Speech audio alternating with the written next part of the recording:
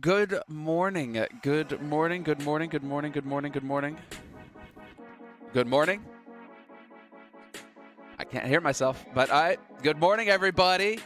Welcome to yet another day here of beautiful Counter-Strike in sunny Los Angeles. We are live with the Pinnacle Open, the final day of the qualifier to Flashpoint. And just to make it abundantly clear, this is not Flashpoint. Not Flashpoint. This is not the final product. This is not what all the hype's about. Thorin is not going to get roasted at the stake. Yeah. This is not Flashpoint. This is Pinnacle Open, and this is a qualifier into Flashpoint, which will be starting next week. Maybe Sean, you want to get in on this? Yeah, maybe you just like have been blocking Pinnacle. Look, your head's blocking. You got a big head. See, I need to do this, and then I need to do that, and just like, this is not Flashpoint, people, okay? Cool. We got that settled? Yeah, great. Awesome. But as I said previously in the show, if you have any problems with Flashpoint, be sure to contact Thorin. That's at THORIN. He is running all operations. He's back here. He's running And he the reads broadcast. all comments, all feedback. He reads every message and takes the time to respond to every message. Customer support. Not 101, dude. He is the GOAT. He is the GOAT. Yeah, there we go. So just to make that abundantly clear to everybody, we're going to kick off the day like that. But you know what does go into Flashpoint? Yeah. The two matches that we're having today.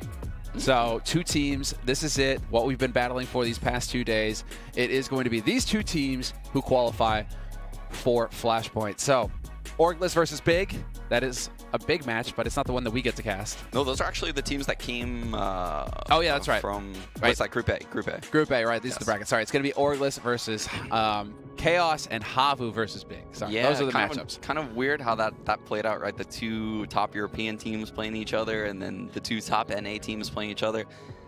Obviously, it's the NA IGL. I wanted the NA teams to go through, but we can get one for sure. Chaos versus Orgless later.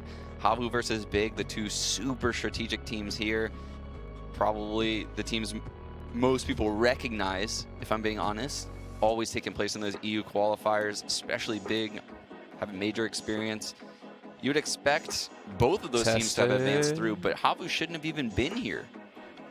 Dude, Havu is one of those teams where fate just the helping hand Yeah. them up and brought them into the promised land of the qualifiers. I mean, in Counter-Strike, it's no secret we have a lot of visa problems, especially for these international tournaments that are happening weekly.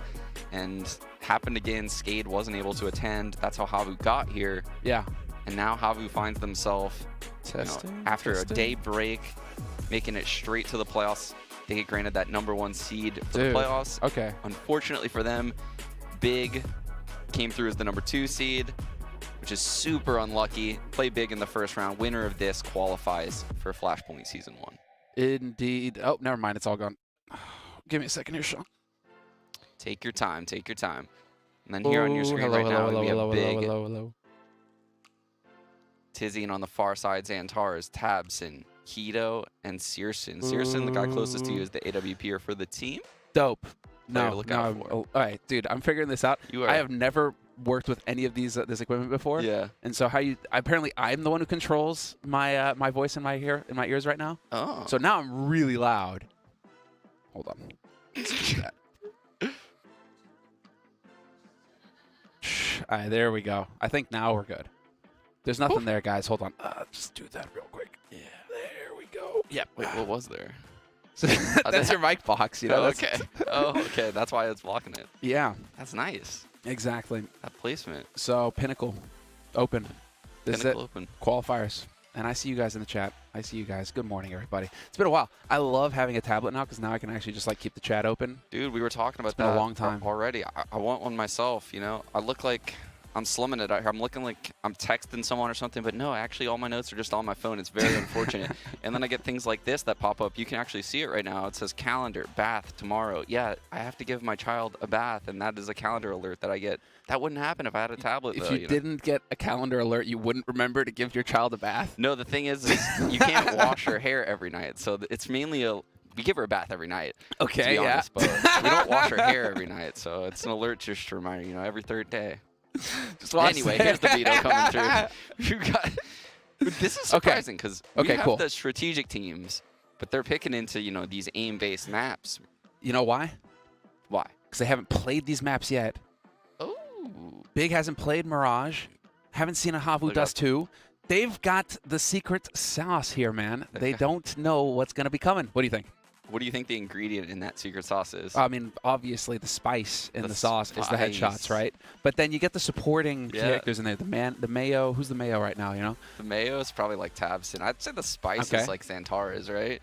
You really? Yeah. Except we didn't see that yesterday, right? No. We haven't. Like that's not a very spicy sauce. If you're counting on Xantares to bring mild, the heat, he's not. He's more exactly. How we say? He's like a black pepper right now. You know. I would say he's there. Like one of those salsas with the like big chunks of like habanero in it, and like, you know, sometimes you take a bite and you're just like, man, this salsa is not very spicy, and then sometimes you take a bite and you're like, I'm gonna be feeling this tomorrow on the toilet. You know, like it could go either way. That is it really depends on which bite you get. So we had the predictions here. That was Bardoff going with Havu, Kapadia going with the big. I actually haven't even put any thought into this in terms of who I want to back in this. I gotta go with Big. I think I gotta go with Big. Yeah, I'm gonna also go with Big. I just think their skill, they're evenly matched as far as, you know, strategy goes, tactics, map pool, but I think Big has them beat all day with their aimers. I think Tabson, Xantares, Searson, they've proven to me that they're 3 of the best players at this event so far, and I don't see that stopping in this matchup. I don't see there being necessarily equal firepower in the crunch. Yeah. On Havu, right? Because like you said, Havu. All right, there's the Hand of Fate, right? And we'll see if the Hand of Fate lifts them all the way up into the main tournament. But like you said, they weren't even supposed to be here. The qualifiers didn't make the cut. So these are the predictions, fan predictions actually, 74% on Big side. So yeah, okay.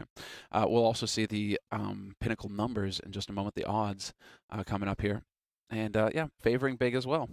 Fair enough. And that's actually a little bit. I think it's not as crazy as some of the predictions, like some of the odds that we've seen so far this tournament. That actually kind of makes sense. Yeah, it makes sense. I think Havu is definitely a good underdog in this matchup. By no means is this, I don't think this is like a 70-30 kind of matchup. I think it's closer to 50-50, maybe even like 60-40 in favor of Big in my eyes. So I think Havu could easily steal this best of 3. By no means is Big a heavy favorite coming into this match. I'd agree. And there's one thing that I needed to do before I got distracted by a great meme. Man, so many memes today. Need to tweet that the match is going live, dude.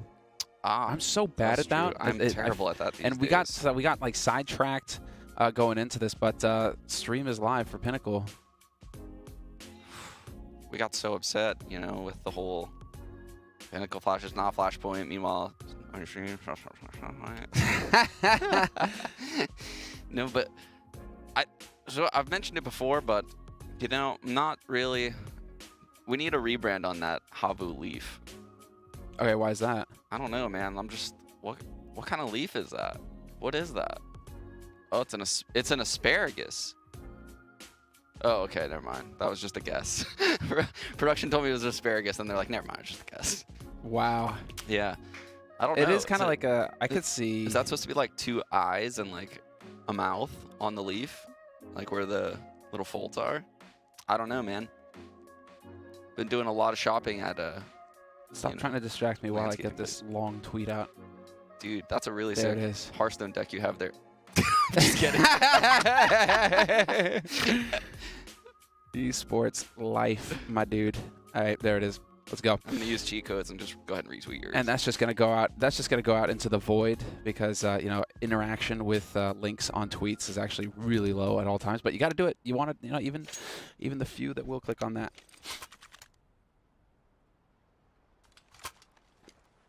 And here we go. No knife round. Okay, I gotta turn the chat off. This is getting distracted. Xantares is Egypt? What? All right, we're live with the pistol. Let's get into it. No knife round this time. Big on the T side of Mirage to kick things off. Havu on the CT side. And we are going to be watching Big very slow, waiting for the aggression. This is definitely a B split coming in. I think Tabson's probably going to molly the window and smoke on Catwalk, so that way these 3 guys can try to get up Catwalk. Now, Hoodie spotting them might make them rethink everything. Oh, that's a smoke top con. So smoke top con. Probably going to molly window here. There it is. But can these guys get past Hoodie? And the pin, because this is a crossfire. Exactly, this is a crossfire. Short and connector. Big shots coming through, and these teams were ready for each other. They knew what was coming. The sauce, they figured out the ingredients here, Sean. Keto's out on the site, but not for long. Slowly's going to take his head off, but there are just too many bodies now in a 1v3. No way that Tijin pulls this off. Havu with the strong start. Strong start. Got to remember this is Big's map too. I don't think Havu is the type of team that should theoretically be insanely strong on Mirage. There's a lot of individual duels that take place across the map. You can kind of push and pull rotations very well, which is something they succeed in a lot. But I think Big is heavily favored on this particular map because of their play style lately. You would think...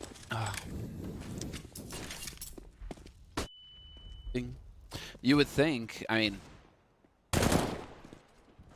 they have the aim. We saw that from Searson, but again, shoot, you know, this is what makes it very difficult for predictions, right, when you're going to go into it. Because we saw Searson with an explosive Inferno yesterday. The dude dominated. He made all the difference for Big. But then he kind of also drops off at the same time, and he can have those really high highs and the low lows, and it makes it difficult to count on him as a fragger. Mirage, there's a lot of fragging that needs to happen here. It is one of the tactical maps, but you tend to say that it's been kind of played out in terms of the tactics. Yeah, I think so. Kind of the same thing, and so is it more aim or tactics on Mirage now that'll make or break teams? I tend to think that it's more aim on Mirage, that this is one of the more puggy, scrimmy, fighty maps. I don't think it's one of the more puggy maps necessarily. I just think everyone knows how to play it. Right. So kind of like Inferno then. Yeah, that's the argument. So it becomes more down to aim at this point, since there's no edge to these top strategic teams. Stuff like that ends up determining rounds. Nice. Ooh. Gets the bomb. Still alive. No way! And he drops the smoke too. This is insanely annoying. Searson with another headshot, but he's in a 1v2. This has become a very expensive round for Havu, but Saw, being in the position that he is in, should be able to save that M4 at the end of the round. And this should be an impossible situation for Searson, exactly. So M4, oh no. Let me see if they saved. Let me see what they saved. I don't care about the players. That's insane, though. That's so insane that from a 5v3 right here, this shot Searson hits, I thought the round was over. Yeah. Jumping through this smoke, it looked like Tizin was going to be able to catch him if he was probably a second later. Hoodie's full white, doesn't get that frag. That is, I mean, we've talked nonstop about Hoodie, I feel like, this entire event. He's had so many huge plays.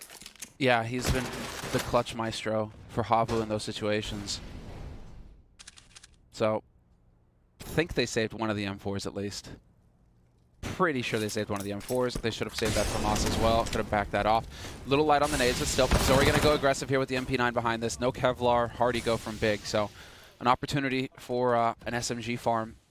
And I like to see him getting aggressive, trying to make that money. Love the strategy. They can throw that top con smoke right there, that connector smoke, and they try to lurk out mid after they force the rotation out of window. Clearly doesn't really work. Tapson. He takes Saw. It's one of the M4s down, but should get recovered here at the end of the round. Should get recovered. Yep, nicely done. Okay, good. Getting in position to save those rifles is going to be key here to building the economy for Havu. And I think Havu need every margin they can get right now. Because I mean, yes, it's a strong start. Everything goes according to plan here, and they're up 3-0. But I still think they're the underdog here versus Big. I think Big have got more experience in these situations with the likes of Tabson and Tijin. Indeed. I definitely think Big would be the favorite coming into this. And there's the top mid smoke, Molly Con, Flash Con. Basically trying to force that guy in connector to use his counter smoke. But no one's actually playing over there on CT. This is the fight. There it is. And, oh, the double up.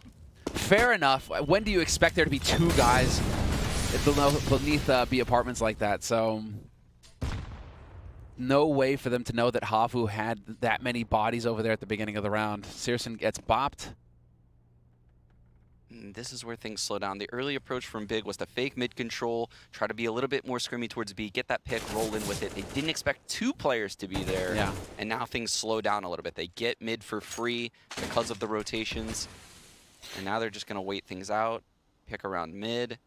This This could be trouble for Big right here. If Zori gets this pick. Rough one. He's going to get his smoke out now, and there's Slowly. Double off set up on B all of a sudden. Ruh-roh. Oh, not hitting that shot. Can we just work together, though? Trade it? Now we've got a scout. We've lost Zori as well. This is definitely getting a little bit dicey here for Havu. They're getting ground down. Man advantage for Big. Moving on up short. They know where he is. Point blank scout shot, but it's not going to be the op. And there's tabseN closing it out. So Big getting control of the situation, playing it patiently despite some surprises there. Yeah. That worries me. Honestly, if I'm a Havu fan right now, that worries me seeing Zori, their star player, miss 3 op shots this round. I mean, we know that Big probably has the aim advantage on Mirage, but you still expect the Havu players to hit gimmies like that. Yeah. And ultimately, I feel like Havu should have won this round if Zori hits any of those shots, right? tabseN no longer gets a 2K or 3K, and the round plays out very differently as a, only an attack from upper B. Agreed. That's the difference maker. When you get a little bit more experience on that Big side, they are going to capitalize. Guys like tabseN just aren't going to miss those shots. They're going to fake a B hit right here with these smokes, and then they're going to go out top mid dry probably. They're pulling the number 5 guy slowly off catwalk into the B site. It's working perfectly. You can see now the 3 players out mid. So he comes back and takes tabseN's head off though. Hey, hero op. It's a thing. And now they figure out, wait a second. So this guy is chilling out on B. They've even put 2 players over here. This is going to cost Big. TiJiN out in the open. They know a 3rd player's up in B. There it is, another kill. The hero op is working. The remaining 2 players for Big, they need to somehow batter their way onto this A site, except that they're going up against Deegs. It's not like it's going to be free.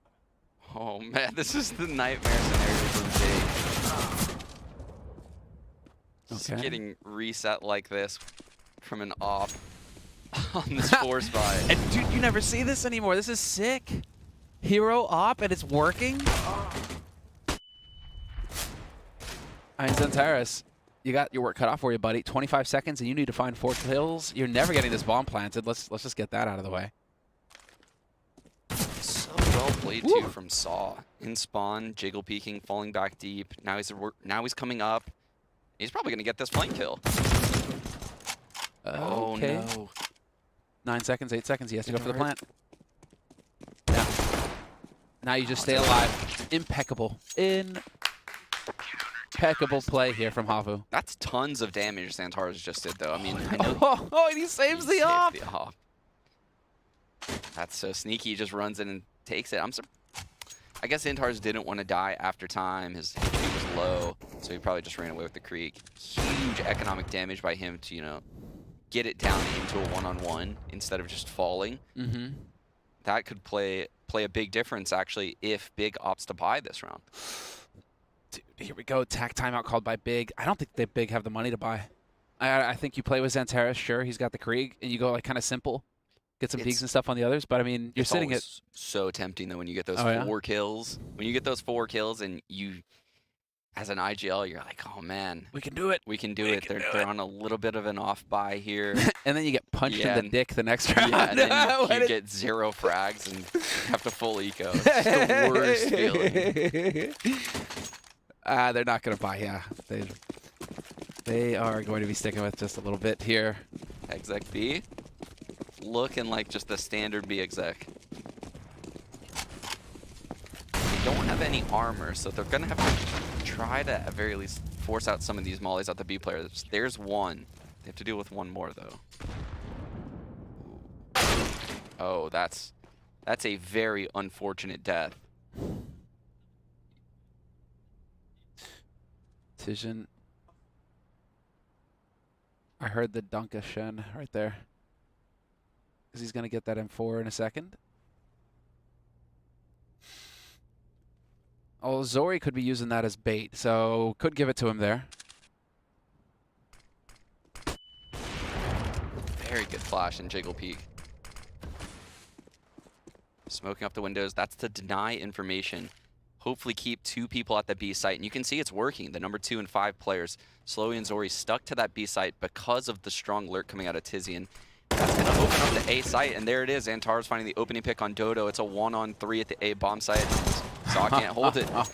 Just like that, you know, that opening pick on Hoodie, you could see the impact that had on that round. Tizian's outstanding lurk, one frag from him won this round. It ultimately forced the A players to play, you know, 2 players towards the A site, 1 ticket, 1 close ramp. And I mean, you know, the T's can enter through jungle, through connector, through A ramp, through palace. So you can see 2 players guarding 4 entrances. There's a lot of holes. And it's a huge gap, that's caused solo by Tizian right there.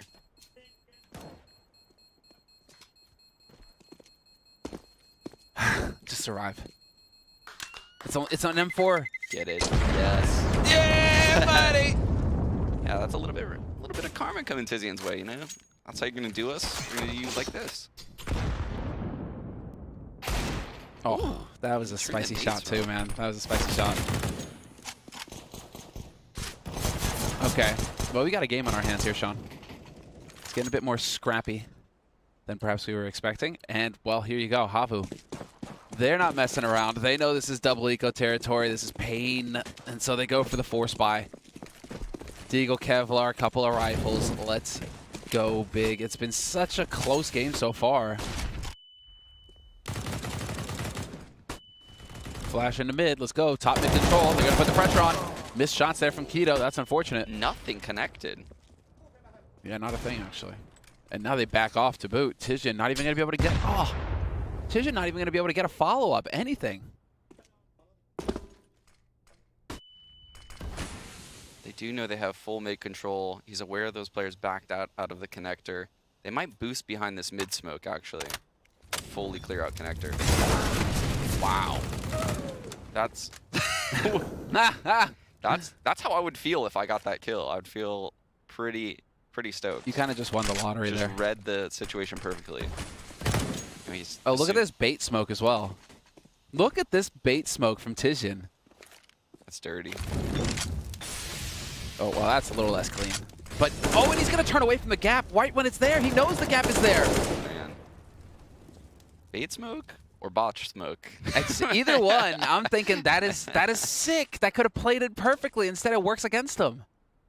I've actually had this long-standing idea that I just want to have, you know, this team that I play with where we just purposely botch smokes, like common smokes, leave gaps, because pro CS players love smoke gaps. You mean they love the gap? They're like drawn to them, like, you know, like a moth to flame or whatever. It's almost as if it's human nature, Sean. It's almost as if it's human nature. You watch a pro player find a gap, and I promise you, they're going to look in the gap every time there's a smoke. It just keeps going. So, I'm just going to keep doing it. I'm going to keep playing without mode. Set you up for this. Well, Slowy, he was a fan of the gap for a second. That gap. But now needs to back off. 1v3. It's not happening. Try and save that M4. This was a bit of a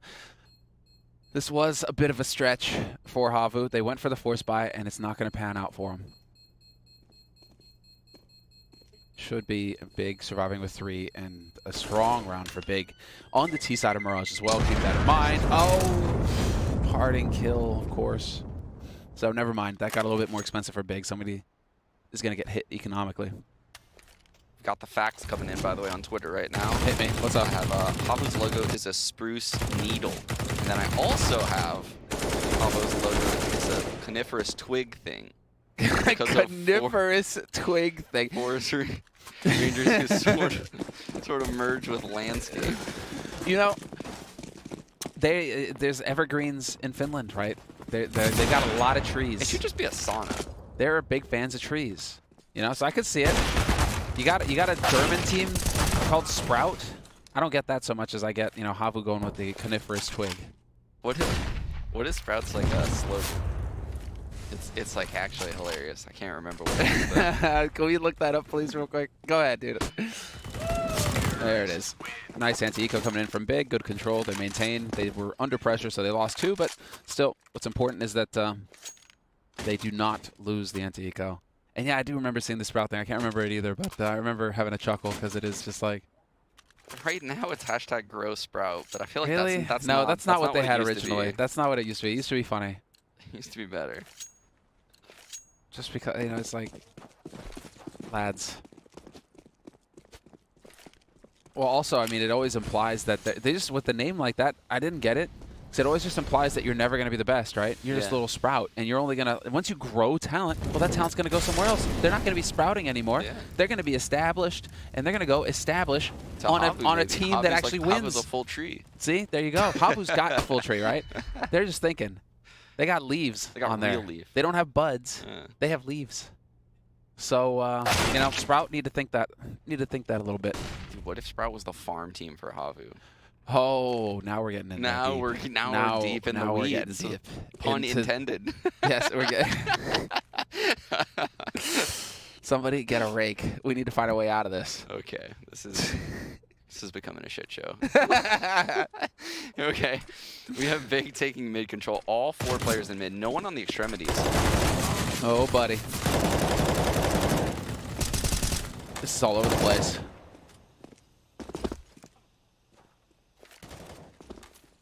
And it's still 2v4. Big is going to get crunched. Solid control here from Havu, actually, in this round. Dang, Slowy?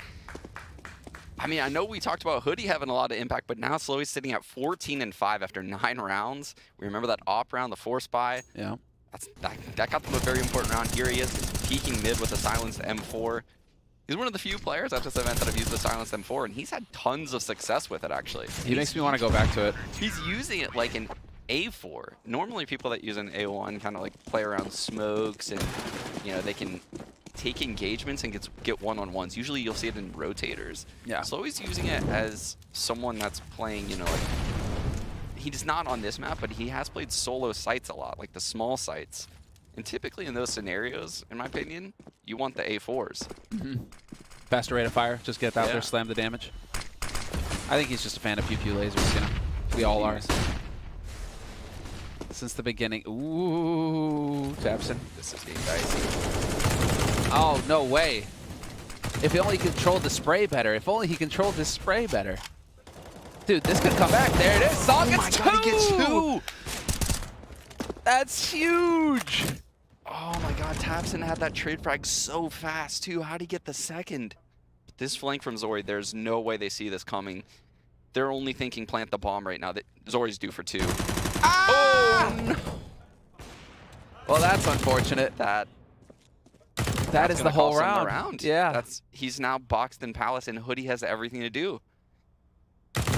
Yeah, except that the bomb is in the open. Didn't have that detail when we started throwing it the other way. So now it is on Hoodie. Oh, that's smoke. Tapson's already lurked his way past it. A little bit of damage dealt, and very nicely done there by Tapson, keeping his cool. You got to give it, though. That Palace lurk. I mean, do you think it's the caster curse? I think it's the caster curse. I think he just don't know. I think he got him, dude. I think Zori has had a bit of an off journey, if I'm being honest. He's typically Havu's star player or AWP player. When you watch Havu play, he has tons of impact, but so far at this event, it's been all Hoodie, all Slowy. Dodo's had huge rounds. We've even seen Saw come up big. Zori, it's not like he's like, you know, weighing them down by any means, but he's just not having the impact that he needs to have as their star player. Well, this is just anti-eco. Not a single point of damage done. Havu getting it over with quick. Big right now fixing to take the lead on the T side of Mirage. Looking so good. Not a single point of damage taken this time. So, 6 rounds, T side Mirage. Now, this is still kind of a 9-6 CT side. Or you'd expect it to be a 9-6 CT side, kind of to be average, right? You would think so, but I'm definitely getting worried for Havu right now. If they lose this round with a double AWP, I mean, look at this. 4 of their players, or 3 of their players bought down to 0. They would literally be screwed if they lose this round. I do like that Zori still has faith in his AWP despite missing a couple shots that one round. They give this big, is it. control. You gonna go and peek into a Krieg, boy? So far right now. The rotate is so far. Nice angle here, though. Yep. Slowy going to be able to pick up one. Slowy still the menace. 15 frags to his name so far, and he's looking for more. There's Zori with the rotate through. Man advantage now for Havu, holding on to this B site. Zori with the headshot, and Searson killing Tabs. You take those if you're Havu. Yeah, you definitely take those if you're Havu. What and how did that happen? I'm sure we're going to get a replay of it. I hope we're going to get a replay of it. Not to throw our replay dude under the bus or anything, but how did that happen? Oh, wow. That's another case of, Big has lost 2 rounds like this where, these B players, they have success at finding the opening frag on Hoodie. But what ends up happening is the hit is so disjointed because they're spread out across the map. They're doing a default. There's multiple players in mid. And when the B players roll like that, it's 2 versus 2 still in the B site. So yeah, you got that opening pick. And if you had 4 players there, you could do that. But the 2-on-2 in the B site isn't very T favored. It's not at all, actually.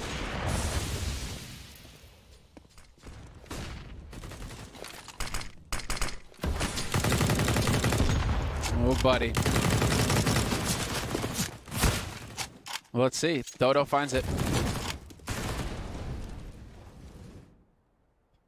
And again, the extremity presence from Big allows them to lurk out mid.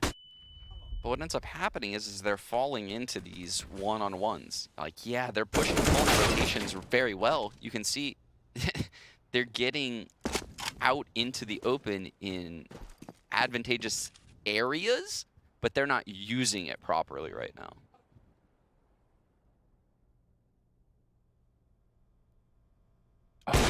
Oh, what? Oh. Searson, my dude! That's rare from Searson so far this event. Yeah, that's a gimme. He's been hitting those all event.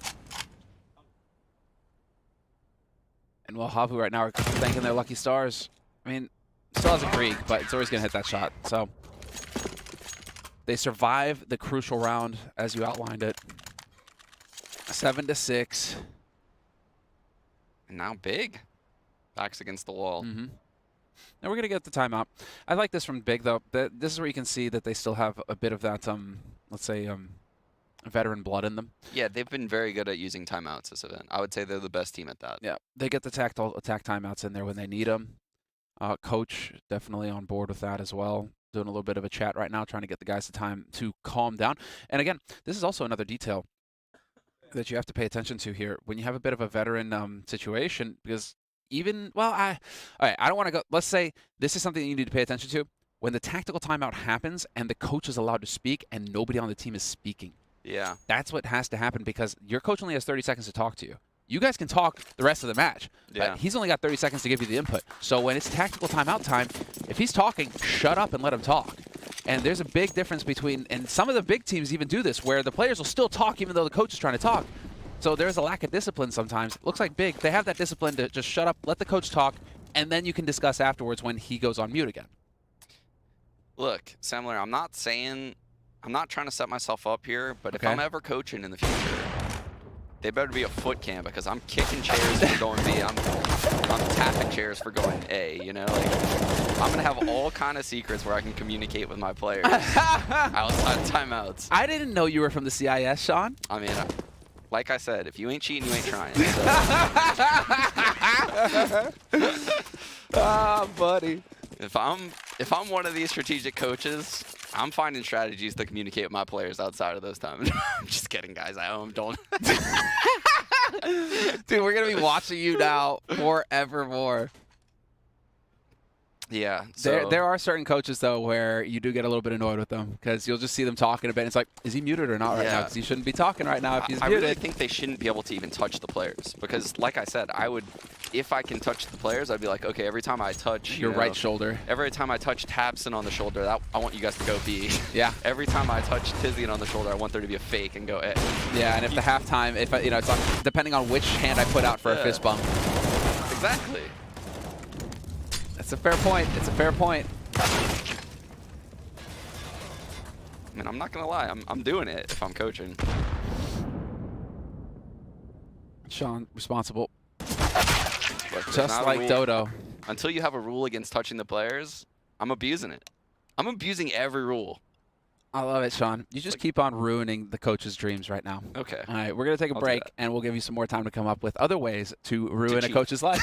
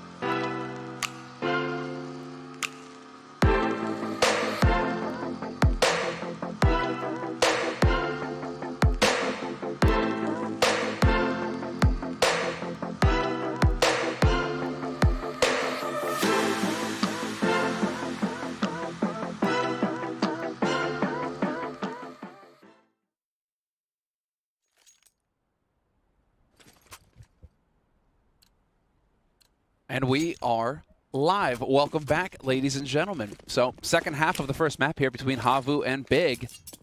And Havu managed to turn it around, pick up those 4 rounds in a row off the back of a huge buy double op. They were able to ride it out through the first half and actually kind of recover. I mean, This is them recovering the first half against Big. Now we see the change. It's going to be Big on the CT side, Havu on T side, and right into the... A lot of pressure being put on Zantares here from short. Just a big fight in mid. Man, they are taking full control of jungle. They smoke window, they smoke top con, they just run out mid. And they're just trying to win the trade battles over here. Doing a good job of it too. Zantar is the one that's still alive though. He started on cat. He jumped out window. And he's got a kill to his name too, but they've managed to rotate over to B fairly quickly. He will start. They will pin one in window at least, and he's given his information over here to his teammates. So Keto should come out here and one-tap this dude. Instead, he's the one getting goofed, and that's just a nightmare. What do you do now if you're Zantares? You pray you can get this first kill at B, that someone overextends. So right now, things are looking very bleak for Zantares. They know where he is, and he played that so well. One to the back of the head, dude. One to the back of the head. Sit down. 10 rounds on the board for Havu, who are looking so composed. Yeah, that's just... You can't. If you're Keto there, you gotta get that kill on Hoodie.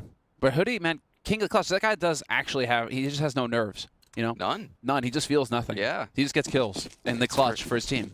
That's how I feel like most of these Havu guys have been playing all week, right? It's just... They're not afraid to make the hard choice and do the aggressions on very important rounds, have strange buys. Oh. Well, that's unfortunate. Oh. Seriously taking a lot of damage at the start of this round. This is actually very important for Big. If they lose this round cleanly, like they all die, obviously take no deagles into the next round, we're ultimately looking at a 12-6 scoreline. And it's definitely within striking distance for Havu. Yeah, with a huge economic advantage at that point. So I would say Big, at minimum, needs to kill 3 people this round. We're going to see if they're capable of it. Nice little bottom connector smoke right there. That's going to slow down the default. Make Saw, think twice about coming through connector because of that one-way in con.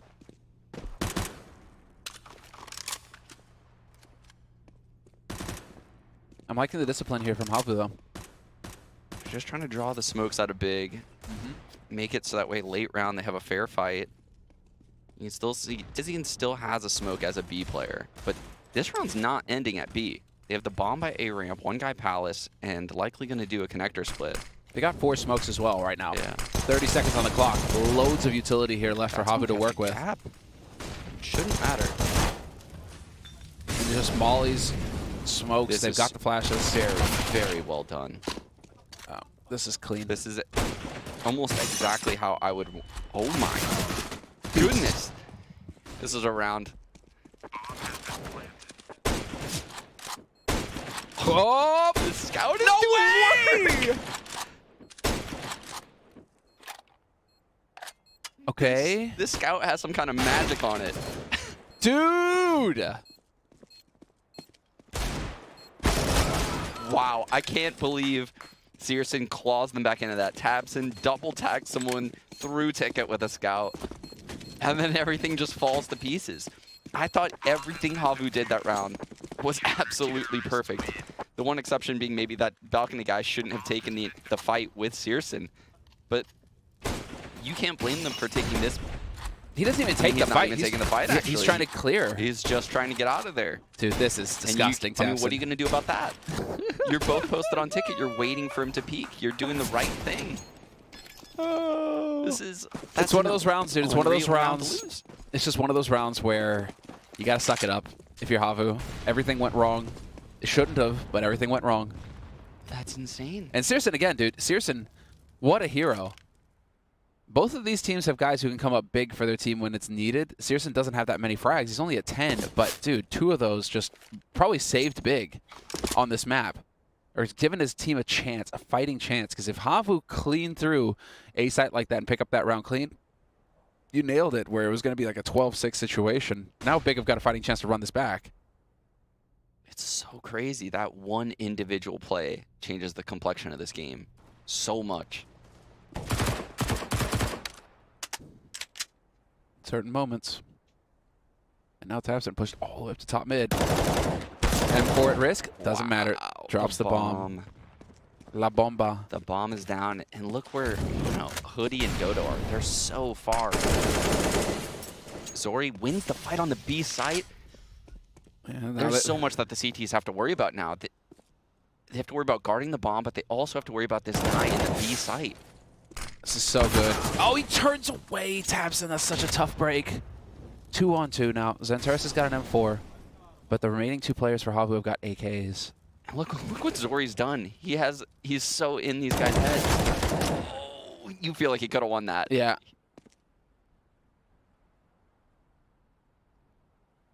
Hold your breath. 20 seconds. Oh, he didn't. Unbelievable. These rounds are so close. These rounds are so I don't even want to talk. close. Yeah. I'm just holding my breath the whole time because it's just... Yeah. I'm also just holding my breath for half of these fights. Half of these fights are 50-50, and I feel like 3 fights in the last 2 rounds, you know, ultimately could change how this match plays out. Those 2 rounds were so huge. All right, let's see it. Well, if you're Havu now, you're just cursing fate, really. I mean, you're just taking a beating. And you're right, 50-50s, and they're not breaking your way. But it turns out with coin flips, you know, eventually it does have to go your way. That's just the way this thing works. Maybe not this round, although they are doing some decent damage economically. They've gotten 2 kills off a hard eco, I mean, and a bomb plant. I mean, come on. Actually, the coin has flipped Havu's way this round. I'm going to just call it. They got so much out of a hard eco. All right. But they got 2 kills and a bomb plant on a hard eco. $200 investment in the round. That's a gimme. That's so sick for Havu. So good on them. They've still got some fight on them. Lady Luck hasn't given up on them completely. Yeah, I mean, we saw when we saw them on that first day, they had so much, I guess, fortune. Yeah, their you could say that they were fortunate. Yeah, they were very fortunate on that first day with a lot of their timings, and that could be due to their preparations and anti-strats. Not so fortunate in this half of Counter-Strike so far.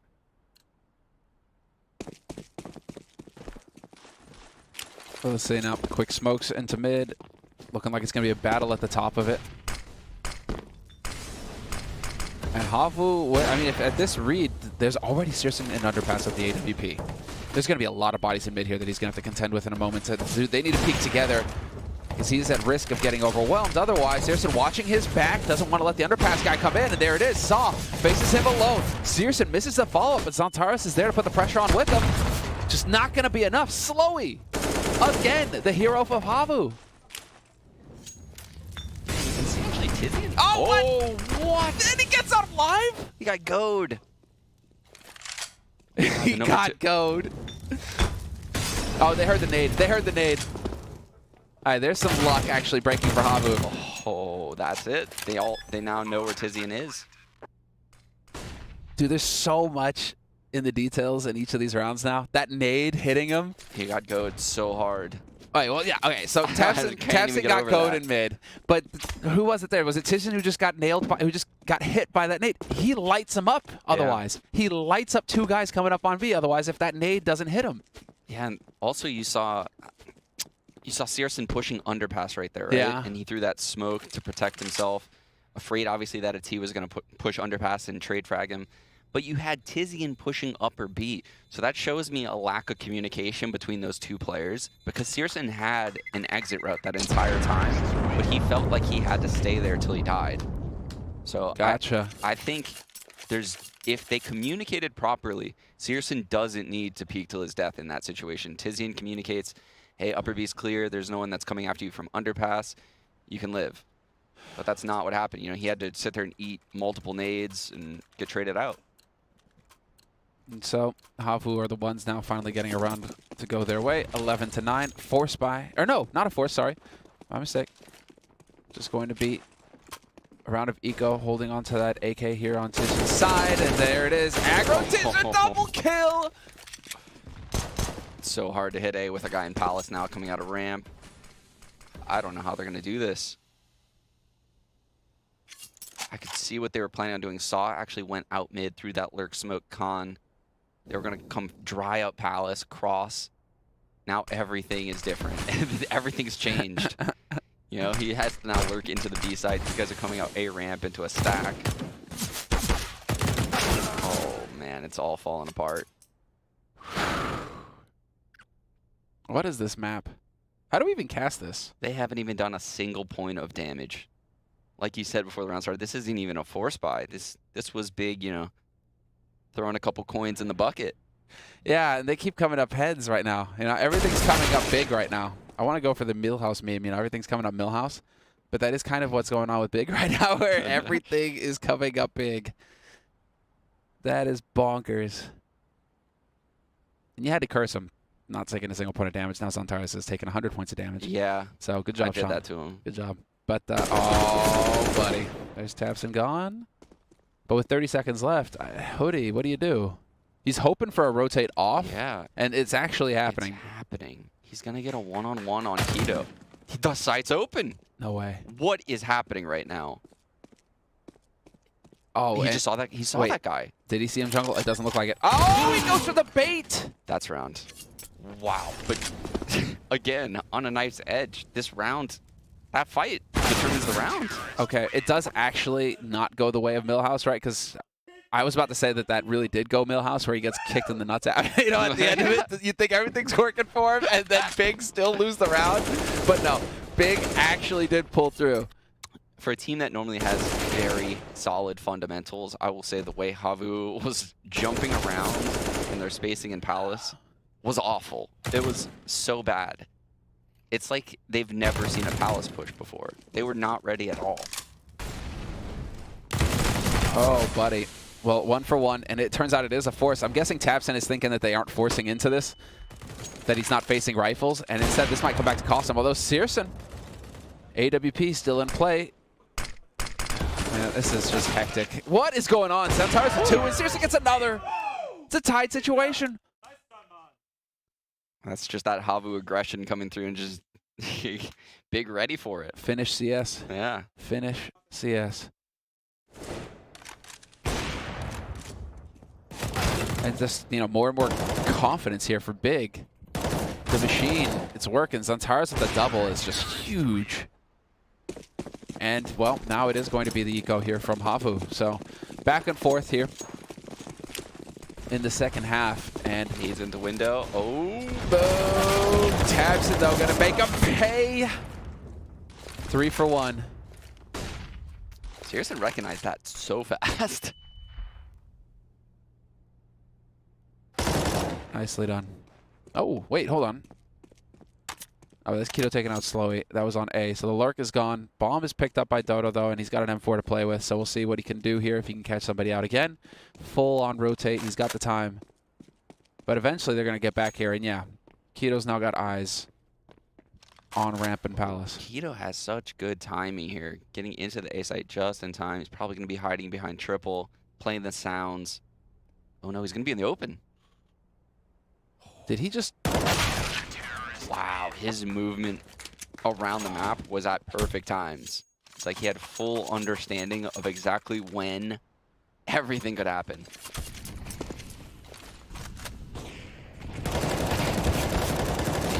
Yeah. It just came right into him. He didn't even really need to move his crosshair. Holy smokes. No, big in the lead on the CT side of Mirage. What a wild ride this has been. This is Mirage, I mean, Big's pick as well on Mirage. So, in the end, it's looking good for him, but this is the big buy round now for Havu. Is this second player going to clear underpass? It's really... Oh, I guess now it's on the third player. Everyone's just walking by it. But he is... Oh, man. Can we stop getting double kills like this every freaking time? Tizian doesn't know that there's a third player behind the smoke, though. His teammate's going to get that kill, though. No, he doesn't realize it. His teammate never actually holds the smoke, and so Tizian going to get shot in the back, but it's still just Zori alone, 1v4. He doesn't know it, but he is in a 1v1 right now. If he pushes fast and gets this kill, he could get a bomb plant, and there it is. Bomb plant in 1v3. Needs to just defend it. Molly's on through. And there's the spot. That smoke gives him a lot of space to work with right now. That's just getting owned. I don't even know what to say there. Zantares just destroyed him. I thought that was a Krieg favored fight. Didn't even get to shoot a bullet. Well, he didn't scope, right? So he's ignoring the pure power of the Krieg, isn't he? So now we move on.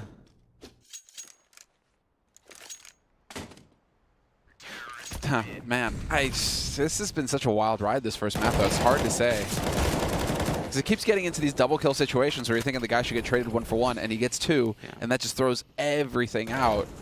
Tizian has single-handedly won Big 3 rounds that I can think of off the top of my head. He won the round where he's B-lurking, he won the round where he pushed Palace, and now he won that round where he pushed Underpass. Tons of impact out of a support player. Yeah. And well, now you need to see for Havu finish CS. That's the smoke at the bottom ramp. That's the big smoke. So they don't even really need a peek. They throw that over the wall. It bounces, and you can see that just completely stalls Havu's A hit. They were planning on coming A.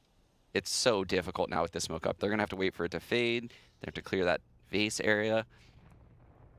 And then the CTs are going to be playing counter utility again. They still have tons of utility in this A site. Here it is. Dry hit A. Let's see it. Searson, the op, rings out. And there's no there's a man in yep, there's a man in Tetris. Hoodie's dead. 2-man advantage now for Big in this hold on the A site as the bomb is still in ramp. Palace gets mollied as well, and yeah, just back off. Or trying to make it sound. Oh, yeah. Mind games coming out here. Despite the mind games, Keto wins the duel versus Slowy. And now Saw needs to do some magical work here, but it's not happening. This is definitely looking like a big round, and no bomb plant is going to put Havu in a terrible situation economically going into the next one. If they get a bomb plant, all right, you're getting a decent buy out of it. But now... rounds like these last couple have made me feel like, you know, Big has the capability of being a tier 1 team, actually. Like, they have a lot of potential. It's the weird situations after probably what they've gone over in practice, right? Like they went over everything up until, like, say that like 5-on-3 scenario, and then when they're floating around and they're over peaking things, that's when they look mortal again. Yeah. You know? Early round, they look like Astralis. Like their utility usage is so great. Like things like this. Everything they do looks great, but then when they get into mid-game scenarios is when they kind of fall apart. But then that's where Lady Luck starts to have a hand, right? Oh no, he missed it. He doesn't know it. Okay. See, Sean, now the respect comes back down to Mortal Realms. Yeah. You were definitely getting a bit excited there. I can feel you. Oh. No, Slowy and Hoodie. Making this way more competitive. 2-on-2. Searson's still alive at Ticket, though. Oh, what? Thought he was going to get a shot there. This is literally exactly what I was talking about as the round started, right? The round started so well. The openings were all in Big's favor. And all of a sudden, we find ourselves in a 2-on-2 where, you know, these terrorists are going to get one-on-ones. Who's taking screenshots? 2-on-1s. No, I'm taking screenshots. I'm recording mental images here. I'm a visual learner. Oh, but Tijan is low. Him winning this is going to be monstrous if he can do it, but I actually love this. They ran over to B to hopefully have Tizian here. And then this guy goes underpass, jumps window. They know that this can't really be accounted for in a 2-on-2. And now they're going to get a sandwich on the B site. So much trouble. Oh. Tijan's thinking about it, dude. We got timed. Oh, that's brutal. 7 seconds left. Yeah, you hate to see it. I mean, especially when you realize that the guy, it's not like he got caught looking the wrong way in the sense that he wasn't prepared for that angle. He knew. He was ready for it. But that's CS. It's almost like a law of CS that you have to get shot when you're not looking at when you're not looking at something, and especially after you held that angle for 30 seconds, and the second you look away is when they peak. It just has to happen in CS.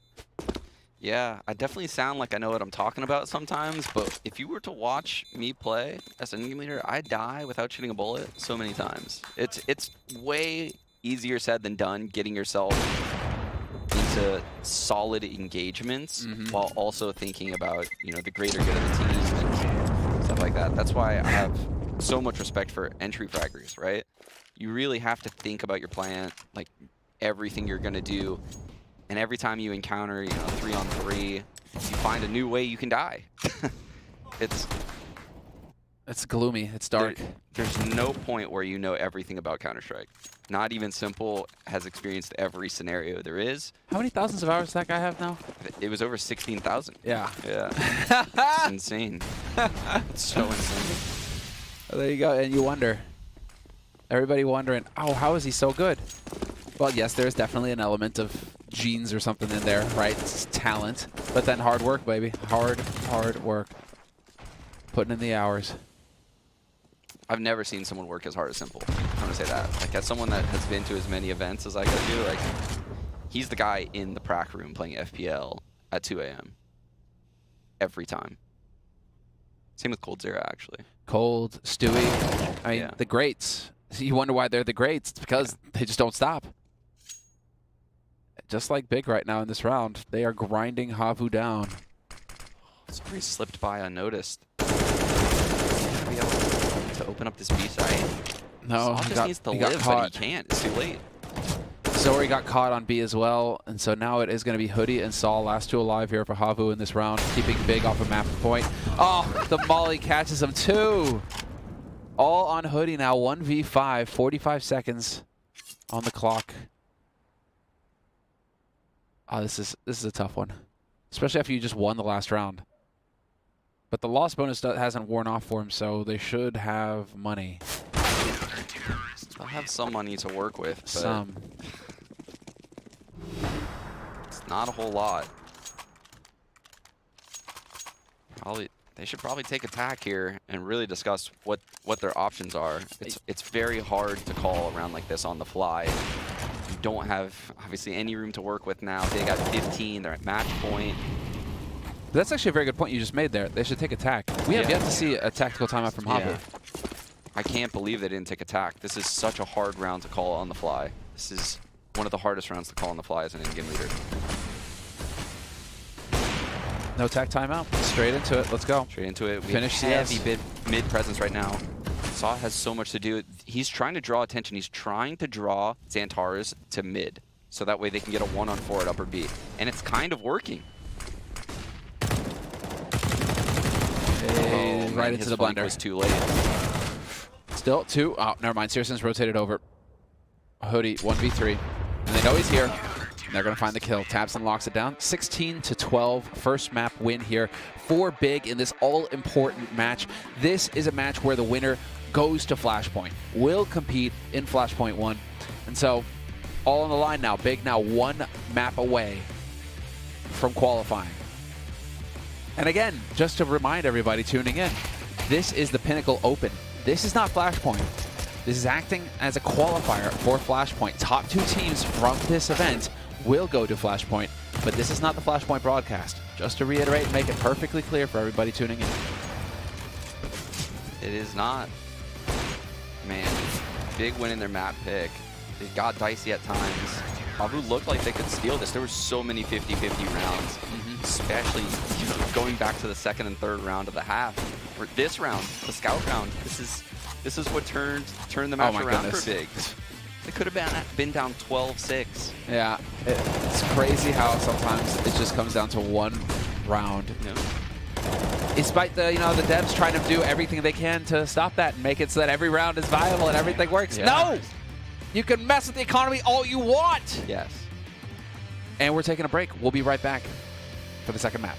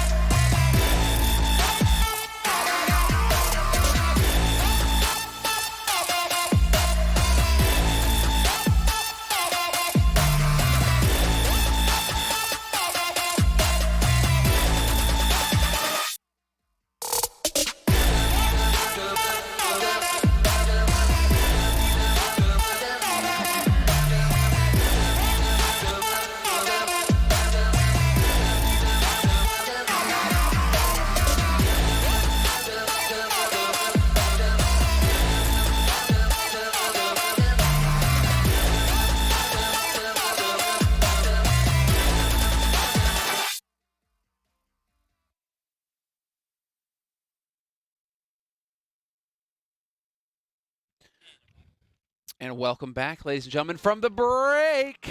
From the break, we are getting into map 2 here. that was a tasty first map, wasn't it, Sean?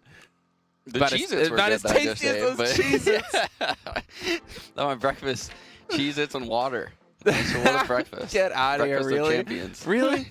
Damn, you got some good genes. You eat that kind of breakfast, you look that good? What is this? Life is unfair, people. Life is unfair when you're sitting next to this guy. But that we got a great first map at least to kick things off. Exciting. I've got Havu tweeting at me. Actually, Havu, please confirm. Coniferous twig? What's going on there with the logo? Yeah. You know, if they're tweeting at me about other stuff, but they're not actually hitting us with the real important issues. No, they're not hitting us with real important issues. But the real important issue is going into Havu's map pick as his second map. Exactly. Can they tie up the series? I would say yes. They looked pretty damn good in that first map, and that was Big's map. I thought Big would be heavily favored. Ultimately, it came down to that scout round between Searson and Tabson. That round alone won Big the map, in my opinion. That map alone, or that round? The round. The Searson round? Yeah, Searson's the scout round. That's what won them the game. Yeah, I think so. It's saved their bacon. We could have been looking at a 2-0 for Havu. Instead, Big. Hopefully for them, they're not patting themselves on the back too much here, because now you're getting into Finnish territory. It's Dust 2, it's aggression, it's duels, and Havu are going to be out for blood. CT side as well here for Havu to kick things off on Dust 2. Ooh, we have this delay long hit right now. And there's a spot, 2, 3, and now it sets it up for Zori. Oh, they checked. Oh, does he get a second one? He doesn't. He needed that second. He needed it. He could have got it, too. Yeah. Really wondering what happened there. That could have changed the outlook of everything in this round. Instead, now Big are up a man. They've got USPs to play with. It really feels like they needed that. That flashed too early. Now they have no utility to work with, just this decoy grenade. In the meantime, there's still full utility on the side of Big. They're going to double smoke the cross. They're going to molly the site. Where? What was that? Oh, wow. Hoodie. Hoodie. You hate to see it. You feel like Big had 30 seconds to pounce. They slept on their chances, though. That was sick. They waited way too long. That was sick. That was sick. Now they know where he is. On ramp, he has no way of knowing. Doesn't hit the shot on the man Gandalf either. This is definitely winnable for Tizian. He has the bomb. He has time. He knows where both players are. Yeah, but this is Slowy we're talking about, dude. Slowy was the flu of Mirage. I wanted to say that in English, but then I couldn't. Whatever. He was a real threat. Hitting shots, coming up with clutches. Now they're going to push together. Textbook stuff coming in from Havu. Textbook stuff coming in from Havu. Havu did play that extremely well. I'm not going to lie. The jiggle peaks coming out of Slowy. Hoodie gathering up with him from Catwalk, not overcommitting out until he knows the bomb's going down. Obviously, the difficulty in that scenario is Hoodie managing to get to Slowy. Once they're together at that point, you know, not taking too wide of an angle solo is easy. Yeah. But it actually takes a lot of experience for a player like Hoodie to manage to even get to Slowy in that 1-on-2 in the correct way. And he did it perfectly. Yeah, he looked fantastic there. Coniferous twig? Nah, coniferous branch. These guys are upgrading round after round. Okay. Oh, Okay. That was a sick shot. And we're in a 3-on-5. Just like that. Minute 40 in the round. Do we downgrade them back to a twig? Hold on, we're gonna find out here. Body shot on a dodo as well. And well, Big just trying to pour on the pressure here. Crossfire setup, but we're gonna get those that CT smoke down for the B split if they want it. HE through. That's the bomb! Big! What are you doing?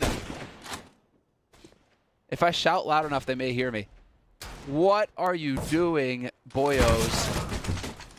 Oh my goodness. They have tons of time. They do. This is great, actually. I get to experiment with a theory I've had. You know, just throw the bomb in the middle of the open as T, and the CT rotations get so messed up that the extremities become open. You can just lurk into places like this. Yeah. Okay, okay. This is a theory I've always had, actually. You know, like, just send a guy out mid, solo with the bomb, and just, if he kills people, we win the round. If he dies with the bomb, the CTs rotate to the bomb, and then we lurk into, like, B and out long A and off Catwalk. We 1-1-1-1 split everywhere else. And something's open because they're guarding the bomb. I'm just over here thinking, look at the big brain on Sean. But that's not at all what Big's doing. This was a total botch play. Exactly. I mean, there's no way you're saving this, Sean. I get it. I could believe that of you. In scrims, I swear on my life I've done it before in cash. Hey, why am I not able to tell the minimap is bugging out or what, that I'm not able to tell who's carrying the bomb anymore on T-side. Have you noticed that on Mirage? I wasn't sure if my eyes were deceiving me, but here I'm pretty sure that I wasn't able to tell who was carrying the bomb. Oh, wait, so I'm being told it is a bug. So I just threw production under the bus. But, hey, good. I'm glad, you know, we're on it, Sean. We're on it. At the Pinnacle Open, we're on it. Pinnacle Open. Look, we're not over here trying to put duct tape over our mistakes. We're trying to fix them. We've all been out there. We've all. Oh, nicely done. No, this is straightforward stuff. And what I do like is that you're not risking any of the Kriegs hunting. Another little detail. Devil's in the detail. But don't go and run and hunt with guns that cost money and that could potentially screw you in the long run. I.e. giving Kriegs to CT players. So glad to see a little bit of discipline there from Big. Not risking any guns that were important. And now Hafu, double scoot. Famas. Force buy. Jesus, that's revenge. And another scout tag. Just like that. They're down a member. Keto at 29 HP. No map control. All 4 players out long. Havu reading this well. They have 4 players towards the A site. This is bonkers. Now you're peeking into a Krieg. So that's risky business. But the bomb, all right, now we can tell the bomb is back. All right, good. So now moving on up. 4 players for Big long A, pushing up to A site now with 3 point blank shots. Still getting the body. Dodo, he's like, there's 3 guys tagged on Big right now. All of them tagged on Big right now. They are at risk in a 3v4 retake, but Big. So low. They're definitely vulnerable. Tabson takes down Hoodie though. Slowy. Not gonna happen. Tijan, they're gonna get the punish, and it's on Saw now. 1v3. There's one. Not gonna get the follow-up. Still making it expensive. Wow, you have to feel like that was best case scenario for Big right there. All 4 players tagged. Yeah. There's so many ways to lose that round at that point versus Deagles and Scouts. Very well played by them to not overcommit into angles, constant jiggle peeking, holding the jump up for the Scout. And now we're going to see the match slow down quite a bit. There we go. Keep in mind, very early days here for both of these teams, and I'm excited to see now Hafu with the full buy. With the smoke down, you're wondering if it's a stack on either side. A little bit of hesitation there from Saw is going to end up costing him, though. He could still potentially pick up this Krieg. Yep. Keto with the swap. There's no way they're not going to hunt him, though. They will definitely look for this Krieg. And they already have him pinned. Yeah, you're going to peek long range against a Krieg, son. You're going to go. Come on. Come on. If he gets one more kill, they just have to let him live. Oh, buddy. Krieg on Krieg action. You see, one wrong definitely balances out another wrong.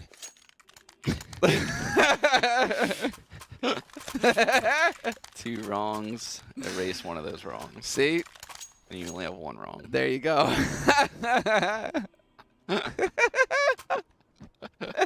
Doesn't make it right, but it definitely has less wrongs. Buddy.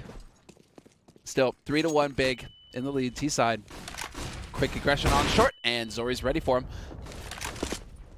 Oh, he hit him. Get out of there, Zantares. Havu, they are ready for you, buddy.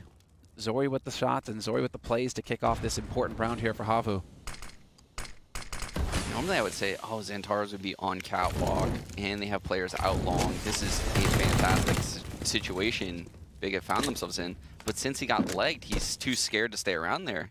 Too much possibility of getting naded. It's too hot in the hot tub. Yeah. So now he has to give up catwalk. And it's not so advantageous anymore for Big. Thing is that Dodo was close enough to hear him as well mid.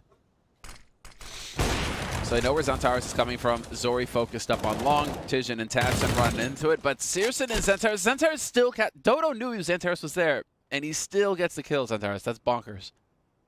Man advantage, though, still for Havu. But the bomb can get picked up here by Searson. And well, damn well better because he was the last one. And see, we're clapping in unison. Havu picking up that important round. Really on the back of Zori right there, and that's what we need to see, right? We need to see the Star Opera come up. And clearly he's probably more prepared on their own map pick, so it's good to see he's probably thought through how Big takes these areas. He's having tons of impact early into this game. And now we see Big struggling. Is that a cat smoke? Mm-hmm. I think it is. I think it's going bricks. No, do they want to get rid of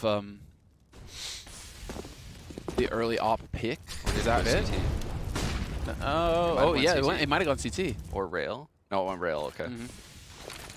But is that to just eliminate that early early op presence? Yeah, it eliminates the early op on bricks right there, the cat ledge.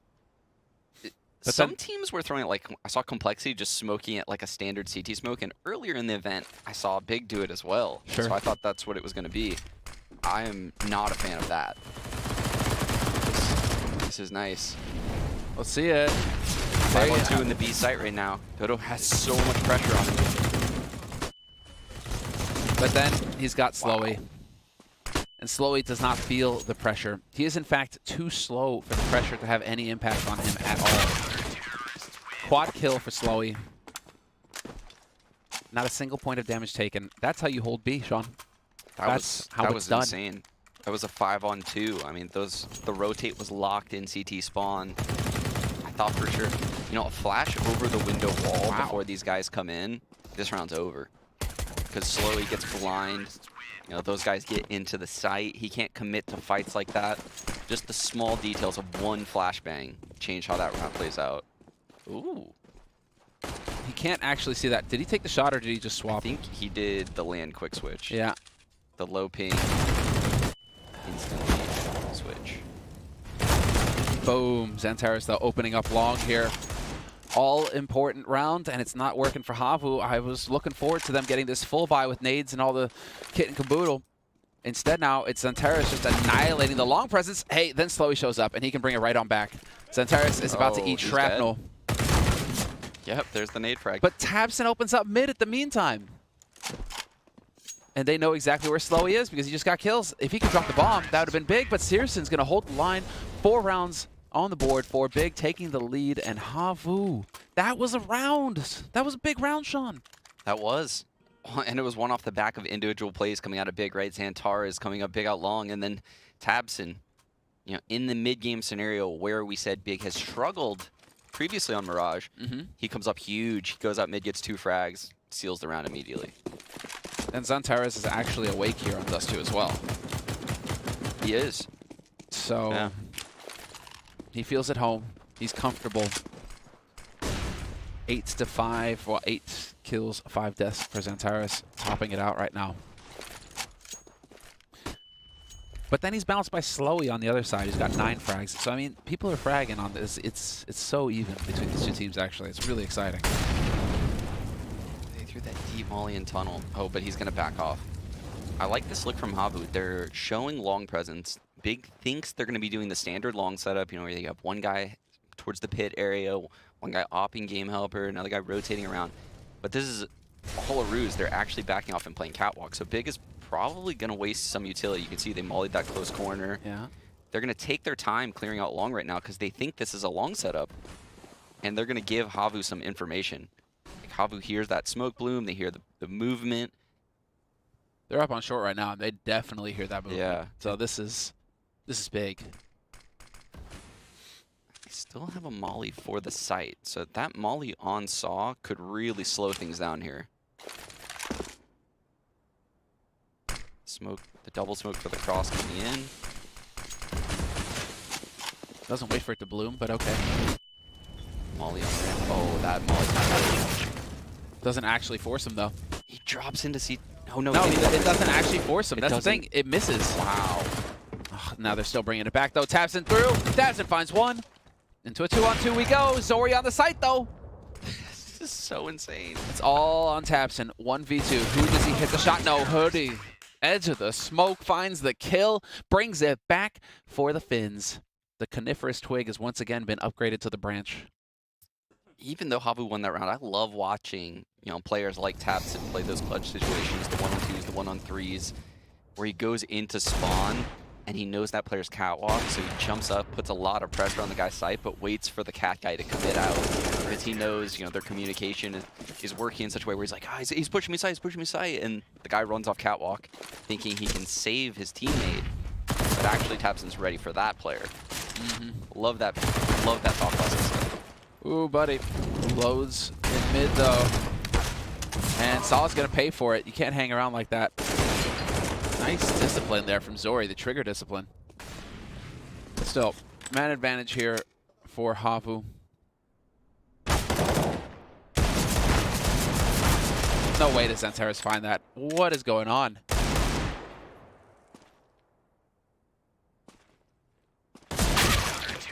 And he nearly gets that pre-fire as well. Xantares is feeling it here on Dust 2. He's feeling it, but I have to say, Havu's in a pretty good spot. Everything I've seen of Dust 2 lately leads me to believe this is a T-sided map still. Those changes to upper B didn't really affect the meta too much yet. I think that will change over time. Like, I actually have things in my head that teams haven't done yet, and eventually they're going to start pushing and pulling rotations. I love this smoke, by the way, this rail smoke. But I think Havu's T-side is going to be quite strong. So there's that rail smoke they're throwing from T-spawn, basically pushing the Opper off that angle. You can see Zori is actually way ahead of that smoke. He's going to have to run away quickly. Double molly. And he's got his teammate there to watch him as well. Dude, Zori birds too. And this was, just to make it clear, you're good. This was just, I was kind of invading your personal space there. It's fine. This was an eco round from Big. Xantares kind of bought, but the rest of the team are kind of ecoing. Like cooked. Sausages? What's some German stuff that's cooked? Bratwurst. Schnitzel? Yeah, schnitzel. Yeah, bratwurst. They just love sausage in German. Okay, German. I see how you... But then kebabs as well, I guess, What are you looking for? Why are you asking that? Oh, right, because they got roasted. Of course. They love pastries in Germany as well, actually. Really good pastries. Oh, no. But he keeps everything under control. Pop flash from his teammate. Saw and Hoodie combining right there. Love the teamwork. Locking things up. Now Big, honestly, Big's in a very tough spot right now because Havu's running away with this half. He actually had a smoke that whole time. That's he just unfortunate. Didn't spread. That's unfortunate. All right. Let's focus up here for a moment because, ooh, look at that. Damn. The odds from Pinnacle shifting. I think it's the first time we've seen that. We have. I don't The underdog. Almost any series have the odds shifted in the underdog's favor like this. This is interesting. All right. Well, I agree. I said it after Mirage. I like what I saw at Havu. They lost the map, but they showed they were competitive on their opponent's map pick, and honestly, they very easily could have won that map. Yeah, There's a lot of 50-50 rounds. One that we keep pointing out. This is their map, and they look like the stronger team on this map. So I agree with those odds. Oh, we matchmaking now, boys. Straight out on long, and what is this corner smoke? It's no good. Oh, buddy, it's all over the place. So a man in pit doesn't go for the knife, Dodo. For shame. Round of eco coming in here once again from Big, though. So that half buy. Trying to do damage. So far, not getting any kills. Havu locking it down. 7-4. They weather the storm. And Big feeling a little small after that round. I have to say, not a fan of that call. Okay. Force buy with pistols, rush out long. But what are you going to do? You're out long with pistols. Like, how are you going to cross to the site? What do you... They're just thinking, I'm going to one-dig everybody in the face, Sean, obviously. Yeah, it's so difficult to take out long with it. It's one thing if you have, AKs, you take out long, you have... They did have utility. one scoot. Yeah. That one's good. But, yeah, I know where you're going with this. Oh my god, deleted. Tabson. That's going to cause a shift in the Havu defense. But does Big read it? I mean, Slowy was able to cross back to A while his mid smoke was still up. So if there was an op on mid, which there was, Searson didn't see him cross back. They don't know the B site's wide open right now. I wonder, I want to see that from Zori's perspective, because I don't even think he sees that dude before he gets shot. But they have no way of knowing right now, Big. Perhaps they do, but it is wide open on B.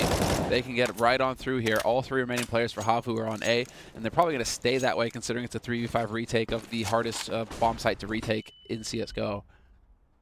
So save your guns if you're Havu right now. Yeah, this round's over. And I have to say, I love the play by Slowy to rotate to the A site. I think he did that perfectly. But if you do something like that, Zori can't die. Like, he cannot die at B, otherwise the round's just over like this. So, I mean, he can take that aggressive angle that he was taking, but he better hit the shot. And when he hits it, he better jump away and live, right? You can't go push for frags as the solo guy B, because when they kill you, even if there was a second guy on the B side of the map, I'm still going B. So if I assume there's no one there, I mean, obviously you're going if no one's there, but even if one guy's there, you can't hold it. I agree. I was chuckling there because for whatever reason, in my mind, the way it works right now, I just had this image of Tijin being like, at the door, "Excuse me, sir, do you have a minute?" Just getting blasted in the face. About our Lord and Savior, Creed Christ. And then he donates an AK. Then he donates an AK. That's what you get. Yeah, you can't be doing that. Okay, I want to see that from Zori's perspective, though, just because he's crouching, he's in the angle. I don't think he sees him there. You know? Yeah. Even scoped up, I don't think he sees him on his screen. What are you going to do?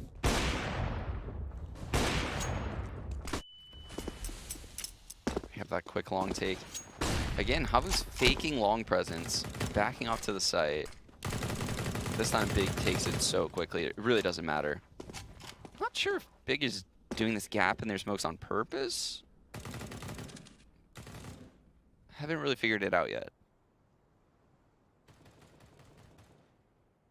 Looks like they're going to full commit to long here. They've yet to actually go back to B when they do this. And Havu's never cleared B tunnels. I think the fact that they killed that B pusher last round kind of instills in their mind they're not going to push upper B again. Like it happened last round, so we're safe to just stick to a 5 long hit. Well, actually waiting for the smokes to bloom. Oh, double HE. Then taps and responds. Boosting over the smoke. And mauling catwalk. This is clinical. Let's see it. Saul finds Keto. 4-on-4. Moving on to the site. Saul with another one. Dude, Saul from Gandalf right now is just straight up memeing. You shall not pass.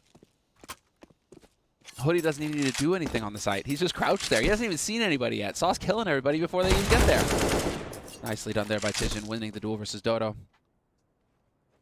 And the bomb has not committed, but actually he needs to run and he cannot stop. He needs to hold down W and not stop until he gets to the bomb site and plant. He has no time. And this only comes down to Tijin. Can he stop the rotation from happening? And the answer is no. Nope. And that's the round. Just like that. I mean, he wouldn't have even had time anyway. Yeah, he wouldn't have even had time. Yeah, he wouldn't have had time otherwise. Big is such an interesting team for me to watch. I swear, they do some of the most clever and interesting things. They're super innovative. They're like that kid you went to school with that would like write the most insane papers, get A's on a bunch of stuff, but then he would also forget to like write his name on a paper and get like a 0. Like, they don't do the basic things that they need to do to win rounds, but how they get there, how they get there is just amazing. They have so much thought into like how to open up these rounds. Do you think this is the mind of Gob? I'm not sure. I'm not sure if it's Tabson or Gob, but they do so many clever little things. Oh, that was not clever. That was getting shot in the face. Antares gone. And while this is definitely looking like a Havu round. 5 alive for Havu. 2 for Keto and Searson, or 2 for Big, rather. Keto and Searson alive. Trying to find something here in mid. That was just a bunch of individual duels. All of the duels going the way of Havu this round. So a bit of a tough break there for Big. Havu's done such a great job fundamentally on this map of taking fights at the right time, rotating around the map perfectly, using utility properly. You never really see them in a situation where you're like, whoa, they have to win this battle. It's never like that. It always seems so in control for them.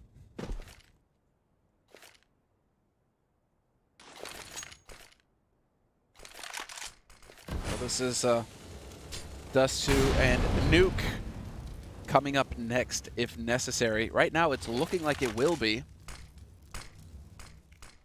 And that is unfortunate. Out we go. Who hits the shots? Flash is there. Hoodie capitalizes. Impeccable work. Searson will take one back. 20 seconds, and he is not going to hit the shot. Havu cleaning up. Setting themselves up perfectly here for the final round of this first half. Like in that 5-on-2, were you ever nervous for Havu? No. I wasn't nervous at all, but it's weird. Earlier in this event, we saw teams like Chaos in those 5-on-2s. You would feel nervous, right? You'd feel like some guy was out in the middle of the open. They didn't have a flash setup planned. No, it was going to come down to a couple aim battles. I knew that 5 versus 2 wouldn't just come down to a couple random 50-50 aim battles. Oh my God, he legged like KK'er. Yeah, he looked Keto there. That's so tilting. Quick and upper dark though here for Big. Are they expecting aggro? So we have Tabson on Cat, kind of faking this fast Cat presence. He's trying to pull the rotator to Cat. He thinks, they're doing the standard play where 3 people are on the A side of the map. Unfortunately for him, they spawned with 3 people on the B side of the map, so he's not pulling anything. He's gonna be pulling a lot of bullets to his teammates' faces right now. This is definitely looking a bit grim. Seriously, parting shot with the scout. So perfect. Just like what can you do if you're Big in that scenario? You leave spawn getting countered, right? Yep. And sometimes that's just the way it goes, Sean. Yep. Just the way that we're gonna go to break right now. We'll be right back.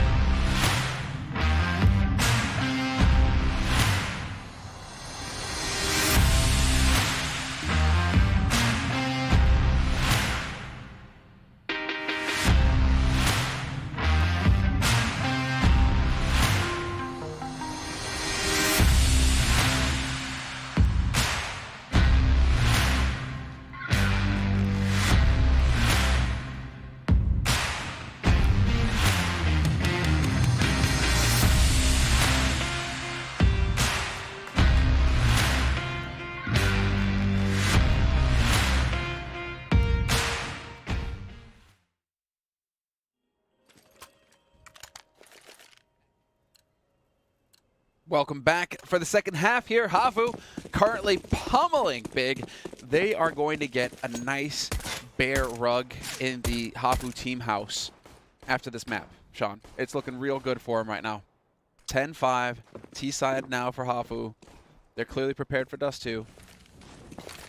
Are you agreeing with me here? Nice, nice. Would it be a brown bear? I'm not sure if Big's actually a bear or if they're just a print of a bear foot. Or is that a bear? I mean, it could be a Wolverine. I mean, Wolverines are could cool. just be like a fossil of a foot. You know, who's to say they're the entire? Oh, I like this. A fake cat rush. Now we're just running up long. They've been spotted. They have been spotted, and they are getting shots repeatedly. Keto is just It's a struggle. You know, hey, sometimes you get that feeling where it's just you're shooting with the USP and you just think your bullets are disappearing. Sometimes it's just like, dude, would you just look at me? God, I hate shooting the back of head sometimes. That is like, the average person on social media every day. Hey, look at me. Look at me, guys. Please, look at me. Engage. Pay attention to me. Please. That's my feed pretty much every day. Rash B. Let's go. B exec from tunnels. Who's the type of demon that would do this for me? Been waiting to see it. Can they bless me with a B exec? Oh, they can.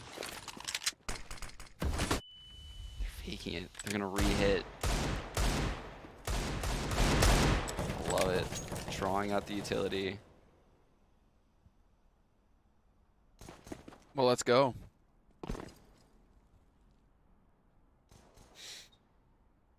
I'm digging the dualies. I'm hoping they do some damage here just to prove. They still have 2 smokes. They could definitely do a mid-B split with this setup. They could, I guess, throw a rail smoke and a CT spawn smoke. They're gonna commit to A. That's a frag. That hurts.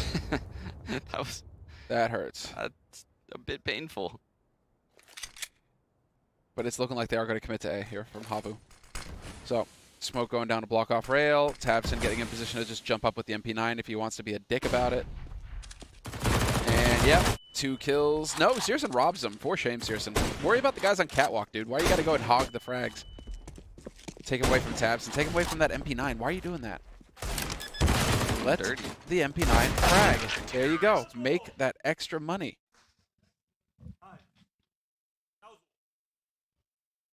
Good job. You eco-fragged with an MP9. Done it. You done it. Look at the duels. They like bleed into the M4. They do. You're right. Whoever designed the HUD was just like, no one's going to buy that. I don't need to worry about this. CSGO, devs. CSGO at CSGO. What is going on? Found a new It's actually to add to the meta. Yeah. It's that time of the year. Oh my gosh. Let's go, Tabson. He is going to have mucho dólares. Still, that actually got way more expensive than I think Big wanted it to. 3 players down. That's a whole lot of money that Big have to spend in the next round. I'm going to be keeping an eye on the coach to see if he's fist bumping anyone after this. I doubt it somehow. This is a very winnable situation for Hoodie. Yeah. It's a 1-on-2. He has the bomb. He has tons of time. Dude, Hoodie has been fragging as well on this map so far. So, I mean, you want a guy in the clutch? I would take Hoodie. I mean, all he has to do is win a 1-on-1, and then I heavily favor him, regardless of HP. Oh, man, 55 seconds left, too. This is on Tizian. He just needs to find the right timing. Timing. Oh, that timing. And they get it. Big 8 rounds on the board. And let's see. No bomb plant, but there's still going to be a healthy enough buy here on the side of Havu. They'll get that op in play. Zori didn't want the op for whatever reason. He gonna get it. I see. Unfortunate. Unfortunate. I like the idea. Actually, similar to Havu, we have Big doing matchmaking. the same type of thing. You had Keto actually faking a long presence, but he's actually giving it up, and Hoodie knows this. Hoodie knows long is free now. So he's communicating to his players that Big are likely playing on Catwalk. If we see Havu take Catwalk control this round, they're probably going to use a lot of utility. based solely on what Hoodie sees. Oh, nicely done there. Some tasty HEs going in, and now they know. Now they know 100%. And now they know for sure, yeah. So you can see now Hoodie is actually fully moving out long. His teammate commuted two nades off Cat, you know. What you said was probably right. And suspicions confirmed. So now these players in mid, players 4 and 3, so Dodo and Saw are actually very, very vulnerable to a mid crunch. So you're like Molly off Catwalk. Misses. Smoke going down now as well. 45 seconds and a fresh smoke. That's no fun. Tabson traded 1 for 1. And now we have to see. He's going to be making some noise to lower right now. He's faking the beat. Yep, because now there's 3 players at long, and Searson hits the shot. Searson could hit the follow-up as well, and certainly Hoodie, nothing, just crouching there, takes it. It actually worked. Saw running back to B tunnels caused probably some kind of communication in big.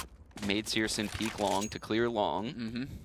Unfortunately, Zori just didn't capitalize. I mean, everything Havu strategically thought in that round was correct, but sometimes you're just going to lose those fights. Yeah, Searson coming up with the 2 big frags. 2 seconds, 1 second, and this is just him trying to survive, hold on to this AWP. Looks like he will. So, good on Slowy.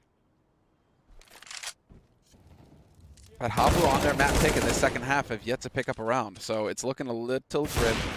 Not gonna lie. But they are still on T side, thus too.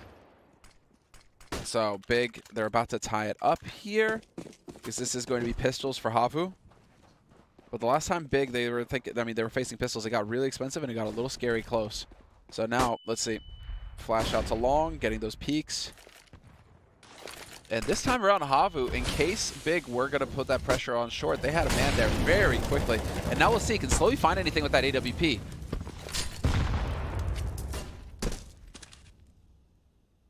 Where's Dodo? Dodo's upper right now, so he can't even really do the split smoke.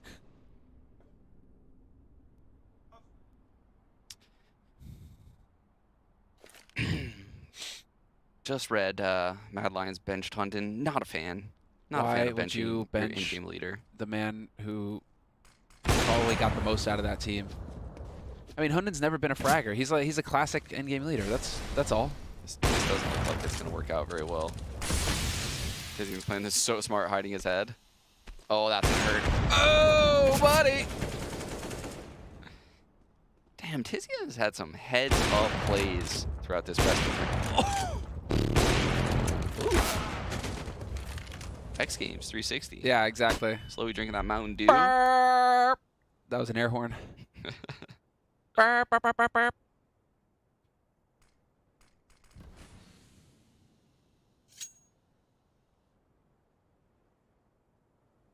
And again, you kind of hold your breath and just wait and see. Tijan's got the angle and upper, though. And that is going to be Slowy backing off once again to save this AWP. Same as last round. The man just doesn't get any money. Really? The same He as just doesn't get any money. the same as the first map. This is playing out exactly like the first map. Oh, he needs to get this kill right now. Oh, and he gets a leg. Are you kidding me? Kill this man. Kill this man. Oh, buddy. like That's tough. That is like tough. This is playing out exactly like the first map where Havu has this lead. It looks like everything's in their control. Big rally back, 5 rounds straight, and now we're looking at 10-10. Havu needs to get on the board. This is it right here. Likely here, honestly. They really need to start putting rounds on the board. This is it right here. Let's see it. Fast out long with Zori. There's the molly, textbook stuff. Takes his shot, backs off. Oh, very good awareness from Zori right there. Knowing they played long, but still aware of the cat push. Oh, no way! Ah! I don't even know anymore, Sean. 3v3 and just out and out chaos all across the map. Just duels everywhere. Ooh. Ooh. That smoke, though. Tabson finds Zori.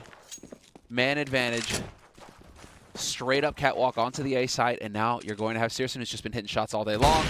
And another headshot for him. God. Instant death for Hoodie. And he's done his job. Now he can wait for the cavalry to show up. 50 seconds. 3v1. Dude, seriously. You got to do the individual play is coming out of big right now. Like this is what I was worried about for Havu before the series started, right? We said big probably has the more skilled players. Yes. Both these teams were very even tactically, even though big does innovative things, I think Havu has more structure, if I'm being honest. And I just wasn't sure if the Havu players would be able to match man for man with the big players. They did in that first map up until like a few key swing rounds. And the same is happening now. It's like as these matches progress, as they go further and further, the big players get warmed up into the match, the flow of how the peaks are going down, and the individual skill just starts shining. You're starting to see a bit more of the veteran talent coming to the fore here on big. Or at least it's bleeding through to the rest of the team. Big, though. All right, this is an opportunity here for Havu still. A lot of credit to big, but Havu have got money for Krieg. They got money for AKs. They got money for some nades. So this is still a threat. The aggro hold, though. This is it. Let's go, Keto. Oh, perfect flash. Doesn't shoot, though. Great discipline! Great discipline!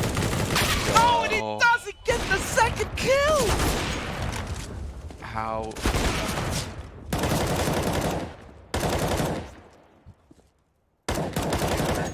All right, can somebody high five Keto right now? Just give that man a high five. There you go. A ball shoulder pump, shoot. Fist bump, exactly, to not pull the trigger there. Yeah. This is quality stuff right here, guys. I can't believe he didn't shoot. That's insane. The trigger just to not fire, knowing the long pop is coming through. Just trusting that no one's going to clear that door. That's how it's done, boyos. Man.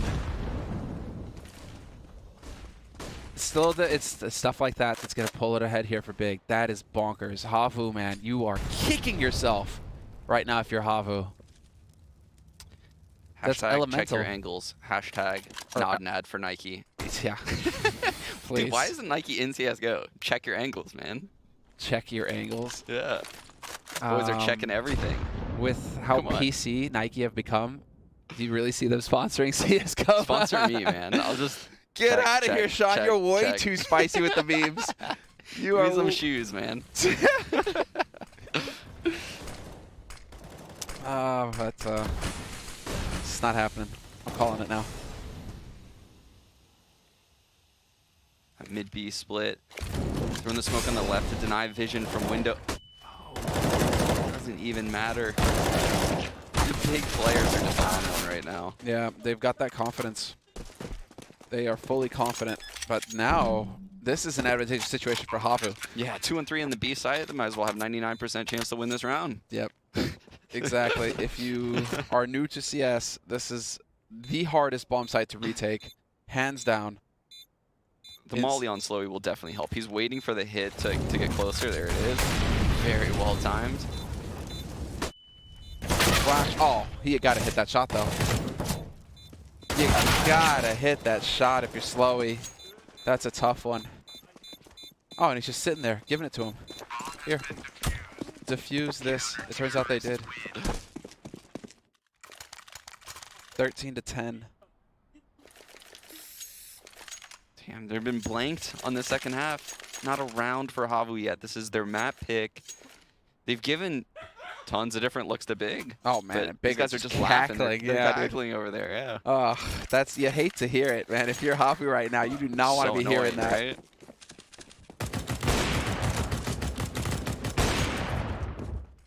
A maniacal laugh. Yeah, no, you don't want your opponents to be having fun when they're playing against you. That's a no bueno situation. No one has fun. Oh, Tabson, buddy. Gets overwhelmed. Okay, so we got something breaking. Never mind. Searson finds a kill top mid, lurking with an op. And now it's going to be the 4 players here for Havu, just pushing straight out. Molly's flashes all of the kit. And look at this. Keto finds one. He's going to get traded by Hoodie. Damage is in, though. What a save from Zori. That could be it. This was could be it. the first round for Havu.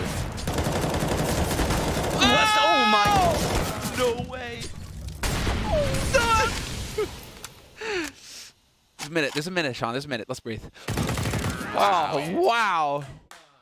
Damn. Hoodie was so calm. Look at them. They're so calm. That was insane. That round was so chaotic. They are finished. Do I need to point that out too? Holy shit.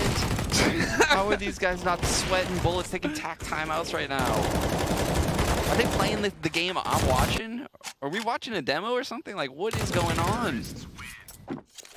Who doesn't react after a round like that? People jump through smokes.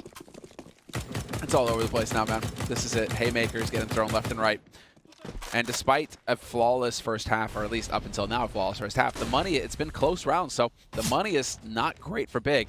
They can't really afford to get into a drawn-out, lose several rounds in a row sort of situation. Searson hears that scope. And he needs help. He knows when it's close. Centaurus, though, He's backing off. doesn't peek it. I like it. I like it. Good discipline. Could have got popped there. Again, they're definitely clearing this angle. Yeah. Sorry, Keto. Only once. Blah, blah, Yeah. blah, blah. Yeah. Don't pull a George W there, but yeah, Keto. That's George W. It's not happening. Oh, I love that. Did they molly Cat from long? They did. Wow, that's so smart. That protects Dodo for a little bit. Obviously, they're going to push Cat because they know long is lost. Wait, did he just get team flashed? that Davison just got team flashed. Yep, it was.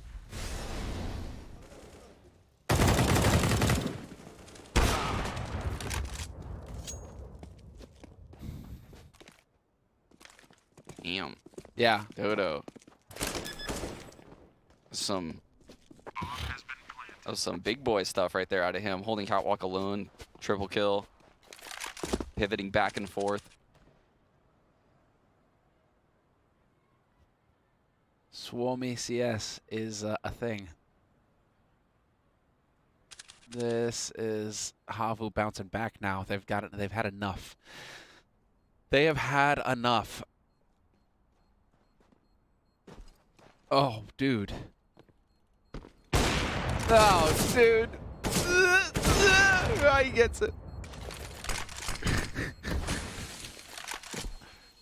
Oh man, that's also, you know, you don't want to miss that shot. If you're Searson, you do not want to miss that shot. And they will show good discipline on the side of Havu. Not hunting past that. Who cares if he holds on to the op? You want to maintain your money now. You want to keep that pressure up. And yeah, Tatson is just, that's a tough break for them on Big. Coordination there didn't quite pan out. Dodo had a big round on Catwalk. And now it is another tactical timeout getting called here by Big, who pretty much are the only team that take tactical timeouts. Yeah. In this match. And it looks like they actually use them effectively, too. They communicate well between the team. They discuss what's going wrong. But on the other side of things, Havu, right? We were questioning what's going on. This is their map pick. They've lost so many consecutive rounds here. I honestly didn't think they would be able to come back into it based on how those rounds were going. They've now won 2 straight. Things are turning around. The map odds there, too. You saw it. It was, they've switched back over to Big now. Interestingly enough, though, considering, I mean, it's like, this is Havu's pick. They're not out of this yet, boyos. This is such an important round. This could break Big's economy. Havu would still have enough for one more buy. Oh, buddy. Out on long. There's another flash. They can come through this. Dude, Searson, no fear. No fear in this man's eyes. It's very bizarre. In this entire match, we've seen so many long takes. Oh my god. Gets by. Oh, he gets by. Oh my god. I don't know how Searson gets out of this now. He almost needed that kill just to survive. Yeah. He's boxed. Now the op is going to hold that angle for days. And his teammates, I mean... The worst part about this is that Hoodie's in upper B right now. And there's going to be so much focus from Big to keep Searson alive that I think Hoodie is going to find an opening this round. You think so? I think so. I think Hoodie's going to lurk into the B side and have tons of impact. Because they can flash out long. There it is. And the smoke is there. This is so good from Big, dude. He is so insanely annoying. Slowy still gets a kill on Tabson, but yeah, Searson, he's getting the support. He's getting all the support right now. Hoodie's about to lurk into B. No way. This isn't happening. Oh my god. All they had to do was kill Searson. How is this man alive? Shoot, I didn't even notice. Hoodie Did they would have have had so any much HEs? damn impact if they just killed Searson.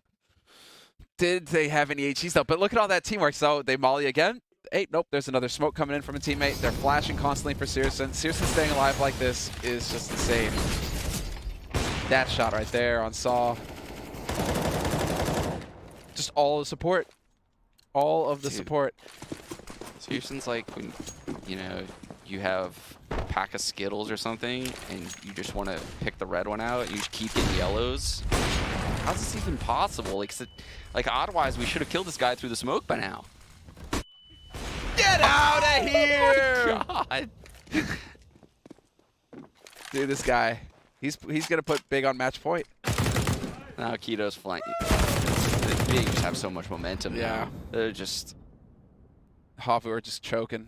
And it's not even choking isn't throwing, it's just the pressure now on them is just so brutal. Like we said earlier, the individual players on Big in the late stages of these matches where they needed to show up. You know, we questioned whether they had the mental fortitude to do that earlier in the event. Dear God, has it looked amazing so far in this best of 3. This shot, this is insane.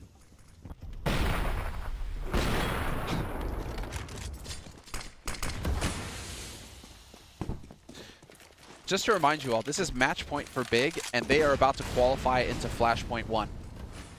They win this match, that's it. Big will be the first team to qualify for Flashpoint 1.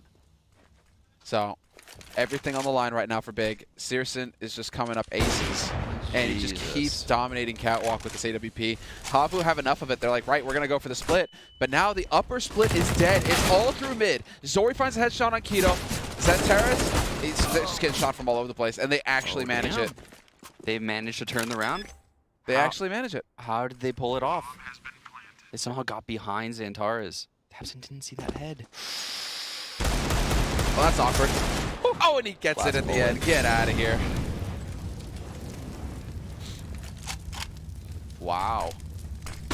With their dying breath. Yeah. They spitting in Big's eye. Just resistance until the bitter end here. Hey, it's still possible. It's still absolutely possible for Havu to take this to overtime. That's incredible that they managed to claw back into that round from the 5v3. It looked like it was all over. Yeah. They had no one left coming from B tunnels. Yeah, that's the big one. Oh that shot, though, wow. And then once Hoodie gets into the B site and just annoys Xantares from the back, completely flusters him. It's like the perfect storm. Let's see it, Sean. Ooh. Let's see it. Are they going to force overtime? Are Havu done yet, or are they showing some of that finish vitality? It's a lower B push. No eyes on mid. Oh, let's go. Havu's not going to be ready for this. Oh, they needed the kill spray. Oh! Wait, they heard the footstep. They know. Saw trades. Saw gets traded. This is out and out chaos, and Big are now in a 3 versus 1. It's all Zori. Zori, can he do it? There's the one. He knows somebody else is upper dark. He's got that info. This is a winnable situation for him. Very smart by Tabson to regroup with his teammate. Yeah. It's already been spotted. You can see Zori's well aware Tabson was there. This is where the veterans start to shine, right? Late game decisions like this. Big has no idea. Zori could have gone back to A, so... There it is. There it is. Big have qualified for Flashpoint 1 here in the Pinnacle Open. First team through, and they will be competing here in Los Angeles for the inaugural well, not season, but the inaugural tournament. We all thought Big was the team to look out for coming into this, right? Everyone probably expected them to breeze through this qualifier. It was much harder than we all expected, but I don't think that's anything on Big. I think they played some solid CS. All their players showed up throughout this event. Yeah. You have to congratulate them. They looked polished. They looked like a different team than what we've seen, you know, on that first day. And we gotta give it to Havu, man. We gotta give it to Havu. I'm excited to see what those guys are capable of in the future. They are no longer a coniferous twig. They are a coniferous tree, as far as I'm concerned. They are a true team to be contended with here. They made big work for it. Looking forward to seeing more from them in the future. Yeah, they had some super exciting games. We can't forget, that Quadro 2 when we had with Chaos. Yeah. They had that insane best of 3 against Copenhagen Flames where they lost the first map like 16-2. Yeah. Right? Fought it back. Resilience to come back into that. They've had some incredible CF that they played this weekend. And it sucks to see them go out after losing this one best of 3. I know we'll be seeing a lot. They're monster. They're monster. But Big will be one of the teams getting in here. We've also, as far as this is concerned, there's the bracket. So qualified, Big have made it. And then the next best of 3 that will be coming up at noon. We are not accelerating the schedule. It'll be starting off at noon Pacific. Orgless versus Chaos. Yeah. So we actually have one team that could be getting that stipend that's provided by the teams that have bought into the franchise league, or into the franchise for Flashpoint. They will, if Orgless qualify, they have no org, so they will get money. Sick. They will get supported throughout the duration of the tournament by the other teams here. So we have that, and then we also have Chaos. I mean, that's Steel. Yeah. Steel could be making his way into a tournament again. It's actually so sick. I mean, there's so many things about that matchup. Like you said, yeah, like Steel he can't compete in majors, but this league provides, an opportunity for someone like him to compete at a high level. And then on the other side of things, Orgless, a team, like the name says, they don't have an org. It's hard for them to boot camp all around the world. It's hard for them to travel. But the stipend to come here and be able to boot camp for 2 months as a team, right? It's an incredible opportunity. I really wish that I had that opportunity coming up as a player to be able to boot camp for 2 months. You can't even state how much that helps a team. You can get so much done in 2 months. It would be amazing. And there's so much on the line for both of these teams going into the next best of 3. There's only one slot open for grabs, up for grabs. So, man, it's going to be so good. But it's starting off, what time is it right now? In 50 minutes. So, 12 noon Pacific. We'll be back in 50 minutes to kick off the final best of 3 of the Pinnacle Open. One team qualifying for Flashpoint. We'll find out who it is then.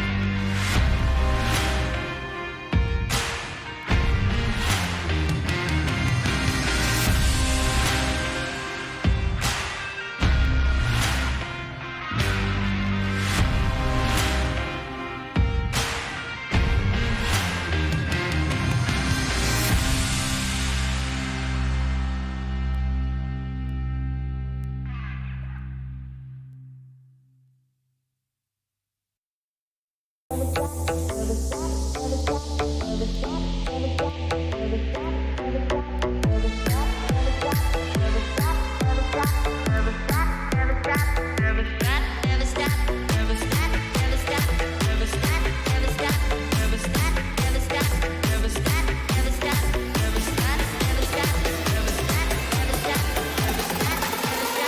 Never stop dreaming.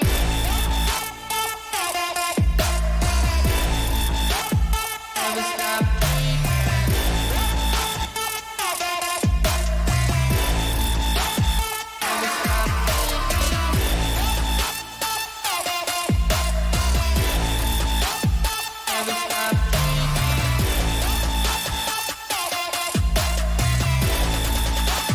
Never stop Never stop dreaming.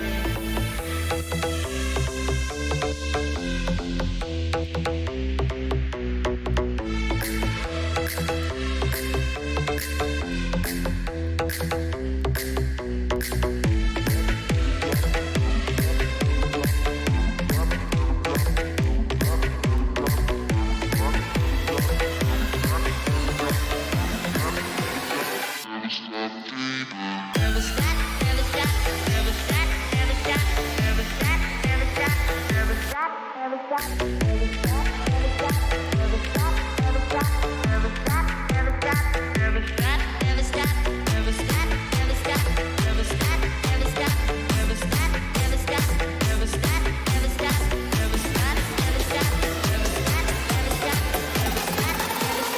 Never stop dreaming.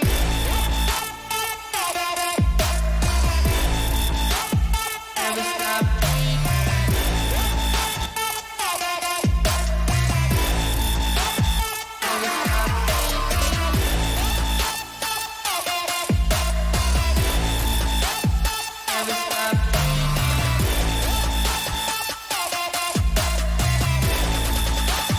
Never stop dreaming.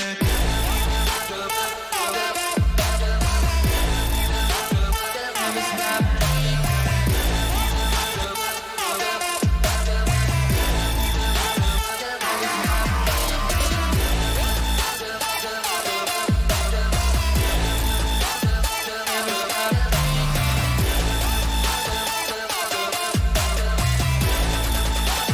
Never stop dreaming.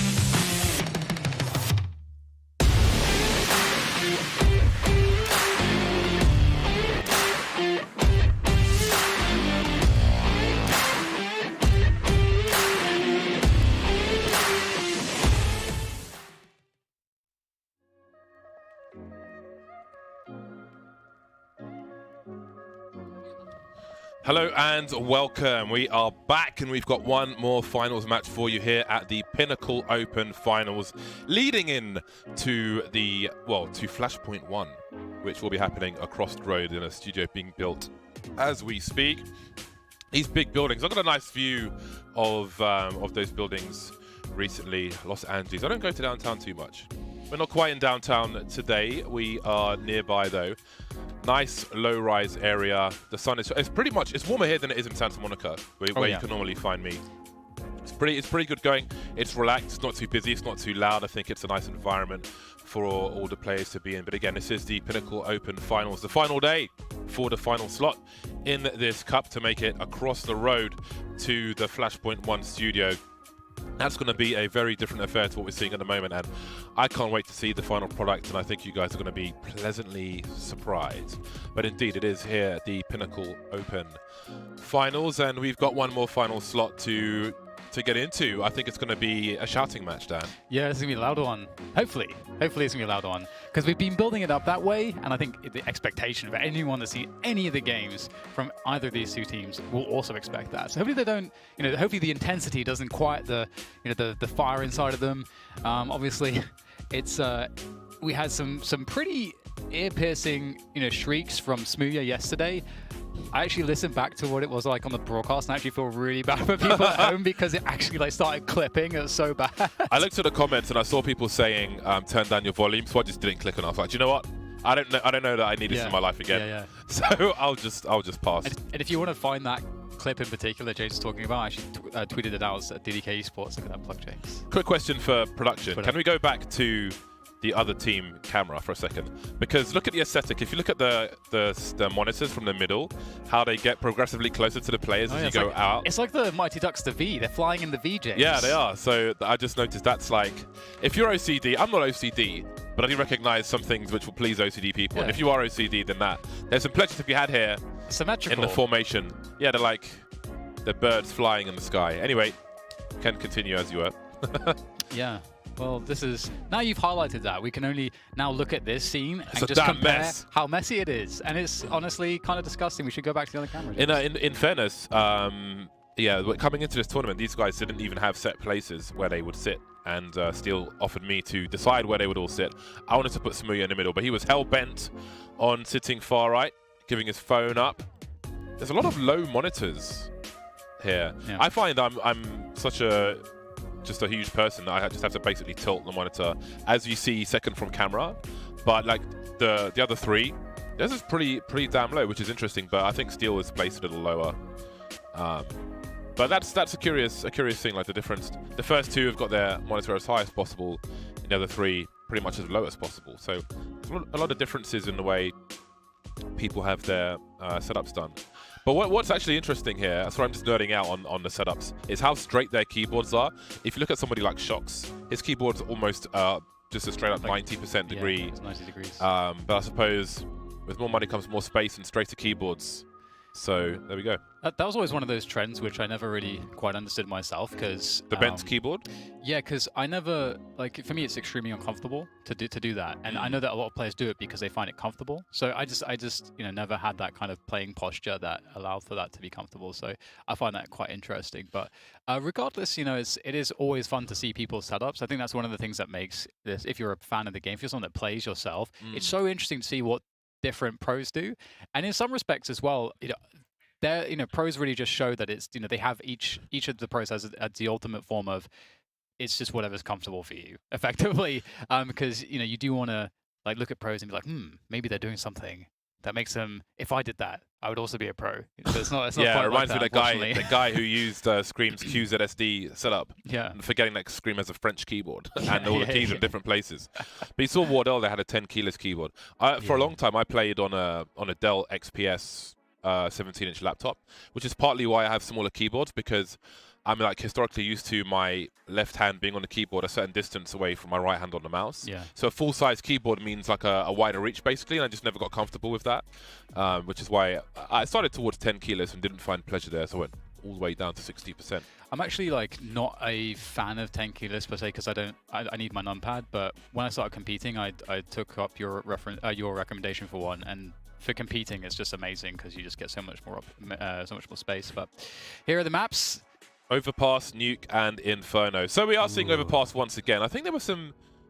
I want to say it was Chaos who may have vetoed it in an earlier match, even though it's one of their best maps, supposedly. Yeah, like, you know, if this is, you know, how it looks on the, you know, if it's their side, and those are their they vetoed Train and Mirage, then yeah, they actually vetoed Overpass yesterday. And Overpass is a weird one for them because statistically they had like 83% on it. It was their most comfortable and best map going into this qualifier. But sometimes on LAN things don't click as you would expect they would from practice or past results. And sometimes you have to re-feel, okay, what are we actually feeling good on in this tournament per se? And if we look at, you know, yesterday, obviously they had a crazy strong game on Inferno, and we have a Nuke here. And I think they will actually be fairly confident with Nuke, because even though they got kind of blasted against Copenhagen Flames yesterday on Nuke, Copenhagen Flames did play a very strong T side. Like, they were very good. So I think Chaos looked at that, and I think they just respected how well their opponent played, and they haven't really lost too much confidence in it themselves. I think they're going to be pretty good on Nuke here today. Predictions time. This is a difficult one. Sean and August going for Chaos. Where are you at, James? I'm kind of... Do you know what? I don't really know. Okay, I don't really know which way this is going to go. Which is a better story for you? When we had Chaos versus CPH, I was of the same ilk, but I kind of leaned towards Steel. So now you got like Steel versus FNS. Which is the better story for you, James? Like, which? Because do you know what's these interesting? two teams, it's an amazing story. Like, one of these two teams will get that stipend, and the storyline is like Steel or a team like, as you said, FNS. So many players here who've been trying to make it through to a top tier CS, and this will be their first opportunity to do it without a team, but they can get supported by the stipend and so on. So with Chaos, right?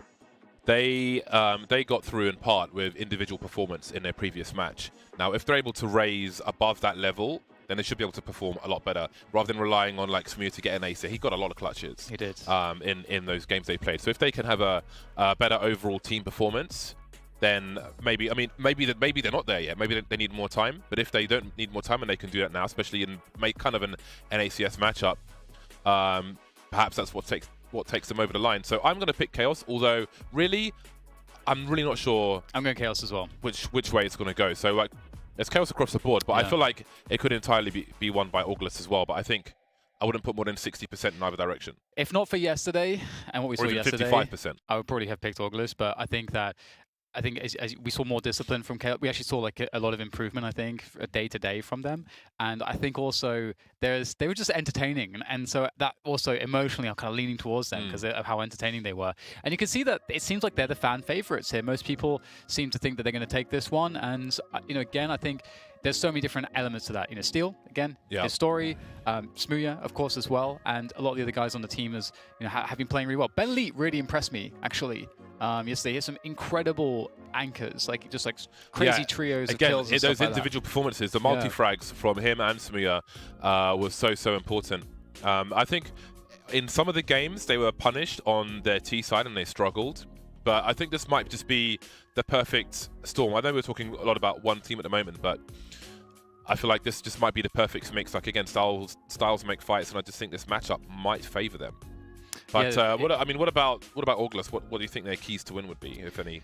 Well, I think this is going to be one of those games which is kind of like fighting fire with fire. I think we're going to see both teams. It's going to be a battle of the individuals and the clutches, which I think this game has the makings for some sloppy CS, but like in a good way. Because I think we're going to see some really interesting mid rounds where it's going to be about those clutches. It's going to be about having a player like Ben Lee anchor a site and get that extra kill, getting the 3K instead of the 2K to make the difference. And so I think that it's going to be down to the individuals ultimately. And obviously Infinite, Wardell, like they have great individual players, and we're off on Overpass. James, Chaos haven't had the best overpasses this tournament so far, but maybe they fixed some of the issues as they start off here on the T side. Definitely my favorite map at the moment, Overpass. Yeah. I've got more to say about August, but wait until we are between rounds. Wardell going to have a quick peek. Well, in fact, he gets the sound cues. Up close, looking for the first headshot. Can he get there? He will eventually. 2 kills for Wardell. Spots the bomb as well. That will slow things down. The round is by no means over. There is a P250 on Smooya as well, which is worth noting. He's been made the raid boss. How does he get away? He only took 4 damage. That's so weird. Usually CTs, they'll actually swing to see if there's any Ts running up the steps, then they'll fall back. And then they've got the info, okay, guys who are stacked on B, you can kind of rotate out, we can go into normal rounds. This is supposed to be the safe open, but the player that's supposed to play safe and get info just killed 2 players without taking damage. That's kind of unusual to be straight away. I guess Chaos wanted to slow down any further variance for now. Creeping closer to the A bomb site. They may hear Infinite peeking, but again, you've really got to get the opening frag, so you've got to take someone by surprise. You can see Smooya is going to be the person to peek with that P250. He's got longer headshot range than a USP in a pistol round, and he starts off well. There's some utility, and flanks are starting to rise. Sub-Rosa coming in from the back. There's so many plays, there's so much position. Wardell's getting more free frags. Smooya has to finish him off here. He's run out of bullets. Around the corner he goes, and patiently gets there with those final shots. 2v2. Smooya finding his way around, looking for those CTs. Great shot there, finds Sub-Rosa. Now it's down to Ye. Missed to hold that, but it is him who will be holding that in this instance, James. And it begins. A 4K from Smooya. Again, just like you see with Simple on Na'Vi, always has the P250 on the pistol round. Smooya was made the raid boss on this occasion. Very, very important to kind of even out that range here. He's got the aim for it as well. Very patient work. Almost fell to pieces with this duel, but you can see as he runs out of bullets, very patient at the end there to make sure he lands that shot. On my penetration coming in handy. Switches out to the USP, which Wardell reloaded for him, and away he went. I'm actually, and we didn't really even talk about this dynamic, Wardell versus Smooya, and I think it's going to be so entertaining. Again, 2 star-level AWPers who both can be very aggressive, both familiar with taking extremely weird positions, but still delivering. It should be so entertaining. And you can see that here in Chaos's anti-force spy. They'll be working from connector control, just holding these default safe positions. They have one player, Vanity, keeping tabs on Monster, playing with a MAC-10 at range just because he's looking for info, looking for pushes. They've got that connector control. There's no one there. They're wrapping through Fountain as well to get that kind of pinch onto the bathroom's position. Everything's really safe right now for Chaos. But here is the first bit of danger and information too. 2 players spotted now by Chaos, and what can they do about it? Can they respond? Do they want to give this up, close the door, maybe commit towards A? Because right now, if you don't have water control, if you don't have this Stewards position, it's really difficult, and now that smoke is just going to kill any play towards this. And I think Auglis, if they're smart, they can just rotate hard to A right now, because Chaos have 40 seconds to make a play, and if they don't want to waste time, they've got to go to A. And look at this setup here on Auglis. They know it's coming. They've got 4 players here. This is working out so well for them right now. Chaos will make their way forward into the bomb site. See what they can do, but look at this, just so much danger around every single corner. They've completely outpositioned and outplayed Chaos, punishing them for not having any sewers control and boxing them into that A play, which seemed to be fated to fail. It was doomed from the beginning, unless Ben Lee can save it, but he can't. And 4 players survive on the force buy. That's enormous. How many guns do they collect? I see a Krieg. I see a Galil. Yeah, he's loving life, man. I walked past him earlier, but I didn't say hello. I was distracted. But he's a good character. I think the last thing I said to Ye was, show me your sex face. When he was at the Face It Major and he was posing for a team photo, which ended up on Reddit as well. Not the show me your sex face bit, but the actual photo. Considering his name, so... That was a fun team, that complexity lineup. Yeah. Yeah, androids, and the rest. Good lads. Well, some early problems for Chaos. We have a Krieg now in the hands of Ye. Infinite with the Galil. Wardell fishing. It's a nice open. You did say Wardell versus Smooya. Yeah. It's interesting, you often get that sniper comparison. From match to match on the desks, but often really it's about the measure of their impacts versus each other, shooting everybody else on the opposing teams. But there's a warning from Wardell to Smooya at the beginning of this one. And I am interested to focus on how both teams will use the snipers on the T side of Chaos. I think there's always a focus the other way around. Even during the round, he will be a loudspeaker. FAMAS will be faced with 2 peaks. Well, there's a rifle to be collected. 40 seconds on the clock. 2 smokes, no flashes for Chaos, and they're pretty low as well. So even if they try and swing and trade in a position to get on the bomb site, that might not be so successful. They may just all get cut to pieces. The creep behind the smoke. Wardell has info on long. Infinite's got a lot to do here. Oh, but it's going to be made easy for him as they just walk through the smoke, trying to trade it. They're committed to it, but it's a commitment to a play that's never going to work.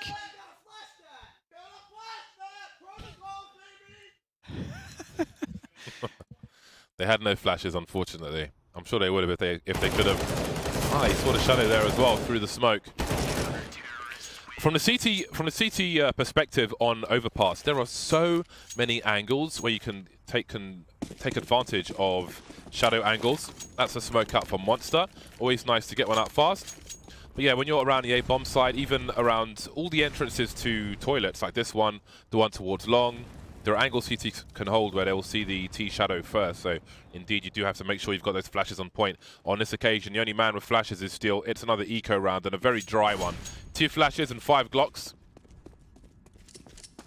And again, in a situation like this, you've got to use the numbers together. That's the only real advantage you have.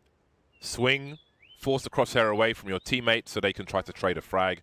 Give yourself some space to some room to maneuver, maybe get a bomb plant. Bomb plant, I think, has to be best case scenario here in a round like this.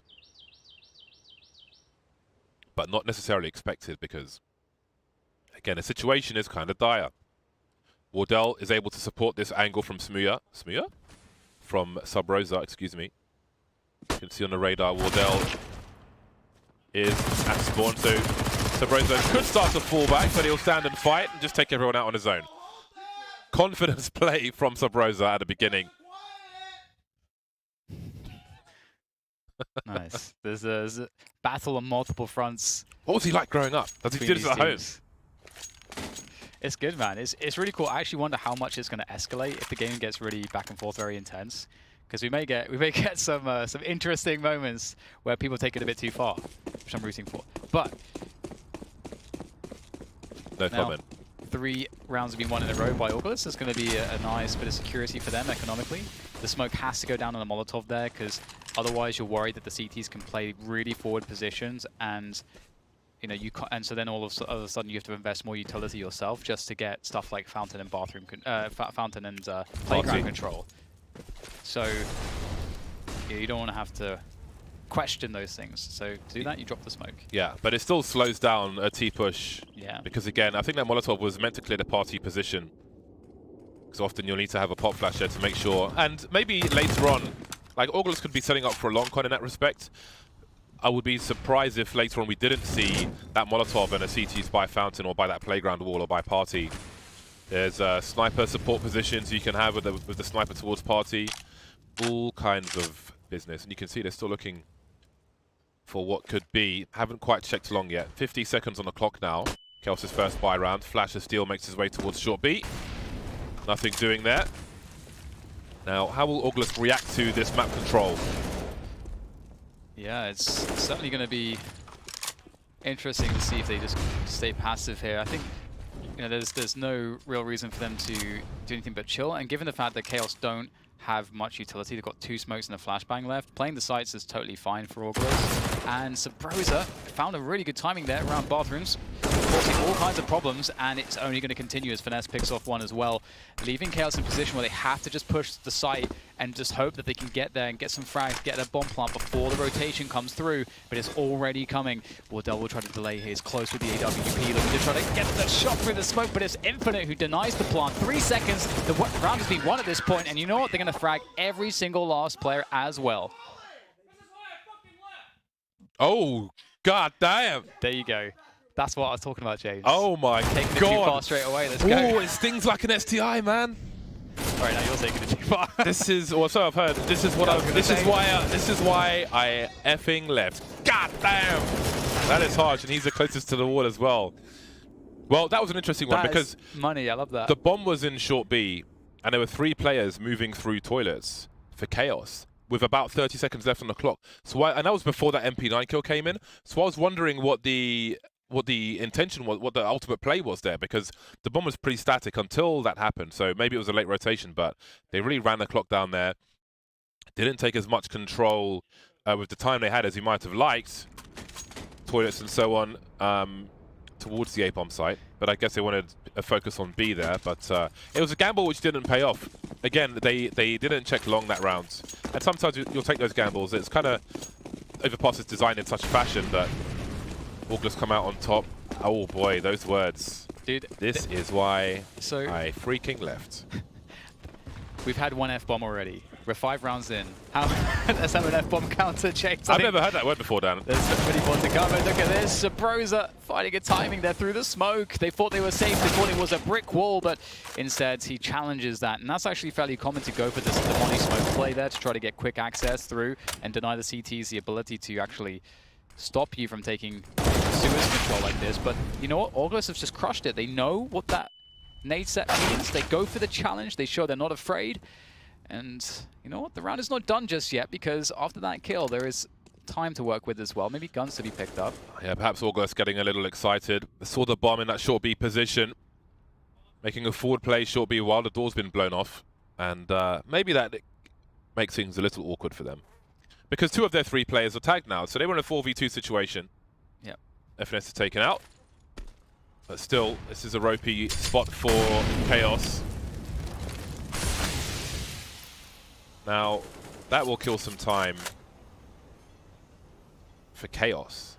That makes it hard for him to get through the choke point, but maybe it's a blessing in disguise. You see them boost over the smoke. But yeah, he's coming around the back, James. Oh, I did not expect that. I thought Ye was going to shut it down. There's a chance now. Vespucci's going to deliver. Great headshot, finds Infinite. Wardell, he's in the open. He pulls out the USP, and he finds that headshot straight away.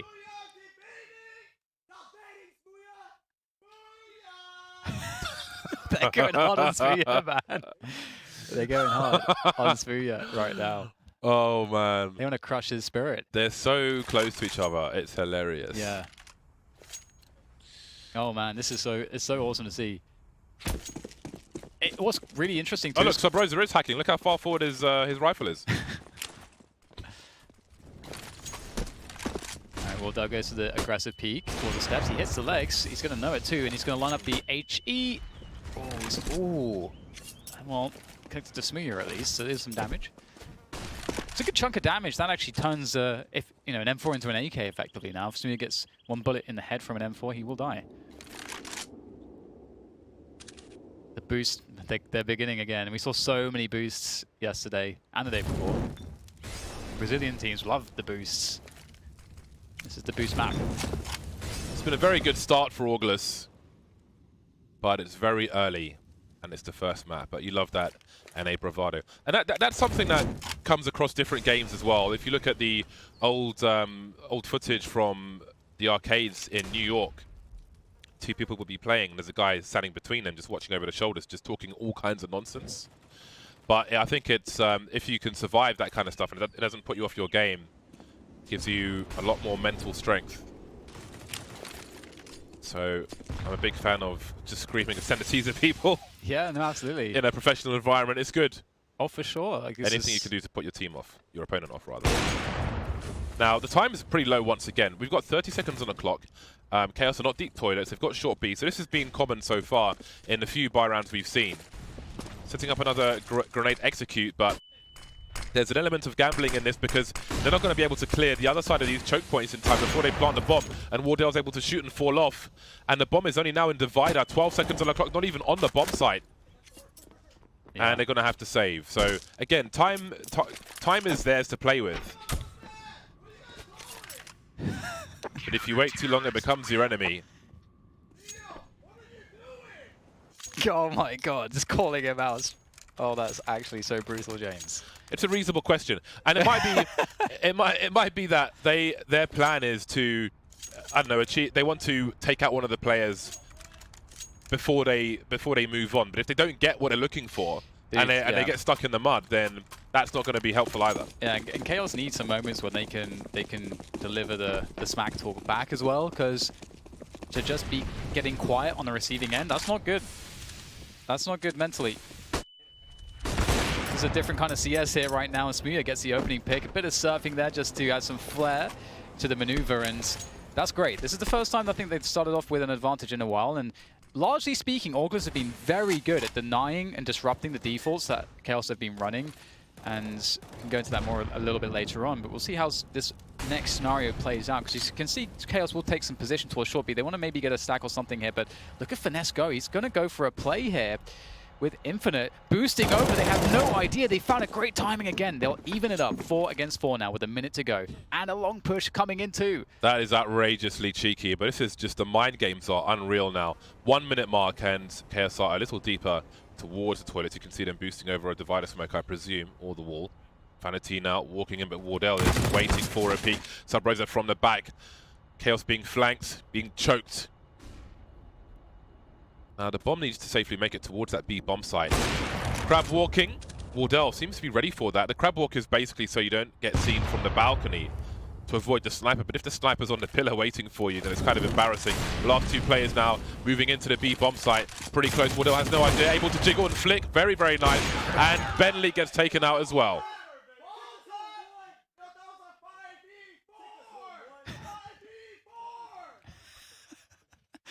He's not wrong. He's not wrong, James. He's not wrong. That boost is disgusting.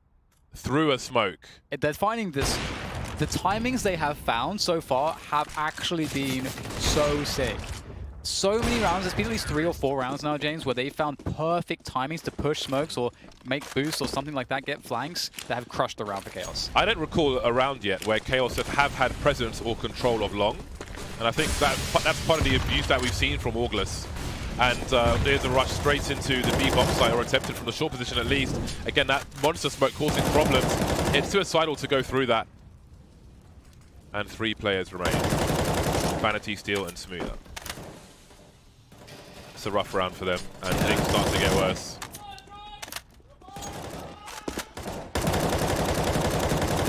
Well, I'm just waiting for the abuse at the end of this round. Vanity walking to his doom, bomb's been lost, and it's down to Smooya now to do what he can. See if the discipline's there for Augurs.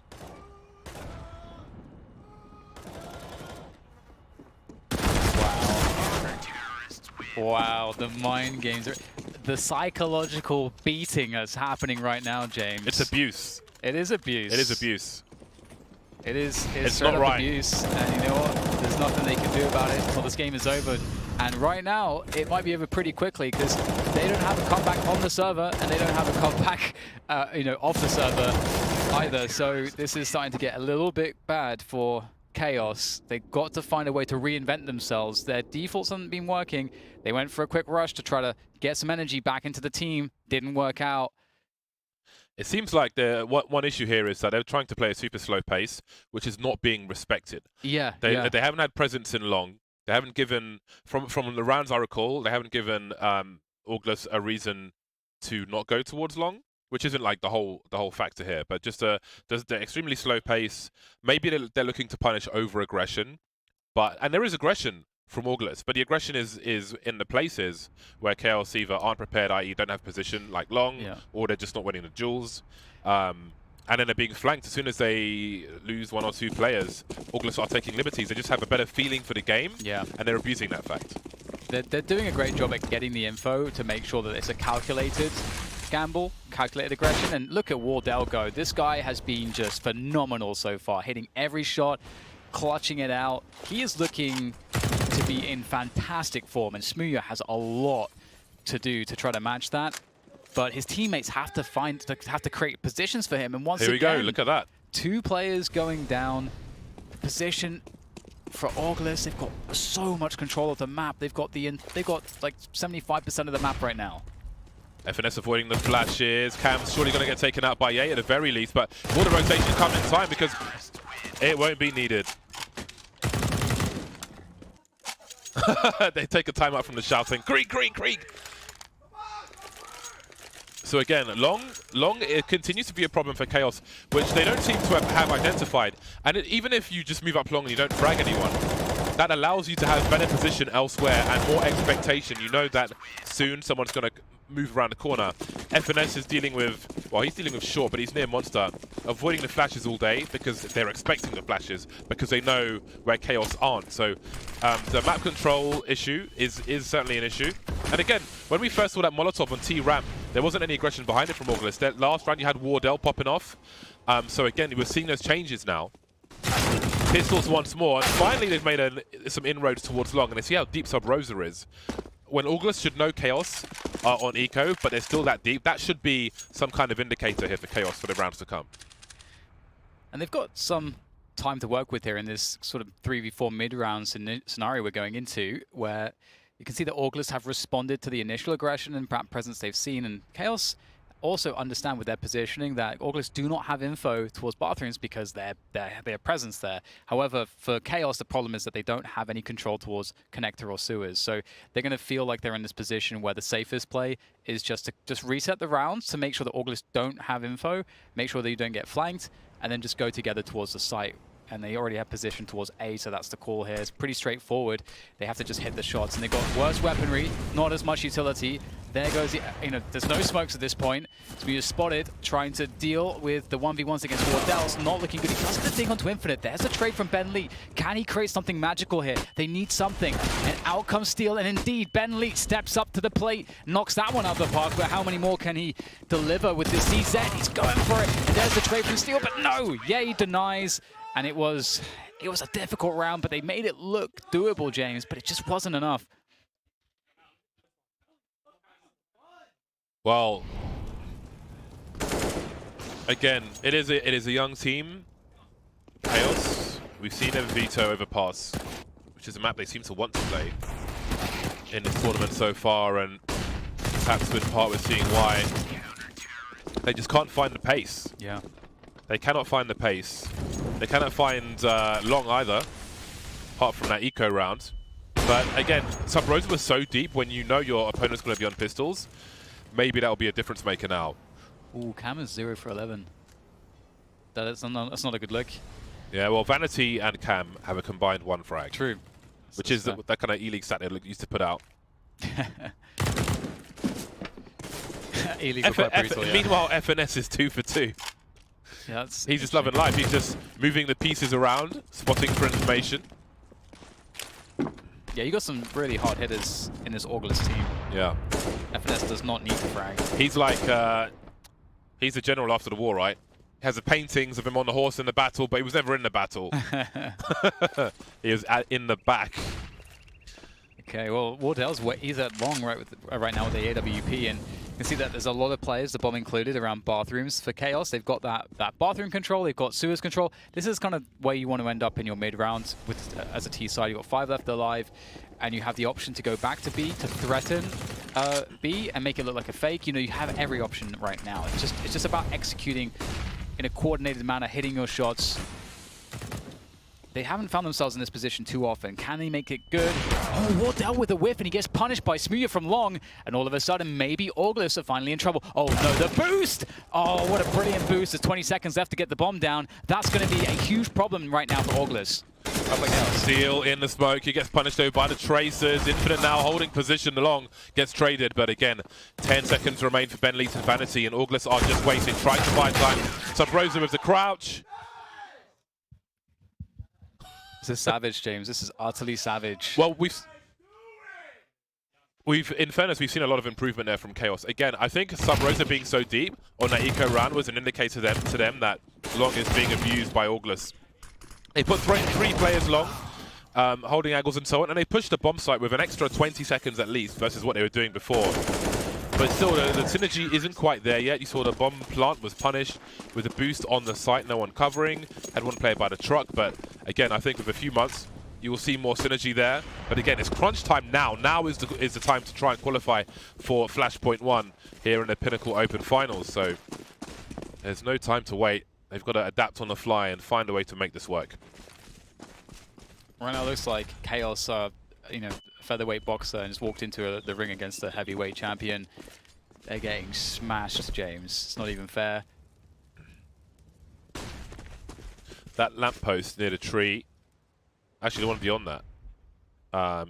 If you stand at the lamppost with it in front of you, That is the perfect distance to pop flash the entrance to toilets on long. So if you don't know now, you know. Infinite with 2, sees the bomb, all the information, 2 more plays on the radar, and that's a big rotation from August. They've got forward positions on toilets, they're on truck as well. Sabrosa taken down by Optimus. 2 versus 2, Vanity still with just a deagle, but this is the best chance they've had. 40 seconds, a good time, but the duel is won by Ye with the Krieg. Now Vanity has to clutch. He's not had a great half so far. This will be a great moment to bring some energy back to the team. That's a shot and a half with the Deagle, switching out for the orb! That's so sick from Vanity. They needed that so badly, and he's going to give them a lifeline, James. Yeah, they can get 4 rounds out of this. They're in pretty good spirits, which is good to see.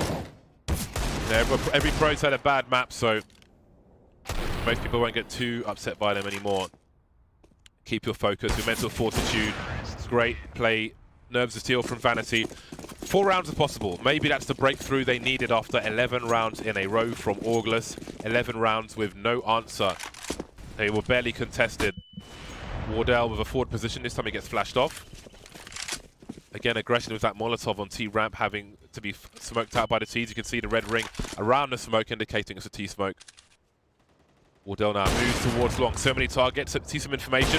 Feels good to fall back after re-picking again. Sees the shadow as well. Wardell just slaughtering them on long. He's so good. He's so sick, James. He's so disgustingly sick with the AWP. He's just so confident in this game so far. August have had this insane start, and that confidence is so high. It's so difficult to deal with that. He's got the confidence not just of how he's been playing and how his team is playing, but the fact that they already have 11 rounds. He can take risks like that. He doesn't have to play passively. He can really be in his element. And even if he died there like for nothing and they lose a round, they have all the money. It doesn't really matter that much. They still have a huge advantage. That's such a dangerous position to be in if you're Chaos, and you can see exactly why. 2v4 with 40 seconds to get that bomb planted, it's going to be more than difficult. It might even be impossible here. They have to find something magical moving forwards. And they will continue with the control around bathrooms to try to close in on A. But already we can see one of the problems. Infinite's found a timing, and I don't know that they're going to be ready for this. Infinite will creep. He will find. That's one. He wants both, He's got a knife. He's got a knife. Oh, no, he's not. Oh, that would actually be quite epic. I think if his teammate wasn't being shot at, he probably would have knifed there just for the extra BM.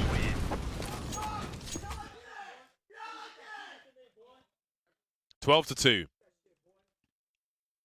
3rd round possible, but that's about it. So, great position for Wardell. Okay, he can just jump away, re-aggress. At some point, he probably dies in this position, but when he does, he's got so many areas where he can take one shot, and he's got a fair chance at second one or third one. By the time he dies, he's done so much damage, he's won the round. Yep. All right. We know they love this. Or did it get spotted? I think maybe it did. Yeah, it absolutely had to have been, because I think they backed away, and now there's a problem. Unfortunately, August were not really in a spot to take too much control, but they knew they could get free Suez control, which is enough. They didn't have many players forward on A, so they just had Wardell, and he didn't want to take a forward position with an orb. So he's going to back away a little bit. I love the response from August as soon as they spot that. Because you know that requires 4 players, which means there's basically 0 map control for Chaos. So you can do whatever you want in terms of position, and maybe it won't work out. Yeah, he will trade the kill. And he'll stay here. Well, Infinite can bait now. Let's see who faces first. Okay, well, yeah, he's still delivering, and here's Infinite with the Krieg. It goes from bad to worse to terrible. Send the body bags, zip them up, because Chaos are being decimated here on overpass. But Smia might be clutch time again. There we go. What's happened there? Yeah, I'm not sure. Ye's sort of misestimating that. But you know what? It's a chance for Chaos. There's a chance for Chaos. These smokes are really annoying. Vanity's going to walk through it with the Mac 10. And Smia, he can't trade it. But maybe he gets the other frag. He will. But there is the trade from Sabrosa. Oh, my. And with that, it's going to be break time. We'll have to see if there's any comeback psychologically or in the game from Chaos after this short break.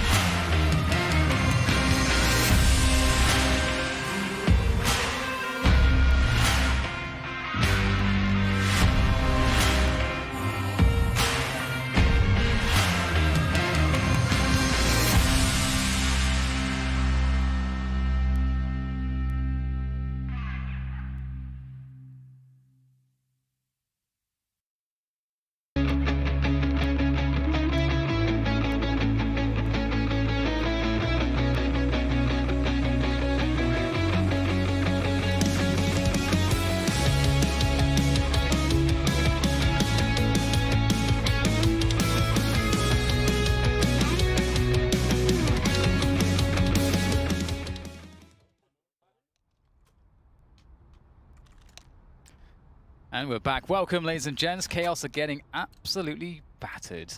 And I don't know that Overpass has not really been a friend to Chaos in this tournament so far. And it is that story is continuing here and against the worst possible opponent, because August, not only are they wrecking Chaos in the game, James, they are beating them down psychologically too. Well, doesn't get much better unless Cam can turn things around. He can for a while, but Wardell is trying to hold on to the bomb. He's being victimized now in that connector. 2 versus 3. 1 v3, none v3. There we go. It might be a while before we start to hear these guys pipe up, since they're still 10 rounds behind in the first map. I think Cam just got more frags there in that one round than he did in the entire first half, James. Actually, in the entire first half, he didn't get any kills, so that would be true. He got 0. I think he went 0 and 15, James, because right now he's 4 and 15. I didn't keep track of the 0 in the first half, but it looks like that's the case, because, yeah, well, that's a good way to start the second half after going 0-15. I did actually, pre-game, raise questions about the T sides of Chaos. Yeah. And I think at least on Overpass, those were answered. The problem is, like you see, I mean, we can't really, outside of a 0, there isn't really too much to say about the scoreline of any of the players of Chaos, because they lost almost every round, right? But we saw yesterday, I think Steel, I want to say, was it Mirage or something? He had like a pretty bad performance on the T side, but once they got to the CT, they did a lot better. Yeah. And again, I think pre-game I was expecting that to be there was a chance that would be the case. That certainly has been the case here. But the problem is, when you've given up 13 rounds, you don't really have that much room to make a comeback. Even one error might be one too many in the journey back to parity here with August. But let's see how it goes. And there's so much info right now for Chaos with this forward position from Vanity that Chaos have all the info here. Oh, they're going to be running back towards him, so he's got great position for fighting, and he's going to do a lot of damage. And they can't really... August can't really push this position. They can try, but they'll probably all die doing it. So they have hard decisions to make, because if they go back to B, well, the CTs know they're going B. So there's just no good answer here for August. They have to try to fight their way out of this, and it's not going all too well. Vanity will fall back, though. They've so just there is seen the some bomb breathing there. room. Wardell's got 7 HP in the bomb, and they've just seen that on T-ramp, which gives them some confidence because Ben Leet was alone on the B-bomb site. So Vanity was good to stay playground for a while because he had his teammate by Party. But now they will, for the most part, fall back somewhat. And this is such a waste of time as well. And this is part of the problem with those nuisance Molotovs on T-ramp, is that it takes so long for the T side to clear a path to any site. Down goes Sub Rosa. 2 players now waiting on the B bomb site with Smuya up top for a fast rotation if required. August giving no sound cues just yet. At this point, it's not really about the grenades they have. The element of surprise is the most important thing they've got going for them at the moment. You don't want to telegraph your intentions by revealing your position. You need to go for frags first. I think Infinite Maze being spotted now. Lovely 1D. Has he got one more in him? More CTs in the water. Didn't expect Vanity there to come swinging. And there'll be no bomb plant. Chaos make it to 4. So a nice little info play by Steel at long. So good timing from him in that last round. So Chaos, they've got a lot to live up to. Chaos only won the pistol and a round where they had like a weird kind of half buy where Vanity got a clutch with a Deagle. And so effectively Chaos didn't really win any straight up gun rounds in that first half. So we've got 4 HE grenades here for August. I'm really curious as to where you'd put 4 HEs on Overpass. Because like with Mirage, you've got 4 in a window. Okay, they're going to go straight to Party. Won't be too much for Vanity, but enough to ward him off. Doesn't want to be losing an M4. Those 4 HEs kind of tell you what the buy looks like for August. But that's a lot of info. Look, Smuya can push. When you hear 4 HEs in that position, that means you know 4 players were by the T-steps. So that gives you info for Smuya to push it. That's such a nervous peak. Coming up the ladder like that, Smuya knows somebody could just be standing there. We've all been there. Oh, that's a mistake. Just a wild swing with reckless abandon from Vanity. I don't know why he's done that. I don't think there was a flashbang from a teammate. And Smuya's seen no one in Connector. Connector's clear. So with the map control they have, where do they think the remaining 4 players are to just wide swing like that? Well, the thing too is that August, you can see that they have to question that Smooya could be in T-spawn right now. They don't know where Smooya is. Smooya played this quite conservatively because he could have continued to push and or hold an aggressive position. Look how much time it's killing. They're at the top of connector ladder and kind of T-spawn, and there's 40 seconds to go. So they're going to be in a position where they're just going to have to charge into a bomb site. So Smooya's taken an option where he can't be killed, but he's effectively wasted like 30 seconds of his opponent's time and got a kill out of it. And so now also with the positioning that they have, they Also, pretty much know it's going to be B. Where they are now, if they make footsteps, Smooth can actually hear that from connector, which not everybody realizes, but definitely a thing. We see the rotation now as we get into the low timer, 15 seconds, as the numbers start to swarm the bomb site. They may have a plant in them. Cam trying to distract. Is there a player on short? There is, so there will be no bomb plant. 2 players taken out for Chaos. I mean, it must have been some kind of miscommunication or something. Somebody misheard, because the way Vanity just ran out long, I just don't understand that. But there had to be some kind of mistake there. Anyway, no harm done. 5 rounds on the board. It's funny though, because I do wonder, like, if you look at that rounds, Chaos kind of had an advantage because of the nade stack. If the nade stack doesn't get a kill, then it actually costs August so much because Chaos gets so much free position. It's kind of like the 5-man boost situation in T-spawn. Once you realize that all players are in one place, you can take other positions where they're definitely not. Ooh, the slide boost. Haven't seen that for a little while. Sound cue for Smooya. And again, this is what I was talking about in the first half.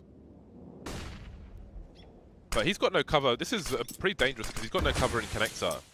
He's just out there completely on his own. Yes, the grenades will slow people down. There's a molly for Divider. You throw that from the fountain to take sniper angles away after smoking off the entrance to toilets, excuse me. So the sniper can't look for inside Divider, already outside. That flash didn't quite work, but no one's there, so no harm done. A lot more presence early from August than we saw from Chaos for most of the previous half. Chaos with 3 players almost around Monster itself. They're limited in information. From Smooya's position, he might hear plays in long if they give up the sound cues. 1 player spotted in long itself. 2 players coming up the toilets now. 35 seconds, so we're going to see some better timing straight off the bat here from August. Yeah. Still pretty strong defense here. This is quite fortified, this A bomb site. They're really leaving this to a very late push. August, this could get quite dangerous. Oh, 15 seconds left. They need 3.5 seconds to plant the bomb. So there's less than 10 seconds to plant that bomb. There's a great first kill from Smooya. That's going to slow things down. The bomb plant's coming through. Vanity, he just died through. He gets that double, actually. He doesn't even die immediately. And of course, the round's just over. And never mind what I said about the better timing, Dan. Yeah, exactly. I was going to say. It's the same thing that Chaos are doing, just with a little better map control. Yeah. To start off with. This might be... So we haven't heard Chaos scream just yet, James, because they are kind of on the knife edge. They can't really afford to lose actually any rounds whatsoever. So I doubt they want to get too cocky in that sense and start shouting at their opponents. But if August show gun rounds like that consistently, Chaos will find a lot of rounds this half, I think. If you look at some Scandinavian teams from like a year to 18 months ago, I feel like we were seeing a lot of executes onto the A bomb site. But those were complete executes in terms of smokes, and I feel like these ones are somewhat lacking in comparison. But also, when you're leaving yourself in terms of time, the time for 1 good plant. So if your planter dies, your round dies. Ooh, yay. Well, that's a great way to start things off. That usually will force the CTs in a round like this in particular, where you know that your opponents have pistols, to play more passively. And so then you get a lot of free map control for the T side. You can see Vanity's trying to keep some presence in bathrooms. He's trying to use that smoke to delay. If he can get a cheeky kill, that would be so nice, but he can only stay out there for so long. And in the meantime, Ben Lee's going to be using a better position defensively to take a frag as August were poking that B bomb site to keep their presence to be alive and to keep suggesting to Chaos, hey, we could go B or A right now. You guys have no map control. So Chaos are in a bit of an awkward situation, but they still have the firepower to do this. And the real problem for August is they don't have nades. They only have 1 smoke. 35 seconds on the clock. 3 players on A, looks like. Well, this time there's more success for Chaos. I mean, for August, sorry. 4 versus 2. This might be a safe situation. How many more weapons do you want to give to your opponent? Someone's got to fish for something. Looks like it will be Steel. Well, that's going to encourage them yet further forward. FNS by Optimus, jiggling a little bit. 2 plays in toilets. FNS and the CZ, hand in hand. Steel is seen falling away. Got to give up on this one. Choices have been taken away. FNS is beasting with that CZ from game to game, getting really important kills. And again, as we said before, one error might be one too many. August make it to 14, and maybe they're too close now to be stopped.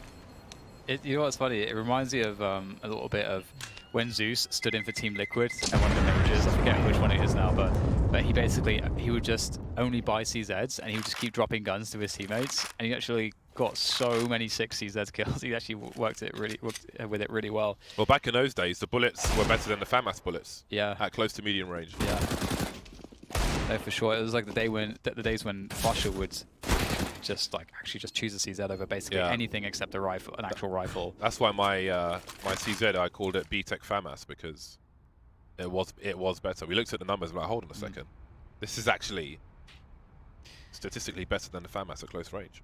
Right. So that one round has been won now by Auglos, and it was a really awkward situation because, as you said, James, they should save in this position, and it's because they're down so many rounds. It's actually such a hard call to make. See, once one of them dies, Steel to give it up and saved his gun, but this is it now. This is really the last chance. Obviously, you don't want to play against game point, so they at least have an AWP on Smia and so on. They've burned one of their only lives very early on here in this comeback attempt. Vanity's going to go quite aggressive towards the bench and towards the playground, and he's going to get a kill out of it. Will be traded though. Was it worth it? Yeah, that's the question. Once I think you have to get 2 there. But again, he was sent out alone. Sometimes you'll see a 2-man setup with the aggression, the typical Molotov. I'm not sure if they had the Molotov on T-Ramp in that particular round, but one way or another, they got to that position. But they've got to get more out of this. And again, we've got that big presence now. Can Smia do what Wardell did?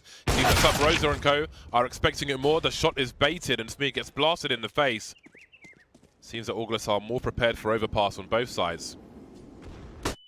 And this might be a shake to the confidence of Smia going forward, although, I mean, he is still fragging above all of his teammates, as we saw in the previous matches. Cam now going for those dry peaks, not quite working out. Desperation, and indeed, maybe August can't be stopped on overpass now. Yeah, it's kind of looking that way. And, that there may be a silver lining in the sense that instead of Chaos really having to just work extremely hard in trying to make this comeback work in a comeback that may not work, maybe they can just get out of this map ASAP and kind of forget about it whilst they still have a lot of energy. But yeah, it's not a good look. And going into Nuke, we can recall that yesterday they struggled on Nuke, but again, I want to emphasize that Copenhagen Flames played such a sick T-side, and I would never expect to see that kind of a T-side out of August. I don't think they'll have a T-side that's remotely as good as we saw from Copenhagen Flames.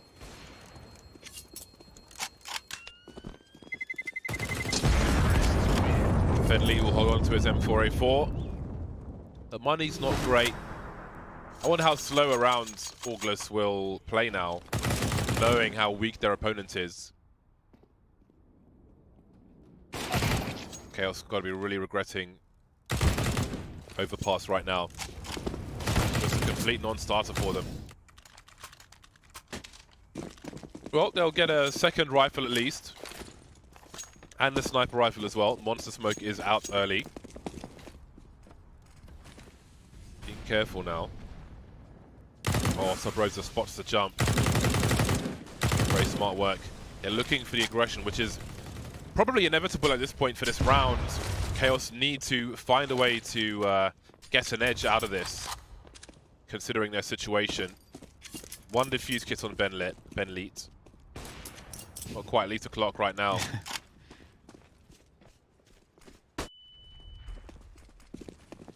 Okay, so we get August looking to focus on the A bomb site here, taking that long control. It's looking like they're fairly committed given their positions. They've not left a lurk towards B. They don't have Suez control. Their lurk is infinite. He's just watching every connector. They seem to realize there's players around these positions. That's a nice couple tags from Smooya. That's actually so critical. Getting a kill before the players get to the site that's going to help enormously. And that's some good information as well. You can see that's actually going to pull Infinite out. He's kind of watching the outskirts, and Vanity's going to find a timing here with this Deagle. Doesn't really quite get a good opportunity though. Trying to flash himself out, but Infinite, he's been watching this extremity for quite some time, and he's going to capitalize.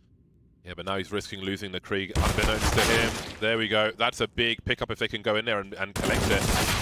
Steele gets some info towards Long. Now Smear's alone on the site, spots FNS up real close. He's going to fight. He's going to try and delay though, but he can't really land anything fatal. Then Lee's and Cam now on the rotation, Krieg and then M4. 2 versus 3 with no grenades, nothing but dry peaks. Oh, sorry, he got a flashbang on Bentley.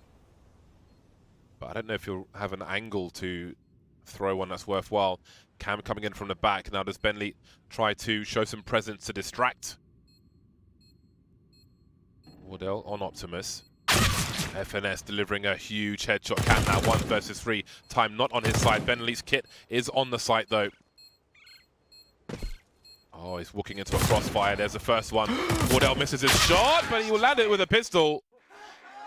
He didn't miss his shot, James. He just killed his teammate. Oh. So he made it doable. Well, that's one way to do it. Style points. Yep. I didn't even catch that one. You can see the reaction there. They were a little bit like, come on, man. Yeah, it probably distracts them from shouting across the wall. Yeah. That's an absolutely monstrous game of Counter-Strike for August. Chaos nowhere to be seen on Overpass. That's got to be quite shocking for them. Yeah, you got to love the personality from both of these teams so far. It seemed like August, you know, they played a great CT side, but they also, on all their aggression and their reads of the game worked out so well. I do think that they were somewhat fortuitous, but you can't deny that they were absolutely the better team here on Overpass. But we've seen that from Chaos. Chaos have struggled on Overpass in this tournament so far, and moving forwards to Nuke, I think they're going to be filled with a renewed confidence, and I think that August will struggle because Nuke is a real team map, and August, they haven't been together for a long time, James. They're very much a ragtag group of very skilled players. Yeah, it's going to be, you know, I think chaos is the operative word, and well, I think we'll see a very different game on the maps to come. I don't think the other maps are going to be anywhere near as like this. No. Yeah, this was very disappointing for Chaos for sure, but I think just the severity of how disappointing it was might bleed into the games to come. I think it's going to be hard to shake off a loss like this, being shouted at constantly like that, just having no comeback really. They were completely missing. They were on the milk cartons in the first half, and again, one error was too many in a second, and that was a wrap. So that brings that first game to a close. August are very close to something amazing, as Flashpoint 1 is just around the corner, just a week away in fact. But we are here for the conclusion of the Pinnacle Open Finals. 1 or 2 maps more to come. We'll find out how many after the break.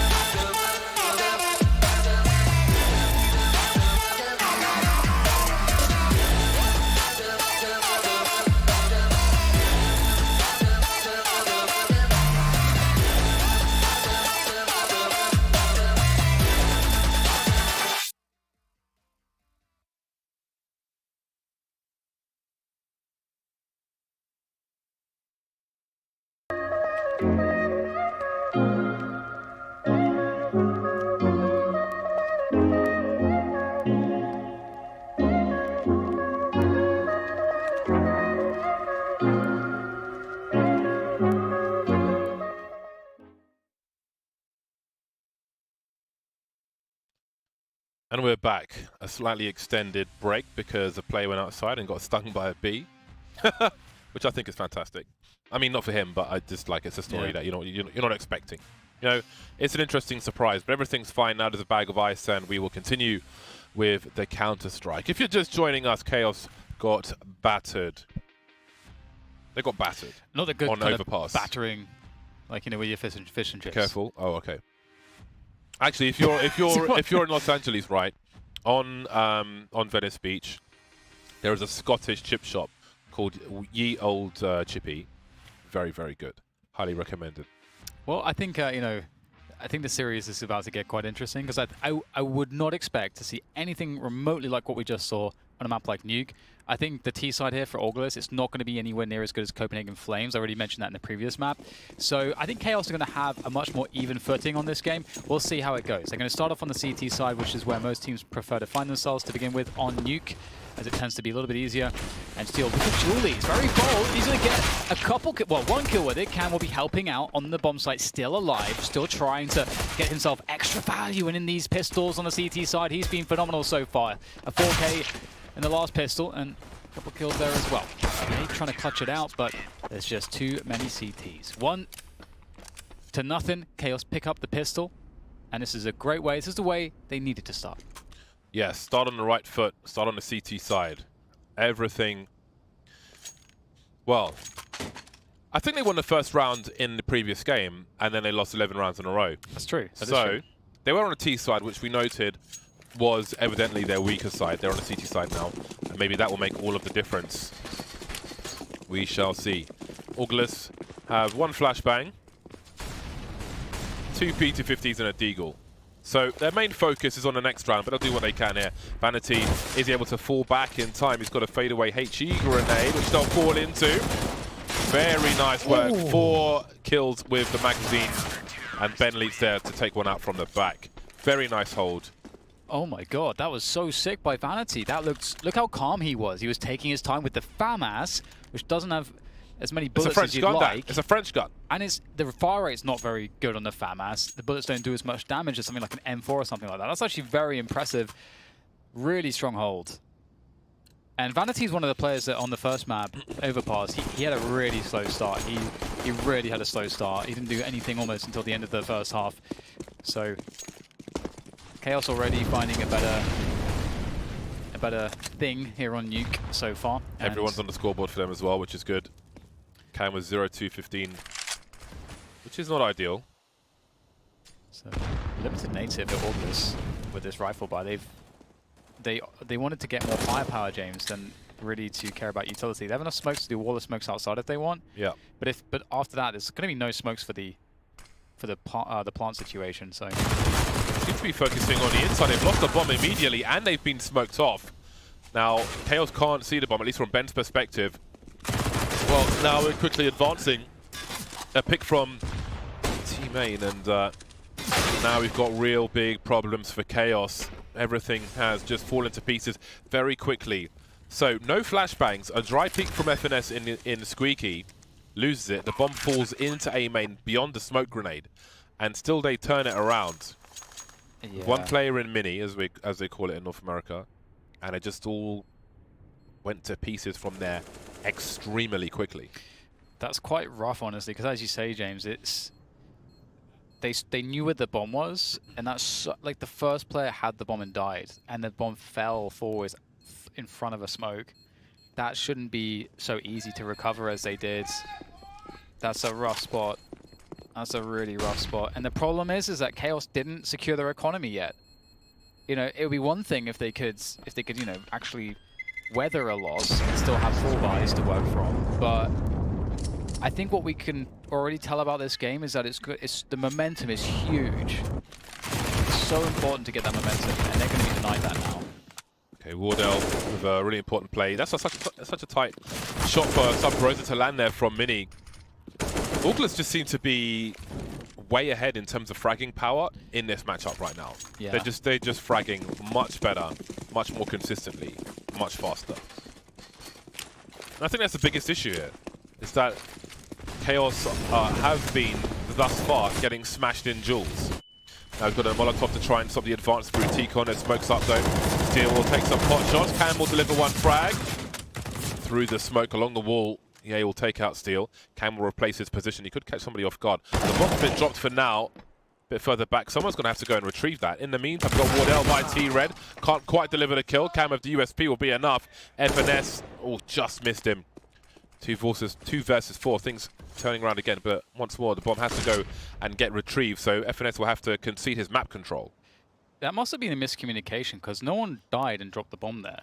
They went for the push to Secret, and effectively no one would have had access to the bomb if everyone made it down, except the lurk in lobby. And Infinite's not supposed to have the bomb as the lurk. So yeah, that's a really weird situation, and I think it's cost them dearly, James, because if they had the bomb down Secret, they'd have so many more options, good options. Or they'd still only have 2 people, which is difficult.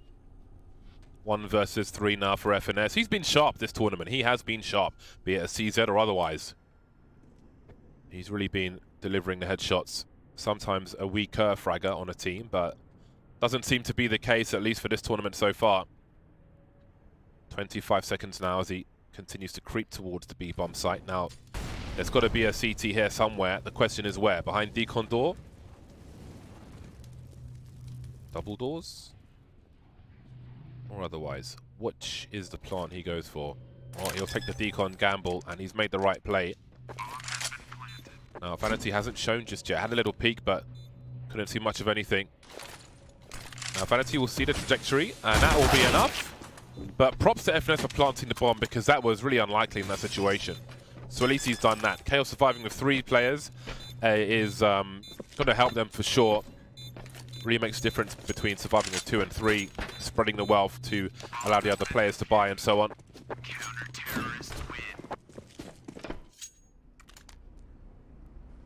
Well, it's going to be so helpful for them to find their way back into this pretty much straight away, not allowing the August to really get a grip of their victory in the previous rounds. And now Chaos maybe can actually start getting Smuya activated too. And once you start getting Smuya kind of feeling good, getting him in positions where he can start fragging with the orb, that's going to help the power up team quite a lot. Definitely a momentum-based, 2 momentum-based teams in terms of the individuals. The spray from Subrosa's looking sublime.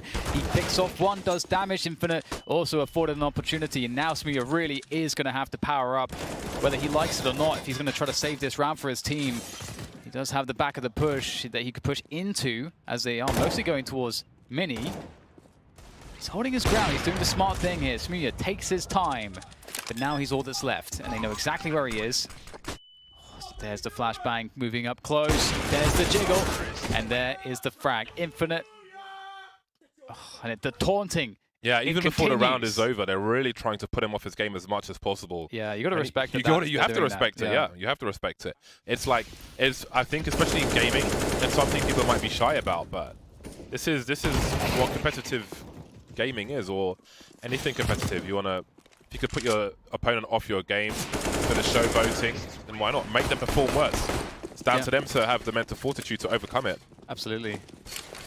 So now we've got Chaos with a few HE grenades. We've got some maybe classic ideas with HEs outside, but pretty fast grenades from August. They'll leave the focus outside, but head towards the ramp. You can see those red rings around the smoke to indicate they were thrown by the T side. Now Chaos will make their way towards Secret. August coming in pretty prepared, it seems. Chaos on the back foot already. Score's not as savage as it was on a previous map, but it does feel like August are a much stronger team. Perhaps we've made terrible mistakes, Dan, with our predictions. Yeah, it's it's a hard one to predict, but great first kill. Infinite, it's looks like getting tagged. There's the info, but it's only just USPs here they'll be dealt with. Oh, nice kill, Ben Lee. Getting those multi-kills, USP in hand, but firepower's not enough ultimately. Some good damage. I don't know that Vanity has any guns to be collected, unfortunately for him. And you can see that the T's are careful here because they know that as soon as one of them plants, then the other person who's not planting is you know, unable to get the assistance for that small window of time. So you do want to be careful. He's seen a ghost. There is just no way he gets anything done here, and indeed he'll get shut down. 3-3.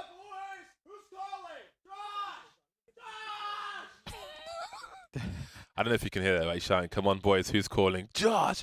Josh!"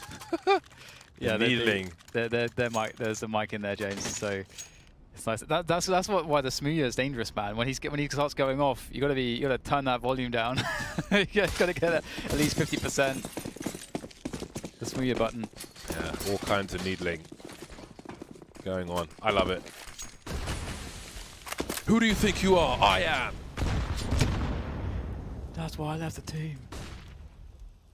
Have you seen that bowling clip? The guy makes a strike and he's like, "Who do you think you are? I am." He's like really popping off. It's amazing.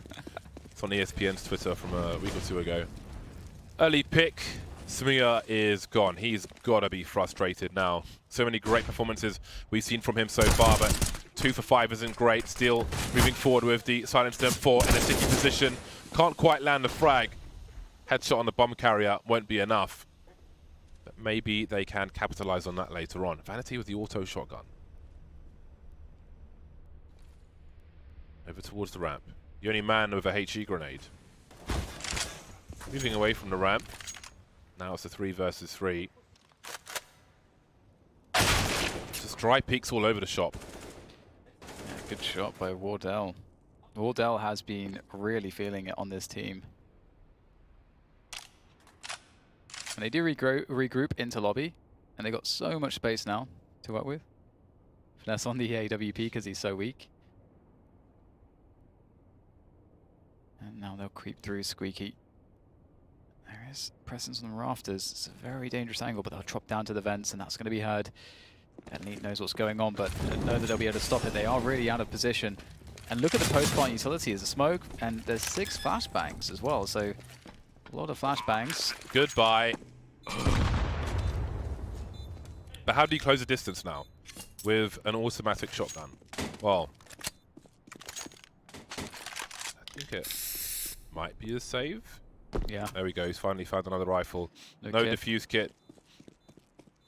And that will be that. The footsteps are heard. You can see Wardell using the direction to figure out. I have to say, the directional sound in this game is really, really good.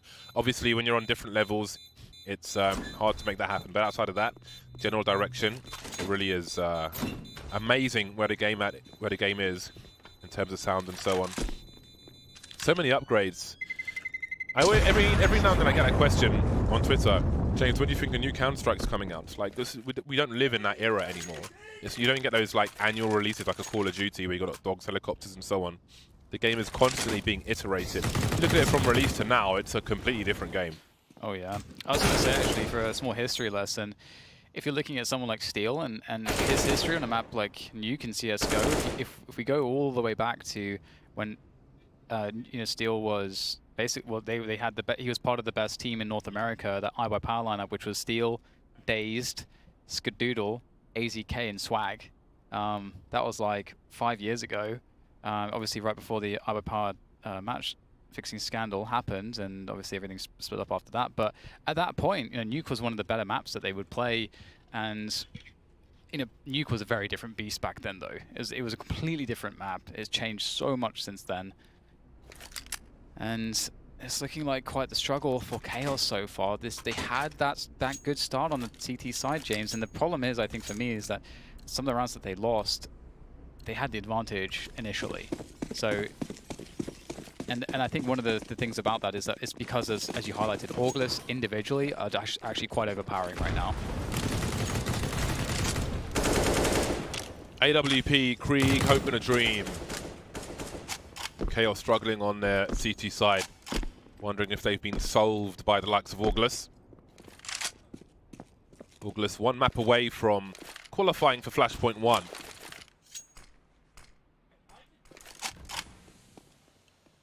Which begins across the road from where we are now. In around about a week.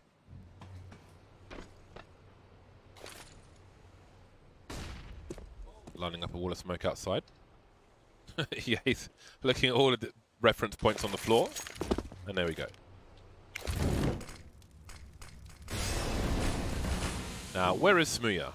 We need to know where the weapons are. Okay, so Vanity's in garage. He's been smoked off, looking for anything. Smuya towards the ramp. Now, Auglis are in anti-eco territory. Their current positions you can see on the X-ray and the radar. Those kind of positions you hold where if you're going to be pushed to the eco, see if you can fall back. But anyway, suddenly everything gets a bit faster. But Vanity has that angle with the Krieg outside, and that's really come into play. Only the full-buy weapons remaining now for Chaos. This has to be big for Smuya. He's going to get a really good flick, and he will. Through the wall there, just the corner of it, finds Infinite. Now it's a 2v2. They know exactly where both CTs are now. They are committed to that save plan on the upper bomb site. Smuya's clearing those positions. They don't have any utility here. And oh, nice pick from Vanity. It's up to Ye. Were we going to get a hold of that as Ye takes down Vanity and takes that position towards Mini? Has a good idea of where Smuya is, and the Krieg's there. A couple tags. Smuya does not have a kit here. He's got to actually find the kill as Ye closes the distance, afraid that he may have a kit. Ye nails it.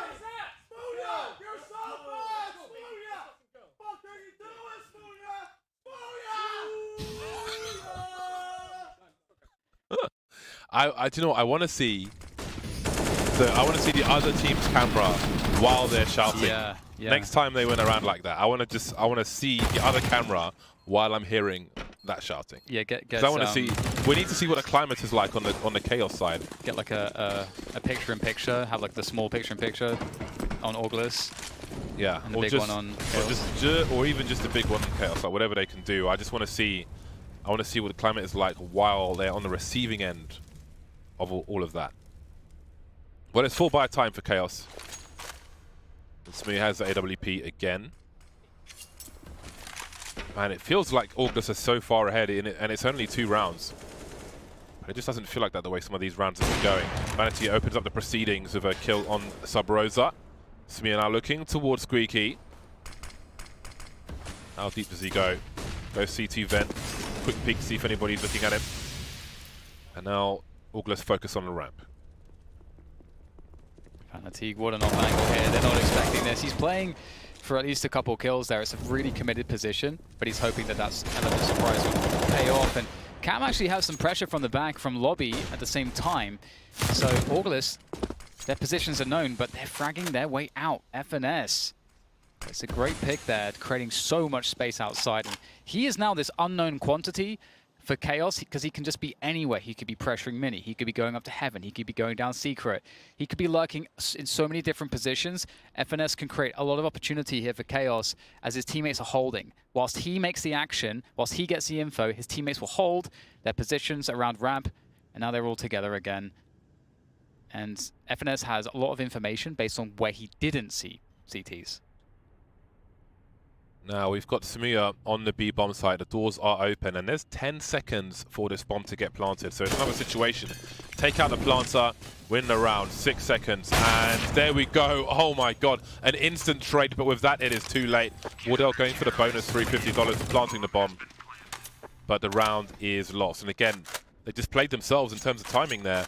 You don't have time for error correction. The bomb planter goes down, the round goes down. We saw it on Overpass, mainly with Chaos, and now we see it with Augulus on Nuke. Yeah, and that's just one of those things whereby, you know, you expect sloppiness in some of those situations just because the team hasn't been together for a, you know, particularly long amount of time or sufficiently long amount of time. So we'll get Augulus. Looks like they're going into very fast, squeaky aggression. Wardell's looking for that fast pick. A lot of presence. And they can go out and they can kind of reset into, you know, the outside smokes if they would like. Already has some smokes outside. CT sometimes throw a smoke, which suggests that they could be close, which will, you know, really slow down the T side. But we have 2-man setup around the secret position and garage. So there is danger here for August. We've seen that smoke before quite a few times this tournament. Oh, but Smuya sees an opportunity. This is... Oh no. I don't know if he's going to get that same opportunity, and they are surely watching the steps now. 1 minute mark. There are big angles on Mini. More grenades coming in. Steel takes Wardell out. That leaves 4. A little light on utility now, August, and a little light on position, but that will certainly help. Cam swinging with the MP9 for the information at the very least. 1 on the silo, 1 by T-Red. Sub Rosa's in hell. Now, how do you call in this position? The T's are all over the place. But where is the bomb going? That's the main question. FNS in Squeaky once again with the bomb. 30-second mark. Wondering about his 6. They have a man advantage. That is a big frag. It's a lot of information for Chaos, but they've only got 2 players left. One of them is Bentley looking for another multi-frag. He's got Vanity for help as well. 1 versus 1. 16 seconds to plant the bomb. The bomb is at the feet of Vanity, and Sub Rosa's on the way. Peek with the MP9, the swing. He can't land the bullets. No, he's running out of bullets. Oh my god, what is happening? That was so nervous.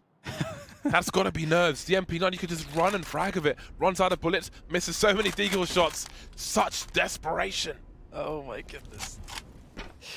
Oh, great kill from Infinite there. He did a great job outside, and that was really, really close outside, that dynamic, because you have the T's in this position where they're trying to slowly clear spots. They don't know where the CTs are. Then there's a little bit of action in one spot. And normally that's when a CT from some other position will pop out. So there's just so many things that could have gone wrong for both teams. And oh my god, the nade damage is enormous. Vanity doing his best there, but only gets 2. So he can follow up though. And that's with that CZ once again. He's been pretty good with it, but nothing doing this time around. And Infinite's going to collect an M4. He is actually quite ridiculous, but he won't get an opportunity to get going, as he will get shut down. So that fast play, the change of pace coming in from Augulus towards ramp room didn't really work out for them. And now they're actually stuck on a save round. So this is an opportunity where Chaos could really genuinely stabilize here, James. It's been back and forth in the first 11 rounds or so, but Chaos have a chance to go 10-5, which would actually be pretty That'd be amazing. I would not have anticipated that, given how this started. During the previous map, Freakazoid, who has been watching, said, okay, so Infinite just said, this is why I left. First, I'm wondering if any of them heard that. And second, I'm wondering what Chaos is going to be saying once they win some rounds. Yeah. I still feel like it's a while before we're going to hear them piping up, because their confidence has got to be so low right now. Yeah. But they've got a chance here with this anti-eco starting to spray in. And these are cheap kills, these are easy kills, but again, they're just confidence boosting kills. Like, it just feels good to take somebody out and win a round with authority, regardless of what the other team has. But obviously, that'll be much boosted if they can do similar in a buy round. Yeah. I mean, if they get like a 10-5 half, or they start like they secure it, then the smack talk can start to begin, I think, because you don't want to like win a round after being slaughtered for ages and start throwing out the cocky smack talk, because if you then lose right after that, that's a hard thing to come back from, I think, mentally. So yeah, definitely with Freakazoid on that one. It's going to be interesting to see that dynamic. This is a really critical round in that sense. August could stop the momentum right here, right now, with this buy that they have. That's quite cool. Anticipating CTs to maybe try to spot the smoke and then try to get a boost up to the red and then frag one of them, but nobody's there. What does that suggest to August? They're slowing things down a little bit. They're very suspicious of setups around Garage and around Secret, as they've been hit by those a couple times now. Oh, and the lobby aggression's heard by Infinite.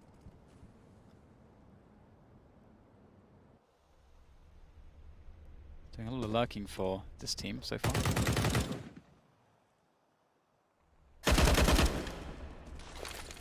Steel holding on to Mini. Smear activating as well. 5v3. FNS looking to respond. Now, surely this has changed plan somewhat. Smear out. Very unorthodox position. FNS can quietly jump up all the way, but Infinite's been lost now as well. So we're in 2 versus 5. Wardell's walked into a grenade, so suddenly things don't look so rosy for August.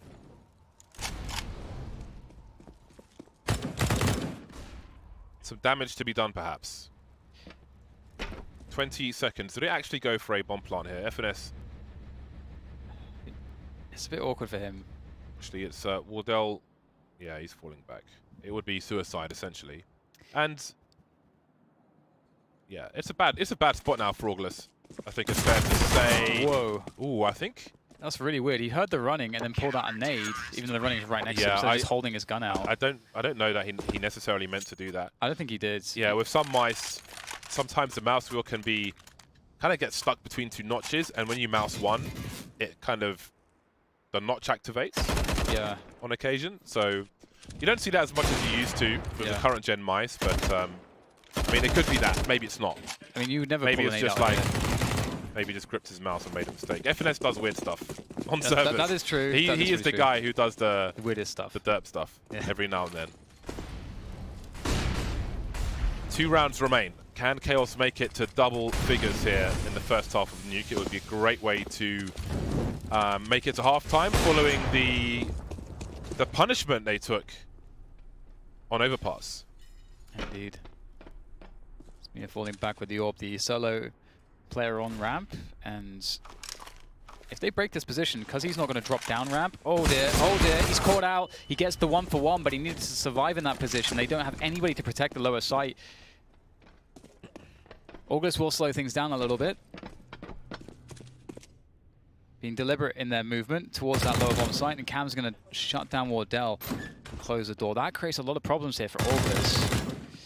This is actually quite difficult to deal with, because they may not be able to get control of decontamination. They need one of the two, so they have to figure it out pretty quickly. See, they are taking control of control right now. The Vanity's around, really trying to bait. This is a big moment for Vanity. Oh no, he looks the wrong way. The bait of the bomb plants sucks him in. 3 on 3. There are some smokes for the CTs on this retake, but Bentley's got a grenade in his hand. Infinite going for the spray through the door. Not quite going to work out for him. Subrosa on the flank now. 1 versus 2. He's playing for the long con. There's one, and there's two. August back. Yeah, his impression of a police siren. It won't be 10, but it could be 9. Oof, there's a lot of deflation and dejection on the Chaos side. I don't know what kind of team they are in terms of their comps and everything and the types of players and personalities, but when you're in situations like this, if you've got too many types of people that when they lose, they start getting really quiet, that can create really huge problems for a team. And that's why, you know, typically like having the right combination of personalities is super important on the team so that when you're experiencing hardships, you don't have that scenario where everyone gets quiet. It's so hard to come back from if that happens. You got to have players that can bring people up emotionally. Steel, he's definitely one of those players that needs to be able to do that. He is the veteran, the commander, the tenured professional.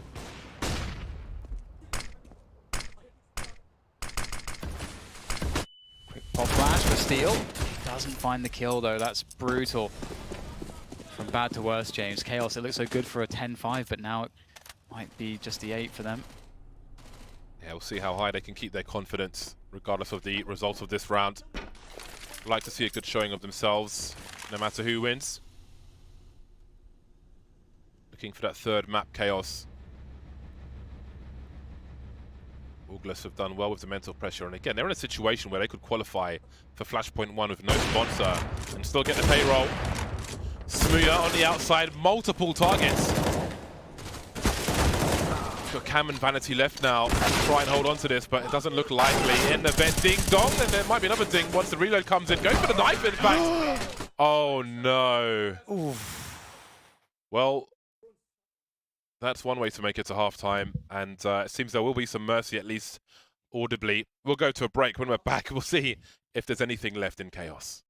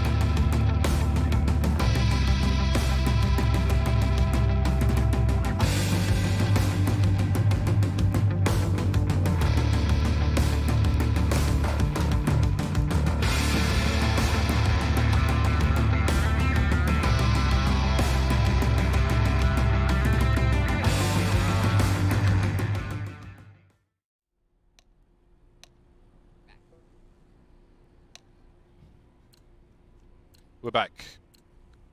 The first half finished with a knife. A knife in the back. A knife party, as Deftones might say. Chaos now have got to do it on the T side. The T sides are where issues have been had for them. No P250s, just Glocks. What a setup here. Oh, the nade doesn't quite do its job. They're going to move forwards into ramp. Do they realize Do they realize Infinite? Dude, he is a monster with pistol too. Doesn't land that first key headshot as quickly as he needed to. In fact, doesn't get one at all, and he will get taken out. So looks like this is going to be a great start here for Chaos. Once again, looking strong on the pistol. They've been pretty good at these pistols. And they sure do need them. But Wardell, he's going to start work. One. Bomb is upper. Finesse will join him. There's definitely opportunity here. It's a pistol after all. They'll start pushing forwards. Their positions are known. Just got to hit the shots now. Finesse, what can he find? Wraps around the back. Finesse with another. And now tapping the bomb. Wardell's going to assist. And it starts to get a bit scary here. It's up to Finesse. And he won't have the goods to deliver. But Smooya will. 9-7. Chaos pick up the second pistol as well. Needed. But again, just focusing on no game. No shouting to be done. No comfort to be found for Chaos in any of these games so far.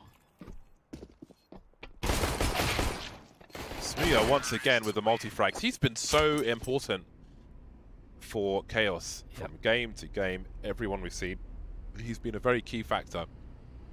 A multi-fragging man, AWP or otherwise. Fancy though, he's the one who's 20 for 7.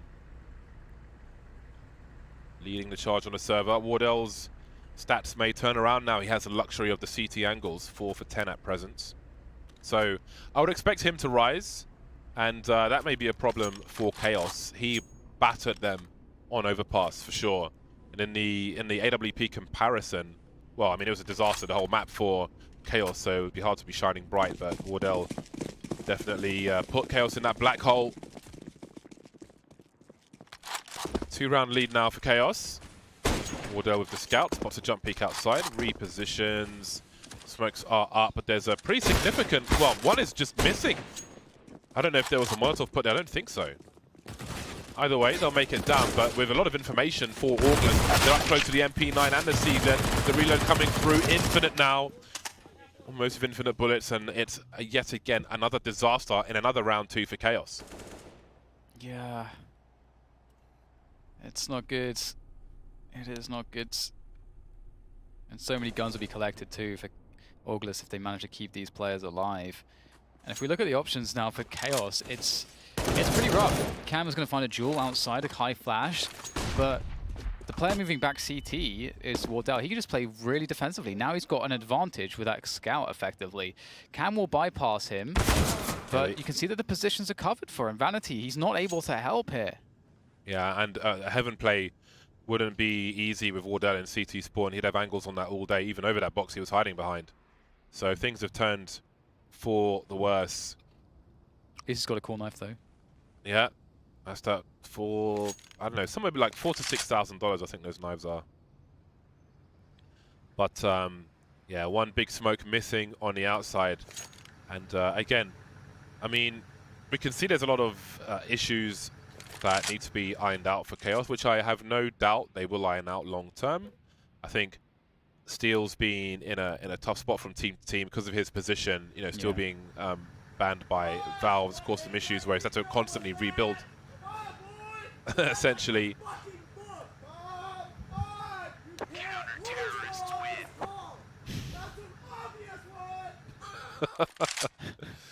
Yeah, I think there's a reference to the smoke there. So, yeah, I know I'm talking like they've lost already, but I think it was just worth mentioning for some of the issues we're seeing. Oh no, that didn't work out very well either. A rough one. Yeah, I mean, it's just like, so there are some things which will cause problems in multiple rounds, like that. One big smoke missing, I presume there, which I think longer term when there's more time, they'll fix. But again, there's no time now. Now's the time to qualify for that point 1, so they have to do what they can. Charging into the A bomb site, Infinite cleaning them up again, and I'm just waiting for the shouting at this point. Unless Vanity can clutch the pistol though.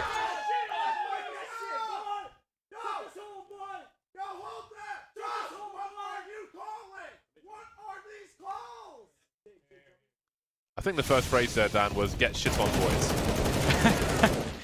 Infinite with the ace. They were calling to get him the ace that last kill as well. They wanted to give him this ace, and he closed it down nicely. And indeed, it's got to be pretty tough to be on the other end of this verbal barrage coming in from August. Yeah, what can you say? You really can't. And if you want to take a spot to talk to your team and they're still shouting, that's going to go through your comms as well. That's not nice, James. It's going to be difficult to deal with. That would be interesting. I don't know, like, what if one team was taking a timeout and the other team just started singing, just like chanting a song, like a football song? You only sing when you're winning. Oh, whatever. I'm just thinking of all the ways you could just be extremely bad-mannered or just start making noises, banging on a table and stuff. Just do things there aren't rules for yet. Just bring drumsticks to the table. Well, it's another slaughter on the A bomb site. As expected, it's a Glock 1, but shut it down. Sub Rose is making me want to buy one of these knives, to be honest. This is not good. Yeah. I have 11 knives. Augulus are really... They're really bringing themselves into this now. They're looking like they're getting some momentum on the CT side. And Chaos actually had a decent enough T side against Copenhagen Flames. The only issue is that Copenhagen Flames themselves did such a sick job. They got so many rounds. It was a very, very bad uphill struggle for Chaos. So we'll see if they can replicate some of the successes they had yesterday that they showed us. And again, they're having to play against so much. You know, Copenhagen Flames were not screaming at their opponents as Augulus are. So there's definitely a lot more challenges here in this particular instance. Chaos will make their way down behind the secret smokes. And they've left the lurk in Vanity, who will give options towards the upper bomb site. You can also cut off rotation as well. So once you have vent control, you get that option as the T's based off of what your lurker has seen. And you can see Vanity's there in lobby. And also what he hears as well. It's very, very key, understanding how the TTs are playing their positions and rotating. And it's a good pace from Chaos. They can wait this smoke out and still have decent enough time to still have all of the options.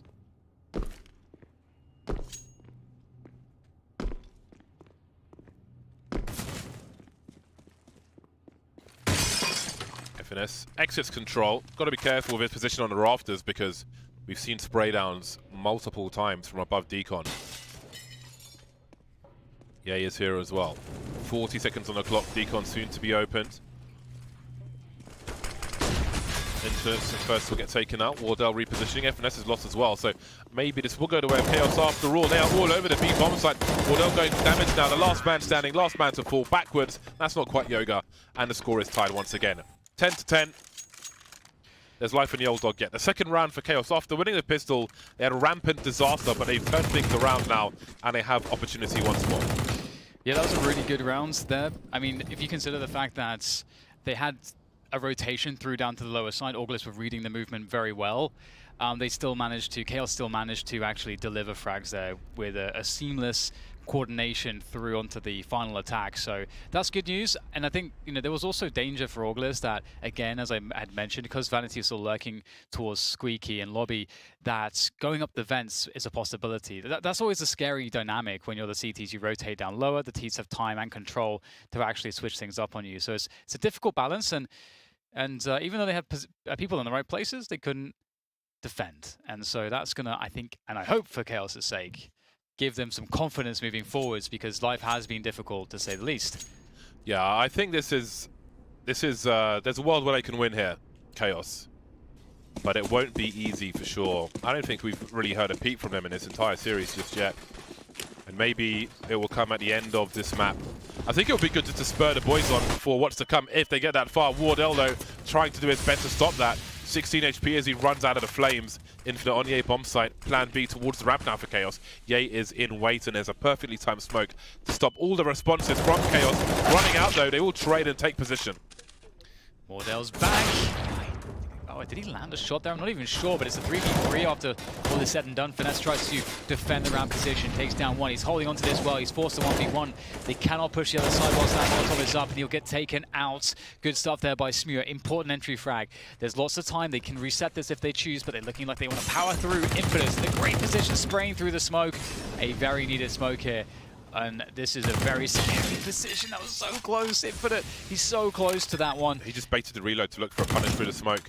And when he does actually reload, he gets tagged almost to his death. But he's still alive. He still has position, and that's key. No defuse kit for either of these players. Steel would make the doors open in the other direction by standing next to them. There's a call from Molotov. And it's not where the T's are standing. This is killing some time as well, making it really harder to... I mean, I don't think they can really go through this door. It might be suicide with the time left on the clock. They need to defuse immediately, but that's just not going to happen. There's no time with no kit. And they're going to lose a fair bit here, Auglis. Somehow Sub Rosa survives. Yeah, I was going to say. Yeah. But, So weird. yeah, I think... I think with... in the 2 versus 2, not knowing where the T's were standing, I think it was time to give up on that one. But there we go. Chaos now in the lead. Their first consecutive round of the half. Focus on momentum. Try to ignore the outside interference, if you will.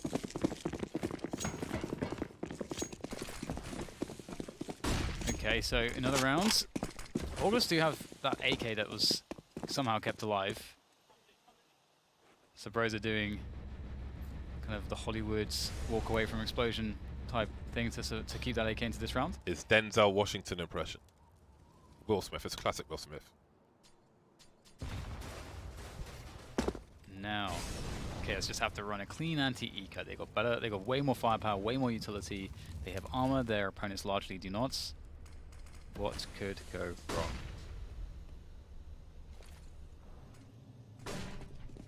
A knife from below can often result in just a one right-click kill.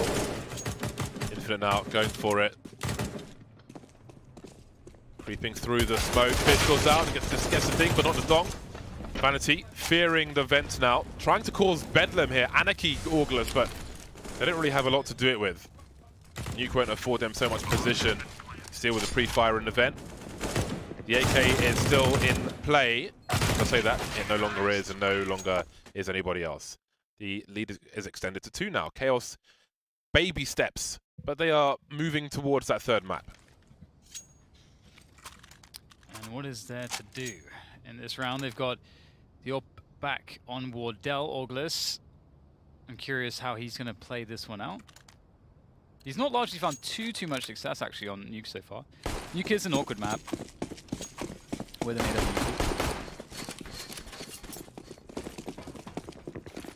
Oh, it's just going to be last minute if we get the one up. Nice shot from Wardell. Good flick. Catches Steel on the push forwards. They can't punish him. He's able to fall back to safety, and he's still able to hold the ramp too. So that's a huge win for Auglis, slowing down Chaos straight away.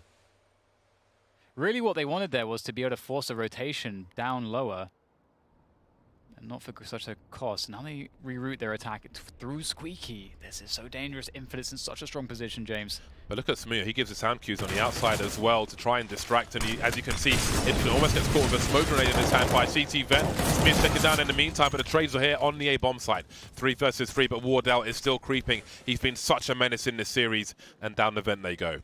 Or not. Really using the clock to their advantage here, making Auglis guess, but will it backfire on them? Because as you mentioned, Wardell's in this shotgun or position, very close range. It's all about timing, and the timing is this time with Chaos and Vanity, and that's the bomb down on the upper site. I don't know that there's any way back in at this point. You can see that Auglis are well and truly out of position. Had Wardell maybe got a frag before going down and leaving that in a 2v2, maybe there's an argument, but as we can see, the money is quite atrocious for Auglis right now, so this was the perfect round to win. Chaos are in a position, James, where they actually might close this one down, and honestly, it's actually quite surprising if that is going to be the result, because it feels like they've just been struggling the entire time. Another round in the bag, and indeed, again, it doesn't matter how dirty it is, as long as you make it. There's so much on the line here for both these teams in this one best-of-3 series. Question is if you make it, not how. 4 rounds in a row for Chaos, and Auglis start to get quiet. Where have those decibels gone? Maybe in for a 3rd map, and as bad as the 1st map was for Chaos, it could be night and day between the 1st and the last if they can make it to the last. But they're getting closer. They've given themselves some room to adjust. They're building money. You can see Bentley's got, I think, just shy of $7,000. So there are multiple buys in the hole for Chaos. And Auglis will call attack pause just towards the end of the buy time. It's time to focus now on the game and not the shouting. They do not want this to go to a third. Yeah, this could be one of those games, James, where like one team's getting crushed the first 2 maps, but they just managed to win that second map. And then they go into the third, and it's just like a complete reverse, and they win the series. And it's like the whole series feels different because of that. This could be one of those kinds of games.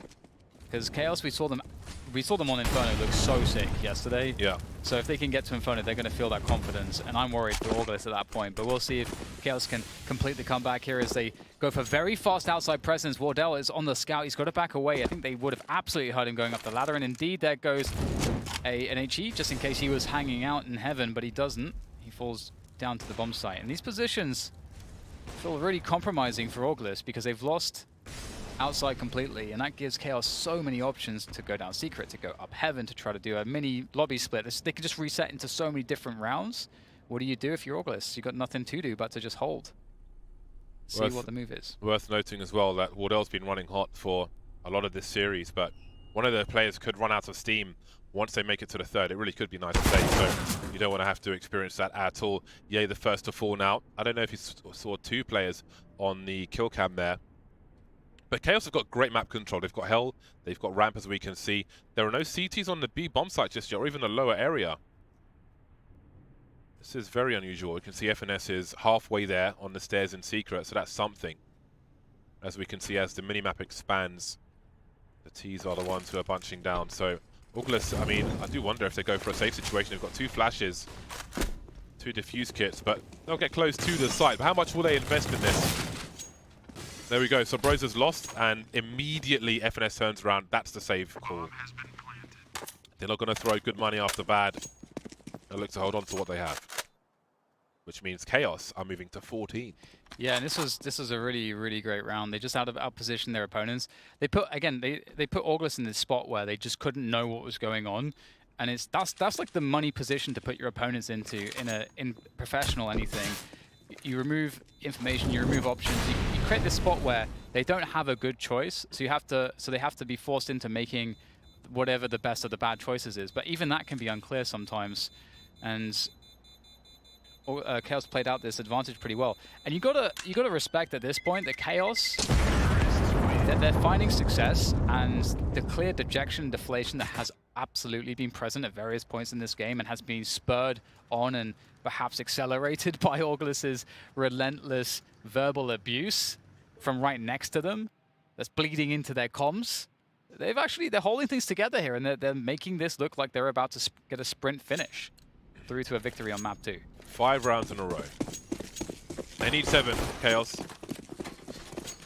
And again, if this round goes wrong for August, they've got no money in the bag, really.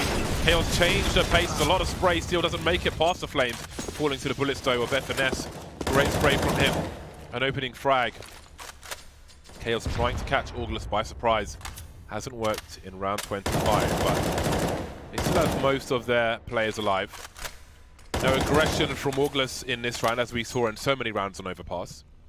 They're waiting for the next move, the next attempt by Chaos, and it might be Samir waiting for a peek. Creeping ever so slightly. This is a very dangerous peak because there are various places of elevation where the CTs could be, as well as the low ground. Got to be careful from a heaven peak. Really relying on a CT to just put a foot in the wrong place here.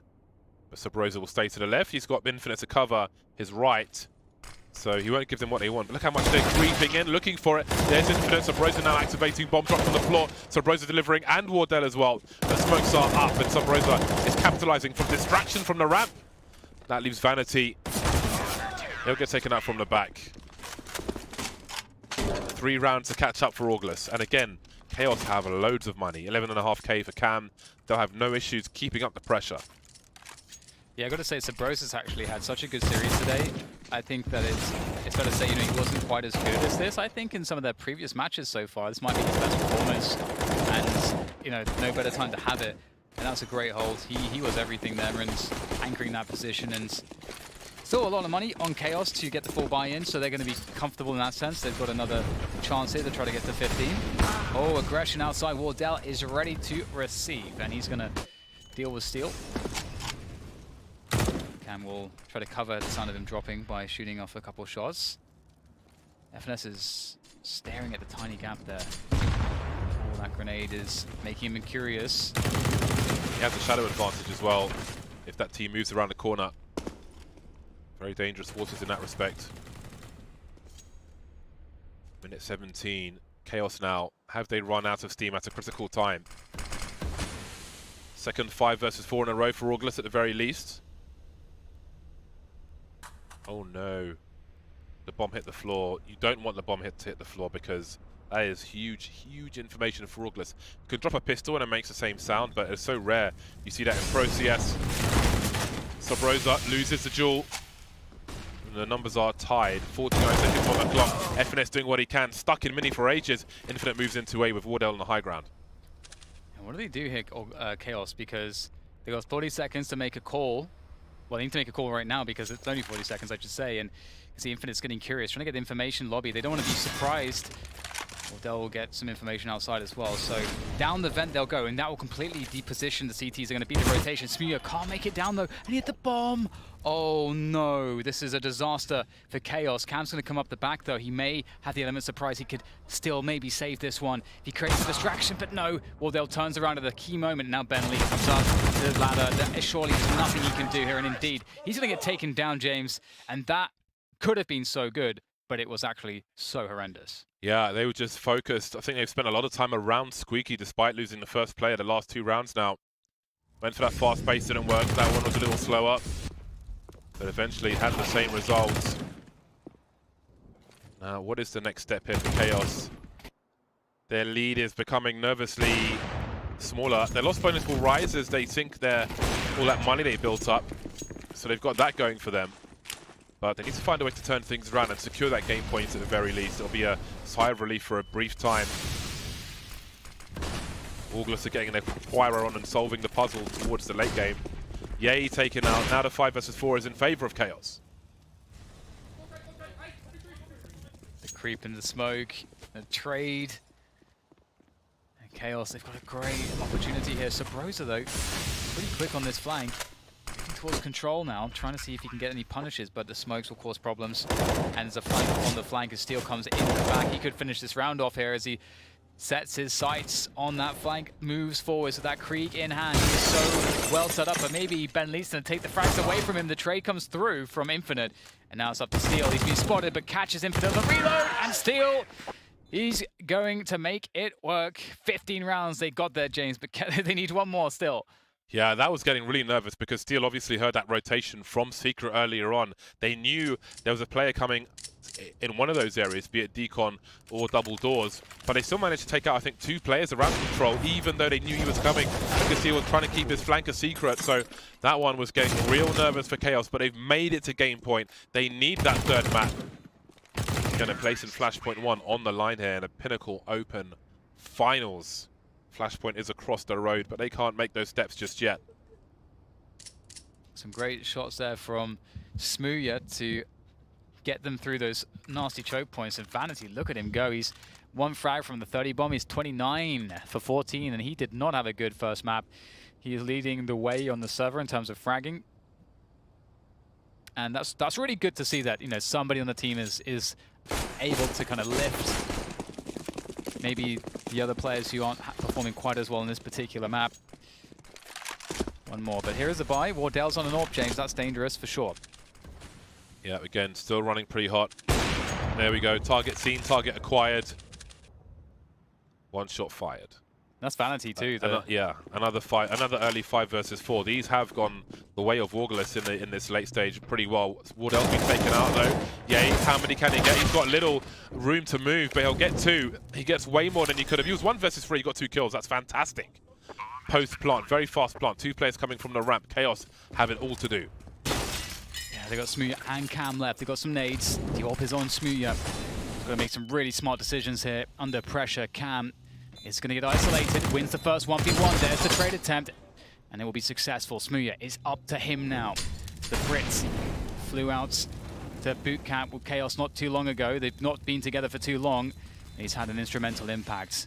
They need him to clutch this. They got to win this round. Smooya will whiff the shot as now the trade comes through. Finesse dropping down to assist. There's no time. And there's they don't have time to do this.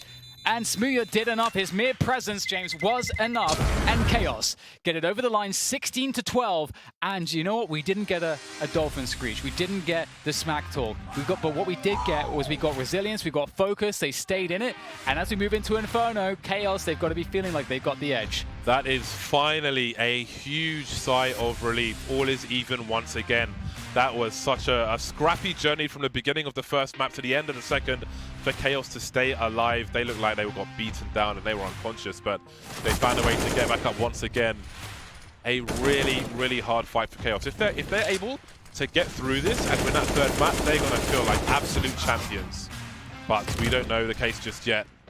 Augulus has been on fire this whole time, but now they may feel like they let that one slip. They had a great opportunity. Chaos had to come back. Is that going to affect the boys who've been shouting this whole time? Are they still going to run? Is Wardell still going to hit everything once they get to that third map? So many questions now to be answered on the third and final map. Yeah, there really is. And it does seem like the tables have been turned. And we were wondering, is this going to be one of those series where it is a struggle for Chaos and they just barely scrape through to get that third map? But you know what? It really seems like everything is set up for them to have a monstrous performance on Inferno. What they showed yesterday on Inferno was honestly very scary against Copenhagen Flames, and I think that Augulus should be very worried right now, James, because as you said, they've been so loud. They've been trying to throw Chaos off their game. They've been trying to target Smooya. They've been targeting Steel and his calling. But now, maybe they're going to start to be the ones receiving the verbal abuse, finally. Well, that was quite the comeback from Chaos. I can't imagine how good that feels, because that's like not just one, but I feel like 2 maps. Yeah. Of just like, I mean, they were quiet that entire time. They were. There were some whoops at the end there once they secured that third map. But who knows what's going to happen? I think at least from the first map, it's going to be Night of Day on the third. What Augulus will turn up? Will they be as strong, or do Chaos have something? Have they saved the best for the last? We'll find out after the break. Stay with us.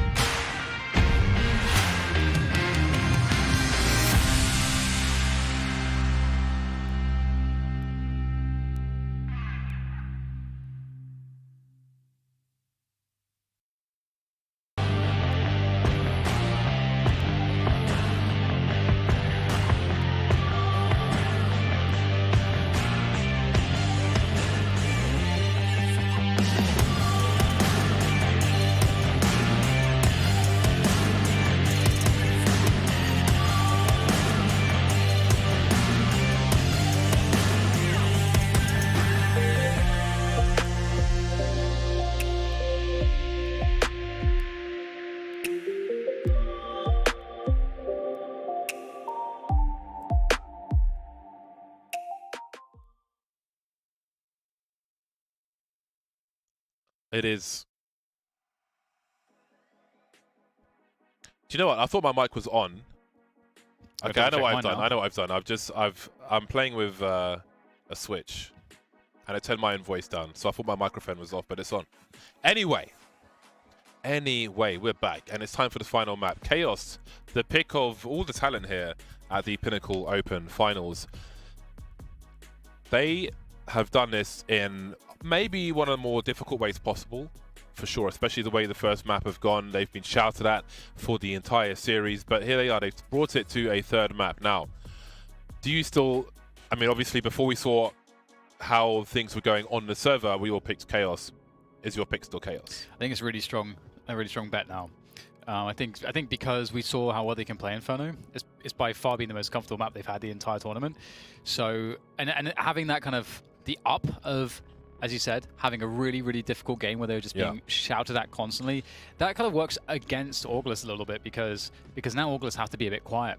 And I mean, they don't have to be, but if they're losing rounds, they certainly will have to be. And this gives a chance for Chaos if they get a good start, which they likely are going to get a way better start.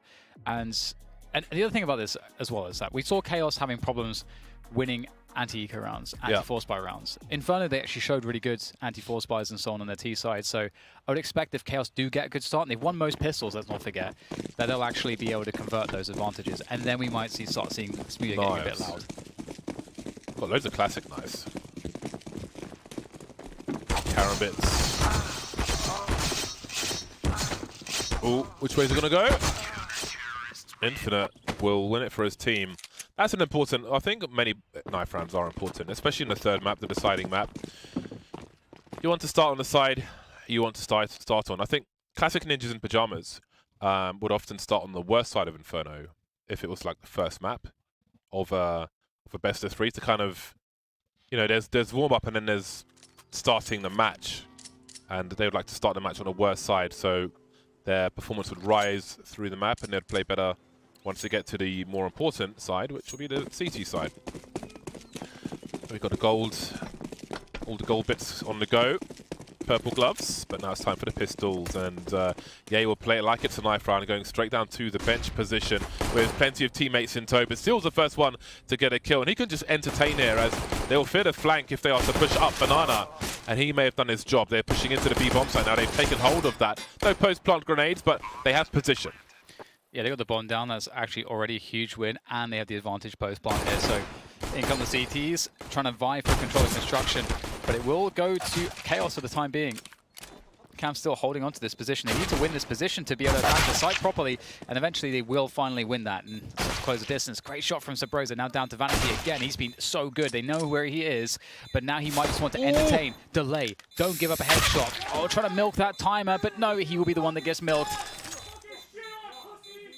Wow. Alrighty.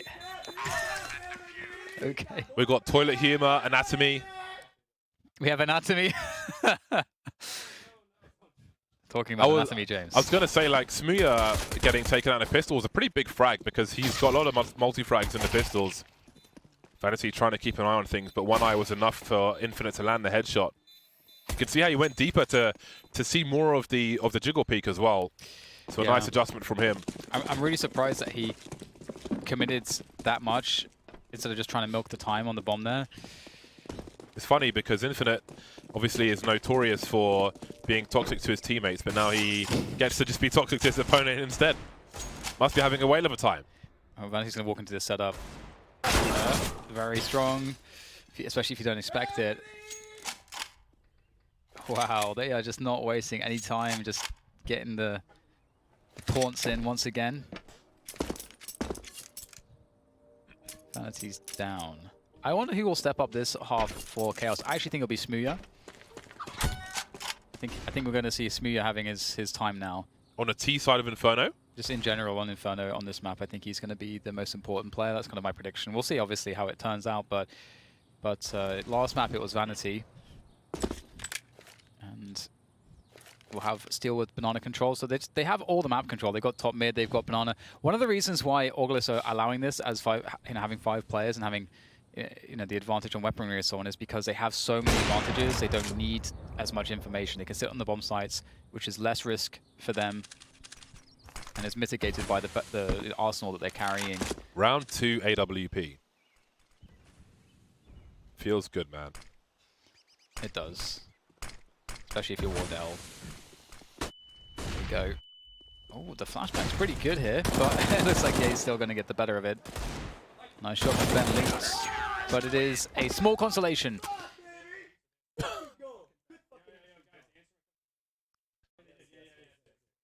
You guys freaking suck, baby. It's a call from Ye. Get that BM going. On the go immediately. Second round AWP. Yeah, I think it's going to be... I mean, it's always... I think that like a sniper on the T side of Inferno, I think is most effective post-plant. And there's a lot of play before you get there.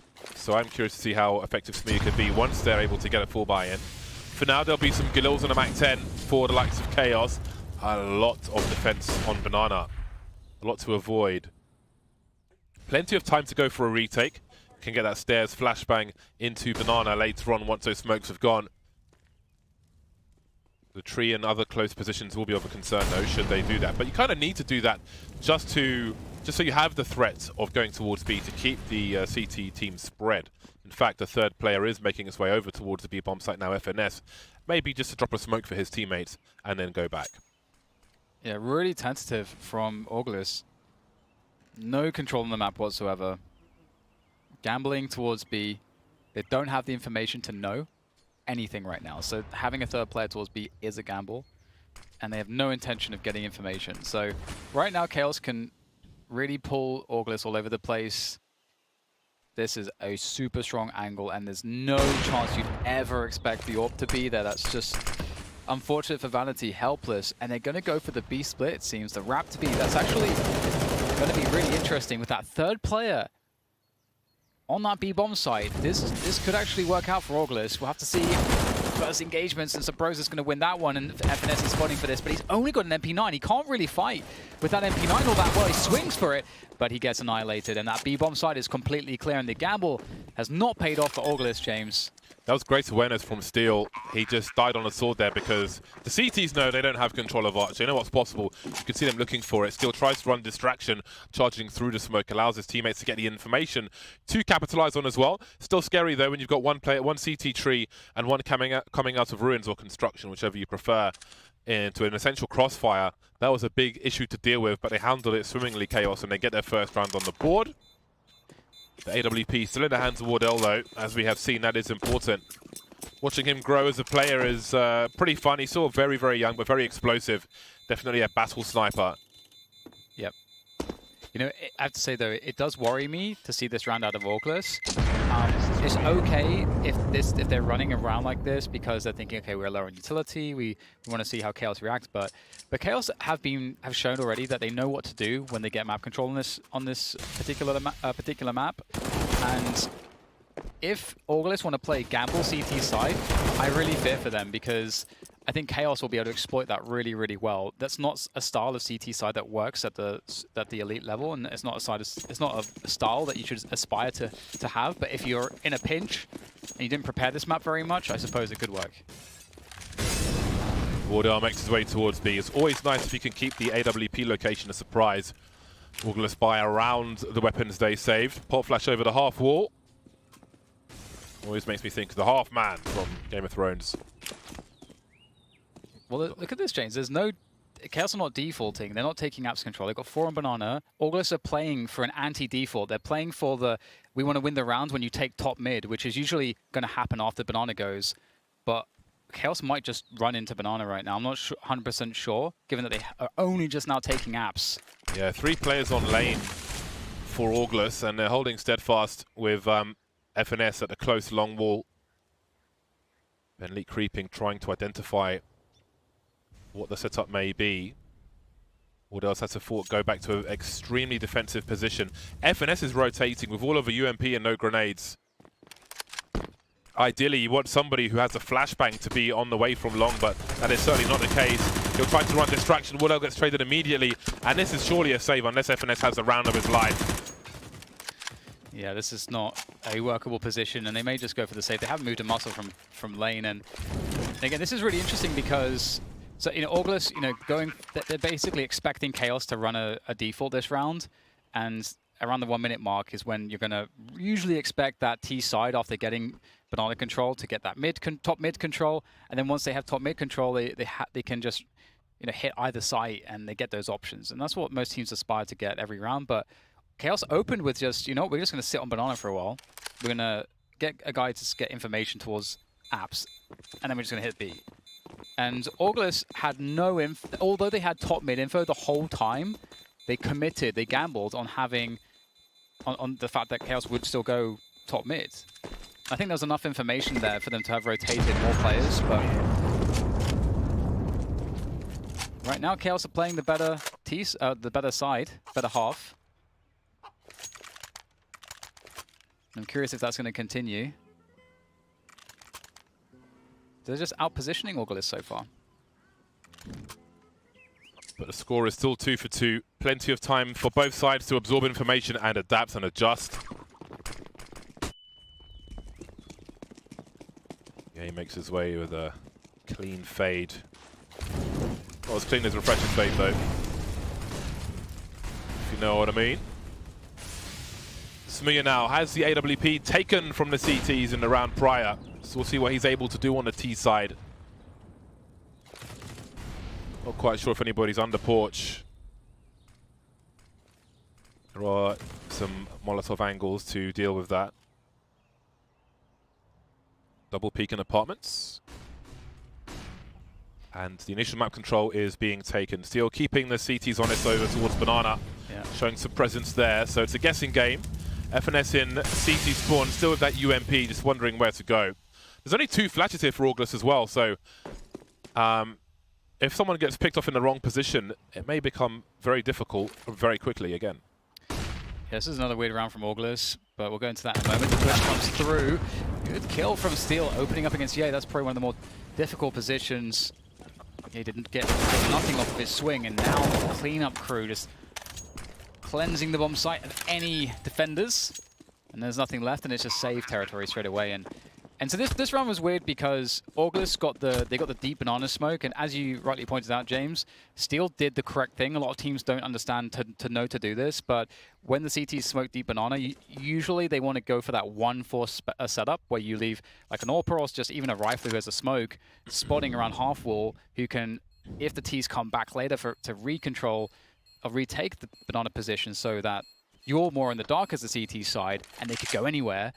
Then, the T's there with the flashbang, he forces you back onto the site, and then you truly don't know what's going on. And that's exactly what Steel did. He got that flash for the half wall, he got the deep molly so that that position wouldn't be peaked, then his team hit the A-bomb site. August, they could have had a more forward setup there, but they just give it up. They just gave up their map control completely.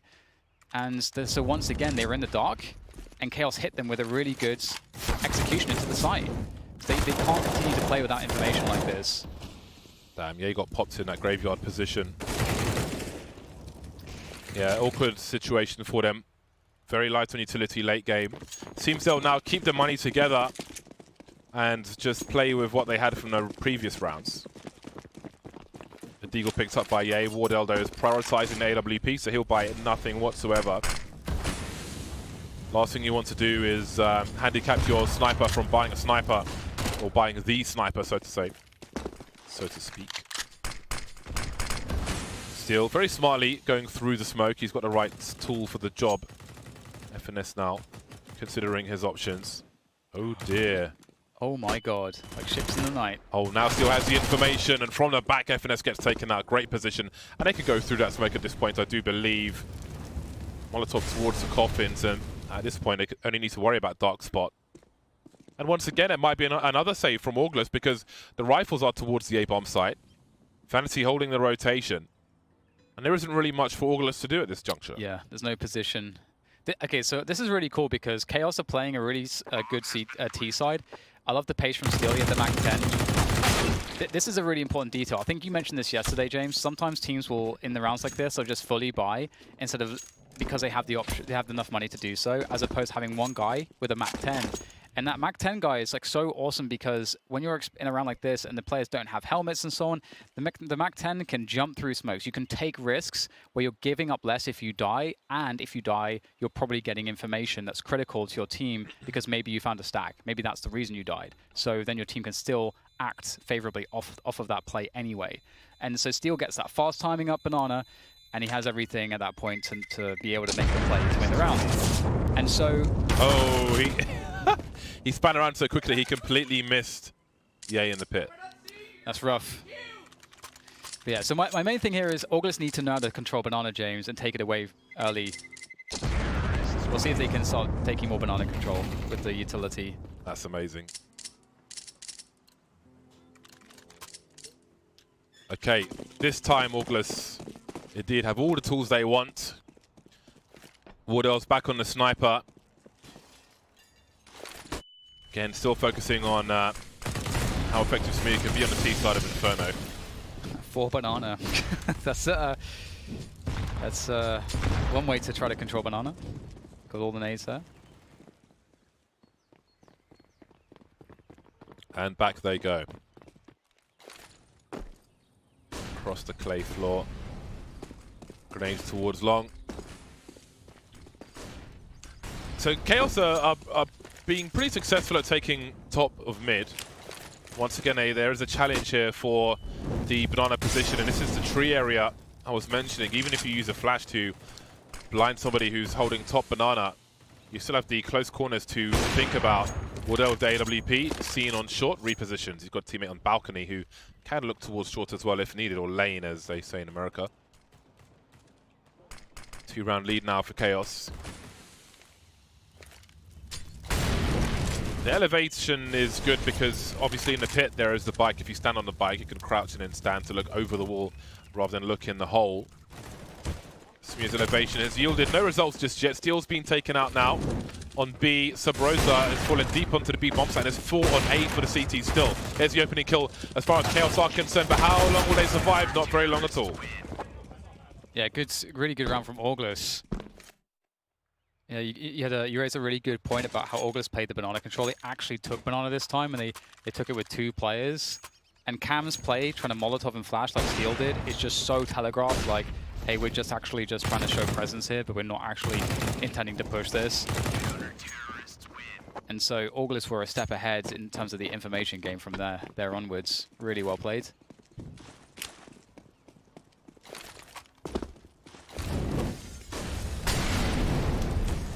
Smear with another AWP. Very tense affair. Wardell sprayed to oblivion.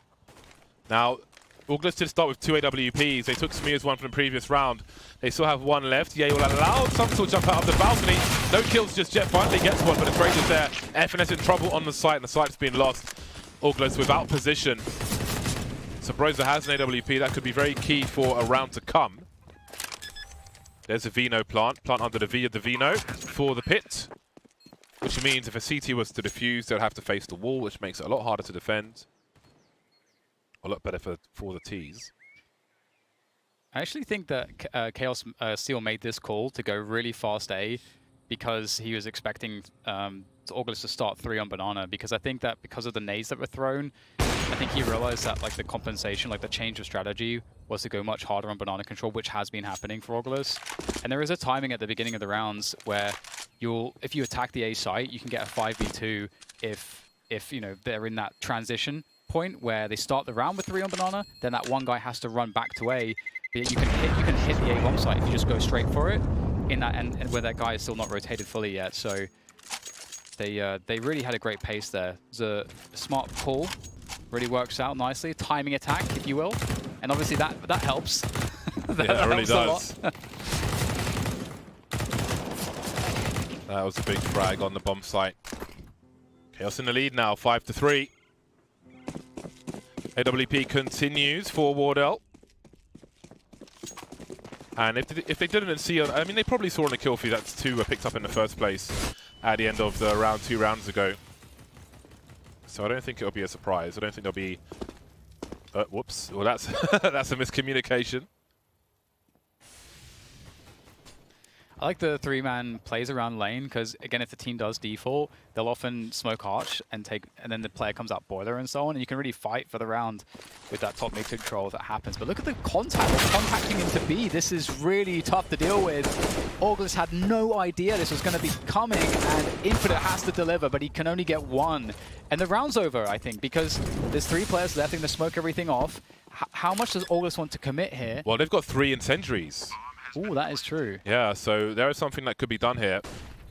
Yay on the way looking for a lurker, which is bottom mid. Snuya will take out Wardell, and now there is a decision to be made. The smoke's starting to dissipate, though. Maybe they feel like they're at the point of no return. Now you can get their molly for dark spot from inside construction.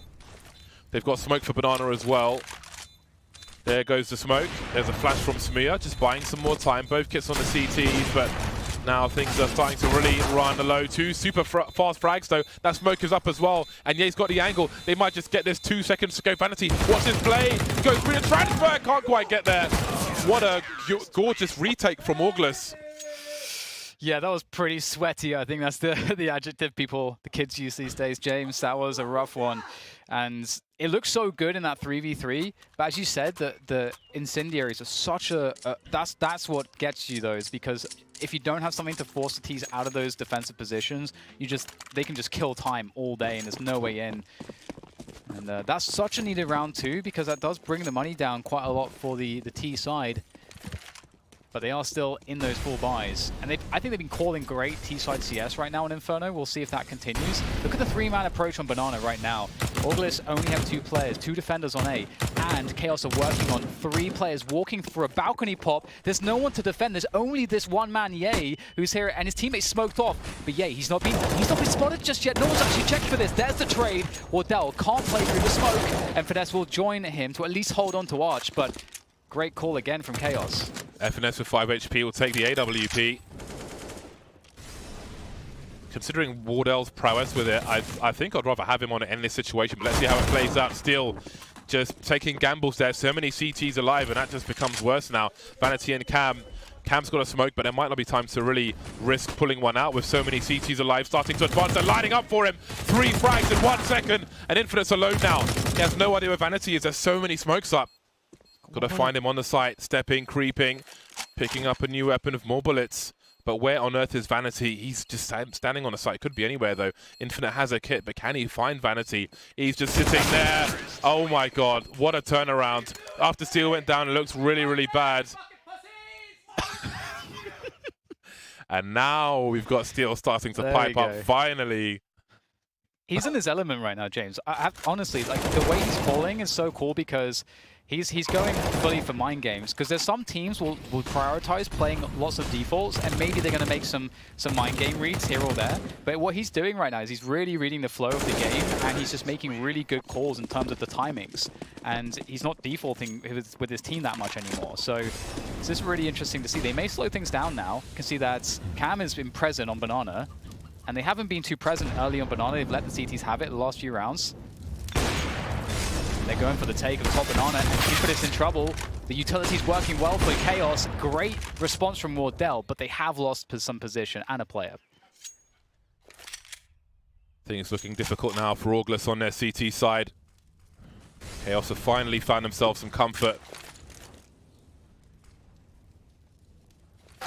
Yeah, with a P250. The pre-fire from Vanity will do enough for now. 3 versus 3, however, and Wardell still has an AWP somewhere. FNS miles away with a very dangerous CZ. We know what he can do with that. In the meantime, Subrosa drops the bomb. Stereo frags of Wardell taking Steel out. And Vanity now in a 1 versus 3, and this is giving time for FNS to make his way in. Moving in for the high ground.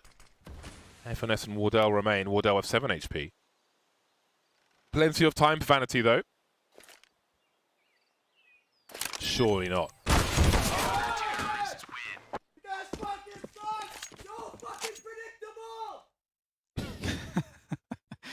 That's actually quite funny that he says that, given that they've actually played so many gamble rounds with their setups. It's like, I know, it doesn't matter what's happening in reality. Yeah, you just got a front, man. You got a front. Yeah, that's true. It's true.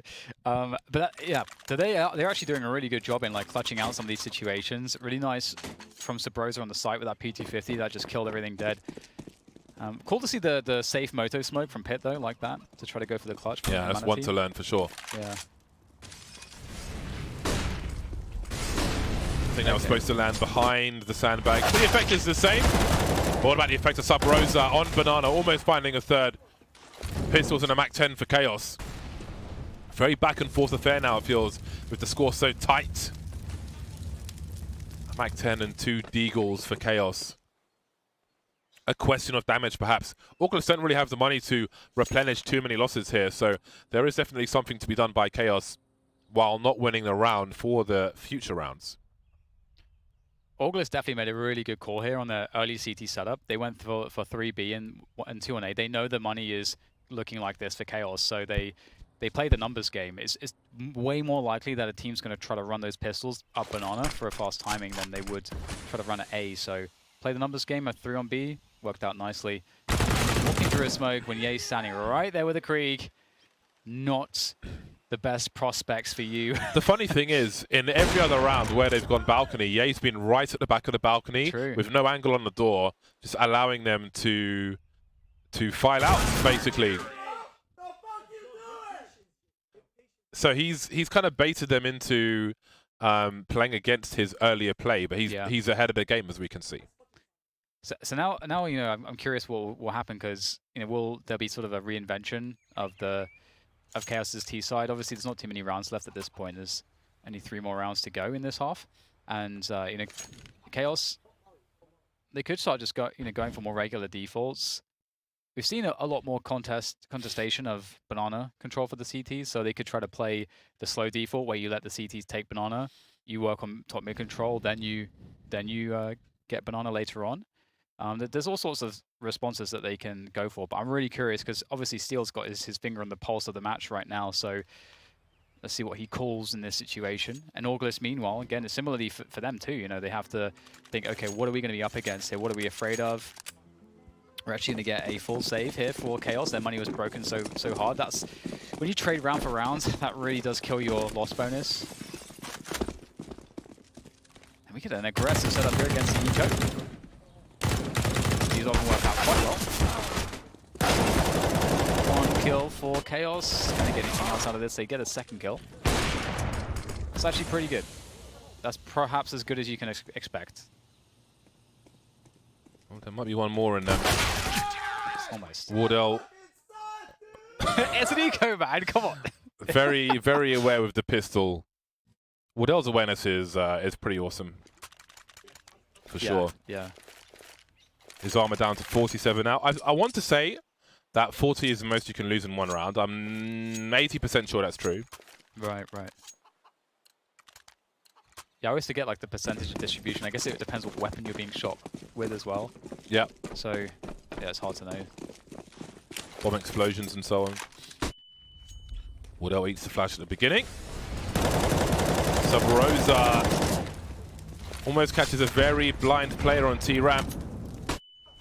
Steel down to 16 HP. Minute 30 on the clock. 2 players on Banana for Auglis. FNS has no smoke, though, to re-smoke.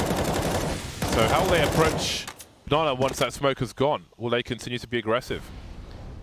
Yeah, they rotated Wardell there, so they can leave Wardell there if they want it with the AWP and play 4 on A, but it's actually kind of a bit late for that because the push is already coming in.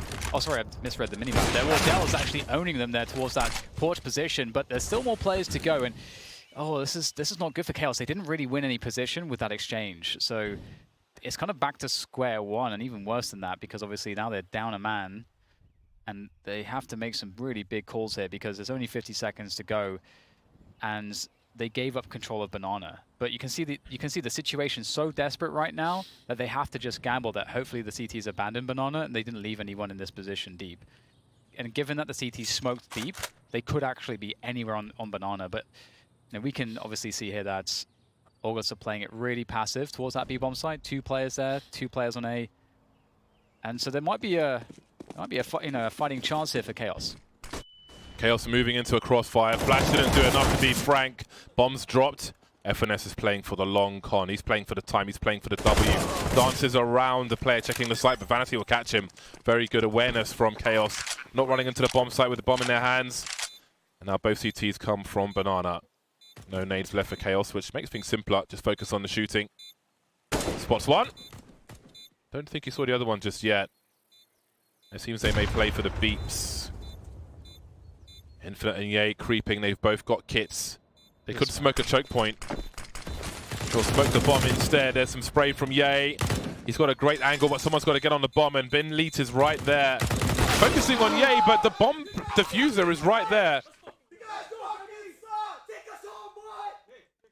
Oh my god, that was crazy, James. That was so mad. There was a spray to be had there. Yeah, it looked like a free kill on Ye, but Ye just like, what an overperformance there. I don't know what kind of a flick that was to get that kill so quickly. But if that kill's had, I think there was still time to just transfer into the diffuser. Oh my god, that's just phenomenal. That's a rough round to lose. Yeah, it really is. You're right though, like not just going for the diffuser, because he still had, if he killed the diffuser there, he can just fall back to construction. The round's basically over as well. So that's. He doesn't know for sure that the bomb was being defused, but it was fairly far ticked. It's true. But there we go. So the last round of the first half is a MAC-10 and some AKs and Galils and a lot of grenades on Banana. Chaos finally go fast Banana. That Molotov somehow hitting the balcony, which might have helped them make their way towards the B bomb site, but it hasn't been successful at all. 5 versus 3 now in favor of Augulus, and Infinite will move through that smoke into the pool position, which is even better. Gives him some cover, catches them completely off guard. 5 versus 2, and now 1. There we go. 9 rounds for Augulus at halftime. Some more shouting before we pick up the proceedings on the other side. We will see you after the break.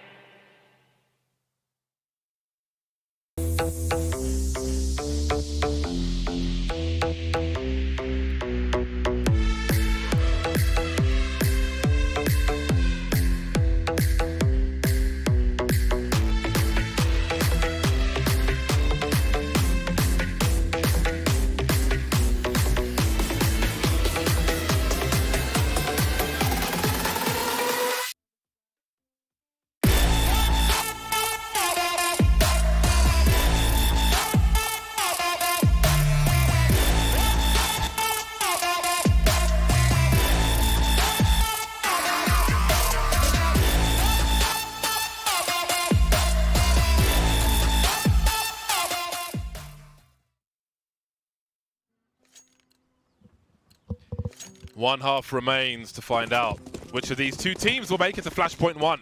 This is the bitter end of the Pinnacle Open Finals, it seems, with all the shouting going on. Augulus now with a 3-round lead, despite the best efforts of Chaos. Yeah, I really feel like Chaos could have pulled out more rounds there, James. There's so many tight spots, and it's I mean, it's been a crazy game so far. But the question really is also, you know, Augulus, how good of a T side do they actually have on Inferno? I really don't know. When we're going to find out right now. A couple HEs on Chaos. That's actually great to see in a pistol. And those HEs are going to be on Vanity and Steel. And you can see Vanity is at B, as is Steel. So they're looking to punish that top banana setup perhaps with the double nades. Maybe there's one. And there's no top banana setup just yet. So Bros is the only one to receive that. He had armor, fortunately. I think without armor, maybe he died from that. That was pretty chunky. So much on the line. For Auglis, it's might feel like prize money before prize money. Getting salaried until they find an org. 7 rounds away. Quick maths. And there's the beginning of it. And there's the bomb at Cam's feet. We've got one player on lane. Can probably hear the footsteps. Big opportunity for Chaos as well, and Cam wants that, as you can see. And again, like, the first half, Smia was, I guess, 4 for 10.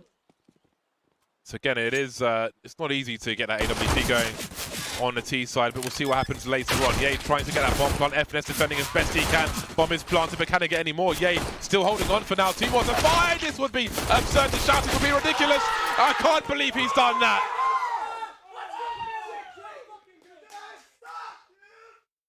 Oh, They that's brutal. should. That is one they should have never lost. That should not happen. That's crazy, man. Yeah, he was dead to rights. It was 1 versus 3. Yeah, for sure, dude. Cam did so much work. Oh my God, Cam. I think that's a 4K from Cam.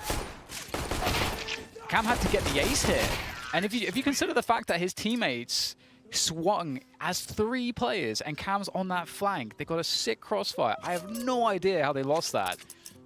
That is insane. That's such a boost for Auglis, and James, you know, they're already 9-6. Now they're going to be just, this could spiral out of control quickly. Chaos are having a nightmare. They really are. This is a real bad situation. Oh God, Cam's been so sick in pistol rounds.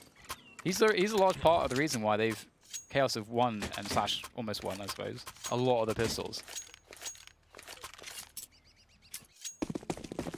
This is like the old Mortal Kombat games where you'd have the towers and you choose which tower you wanted to go. Like the biggest tower with the most people on the right-hand side is like the destiny that Chaos have chosen. Yeah. Just the most difficult time possible. And I think we're going to get a round reset just based on the movement of the players there. Peripheral issue, I presume. Yeah, they've chosen the big tower, man. Yep. They've got to go through all sorts.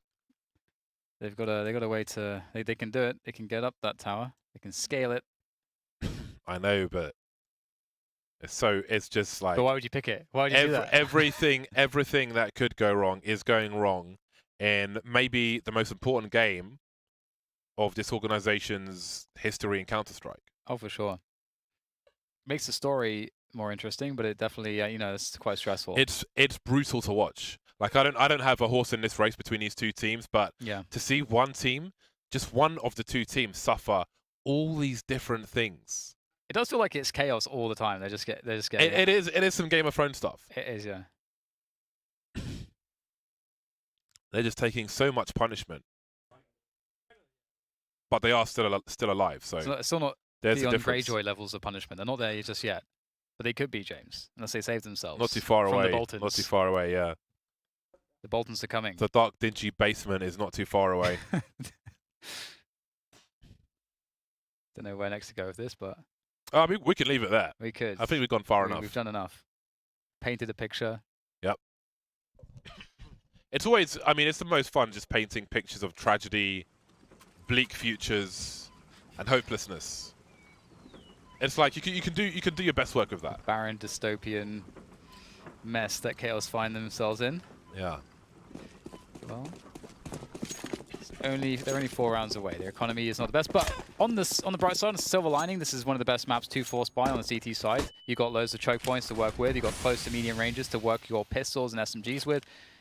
Smoothie actually has a scout, which I think doesn't have. It's not as good on this map as it would be, let's say, CT side train in this situation, but it is Smoothie with a sniper, so we'll have to be happy with that.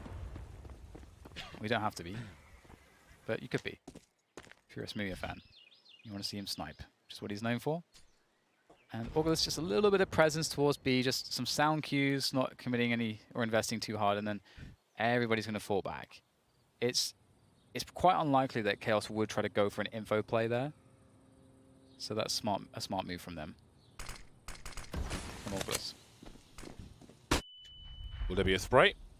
No, but he has the information. No eyes on Arch, although Steel's coming up Speedway with a Deagle, taking some shots, but he's up against the smoke. Cam creating some space, but he's got to get this frag. Wardell's blind. That is a great save there, but Cam's a little blind as well. Eventually goes down, but it's a man advantage for Chaos. That doesn't last very long, with Steel getting taken out. Only had a pistol anyway. Mixed bag from both sides. But look at this retake. A Mac-10, a P250, and a Scout on Inferno. What the hell's going on? Scout's in library, so there is some potential because they may not expect this angle to be quite so dangerous. I don't think they can smoke it off either at this point. And oh, the molly to Vino, that could be really annoying. Look, it forces out one player, and Ye's going to burn. He's actually just going to straight up burn to death, and that's going to also clear some extra positions. Benleet now coming through from with the Mac-10 from the pit position, looking to see what he can find. Smooya is entertaining them. Eagle out. Sabrosa is going to eliminate Benleet, though, and that's going to be the end of that retake. But I just want to throw credit to Cam quickly, because his quick decision-making with that smoke is really sick, because when a team's playing an anti-eco or anti-force buy on this map on the T side, and you're going A, like if you want to actually have a successful round, you really need to wrap through Arch, because you get to expose Pit, you get to expose all the positions on the site that are really awkward if you would go through Forge instead, and there's no CT crossfires. So by putting the smoke there, he gives his team a really huge chance to actually make life extremely difficult for the T side. So give his team a chance, James. Yeah, he did the best he can. He tried to invite variance, but Augulus are getting closer. They're getting closer and closer, and I think we've got a peripheral issue again, I'm presuming. We're going NL. Not live. Not the Netherlands. Not London. Every round that Augulus get at this point is a mountain for Chaos to climb.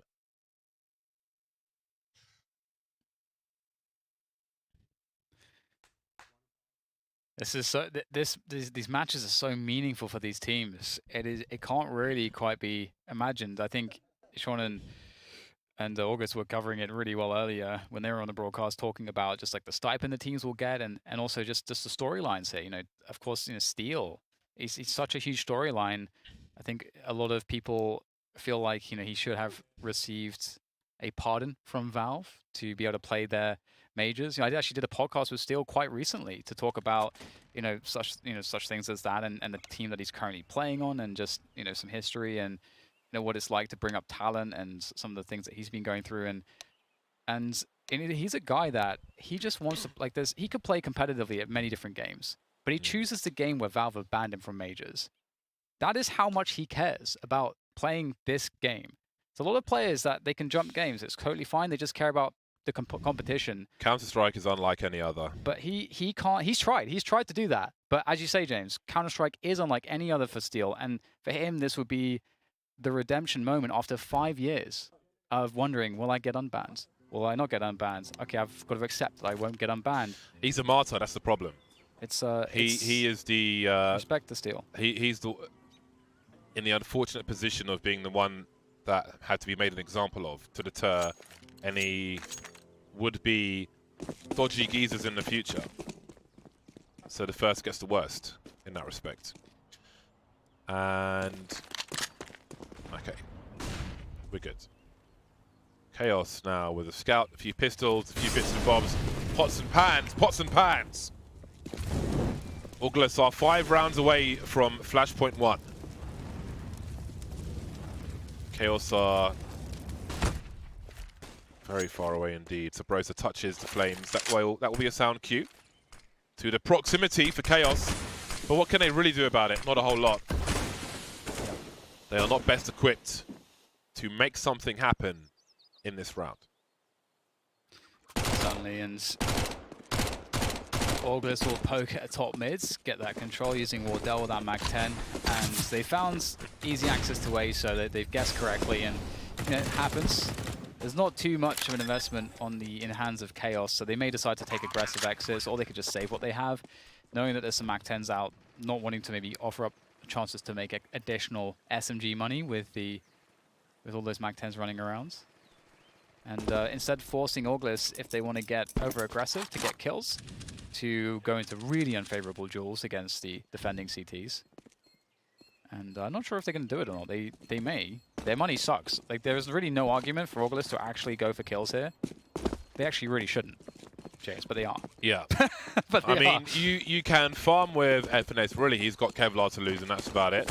Although, you never know. Maybe the Mac 10 on Inferno could come in handy in future rounds. But also, this is psychological warfare. It is unnecessary. Wow. It is unnecessary, but if you want to engage in psychological warfare, then maybe it's something. But perhaps some tools were given up here. Yeah, again, like Chaos didn't have any investment in that last round. Like they were going to buy this round regardless of what happened. Auglis were the team that could lose more in that situation. I'm actually surprised they didn't lose more because Chaos didn't seem to have a good read of what was happening, and that's push. But here it is. Wardell's going to keep the Mac 10, which I really, really like. And there's a lack of helmets here for Chaos, so the Mac 10 is going to be particularly dangerous. And frustrating if you're on the receiving end of it. It's insulting. Yeah. Auglis with double the score of Chaos in the last regulation half of the Pinnacle Open for the final slot in Flashpoint 1. Yeah, and I didn't even get into some of the stories of the players on Auglis just yet.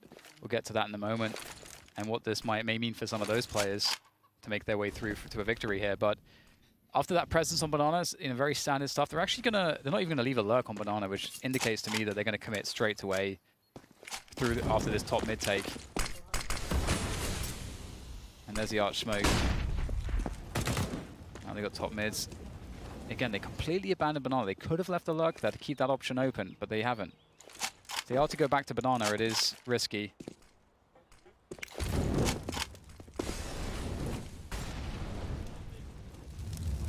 .40 seconds. No lurker on Banana. Very nice movement. The jump to take the angle away. The trade fragger was ready, and they will harass. Smia now out of position. He'll hear the reload from Wardell as he moves away. Saw the elbow as he goes back arch.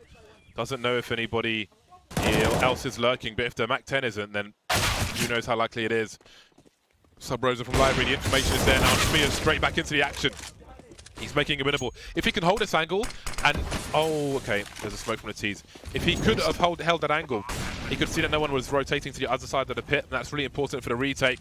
Smia now over the smoke. These boosts have been so important. That looked on, but maybe the landing and accuracy was an issue.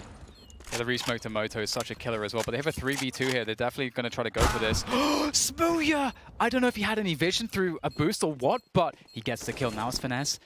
It's Finesse trying to 1v3 this. There he gets the first kill. You don't expect him to do this. Finesse! Oh, he almost pulled it off, but it will be Vanity to secure it. But they lost so much, James. They had to win that round. They had to invest everything. Smooya got some remarkable kills there. And let's not forget the pressure he had. The awkwardness on Speedway, and then having to try to close ground towards the bomb site, not knowing if they could be T's Library or lurking to try to catch him. He still managed to have huge impact in this round. Great stuff from Smooya. I think we're going to see the kill he gets it. I just don't even understand. I don't know. I don't understand. But indeed, Dan, his movement around CT spawn back to Arch was extremely important. And we've seen that for such a young player as well. His game sense in that respect is pretty damn high. He knows how to put himself in the right positions and when. He has a good feel for the game in that respect. And it continues. 7 rounds for Chaos. So much more for them to do. It's getting scary with those pushes on lane at the end there. No trading position for the first one. 5 rounds to go. The Mac 10 is here again, but this time Infinite's on the Deagle, so we're starting to see some weaknesses, or more weaknesses, in the buy of Auglis. Now, if Chaos can break them, it may only be for a short time. Cheaper to buy on the T side than the CT. Chaos with 3 towards B, leaving Arch open for now. This is interesting because Chaos they don't have any info towards A. They're kind of gambling a little bit on B at this point, but they're going to be correct. And oh, the timing is so sick actually there. This is going to work out really nicely for Chaos, but one makes its way through the smoke.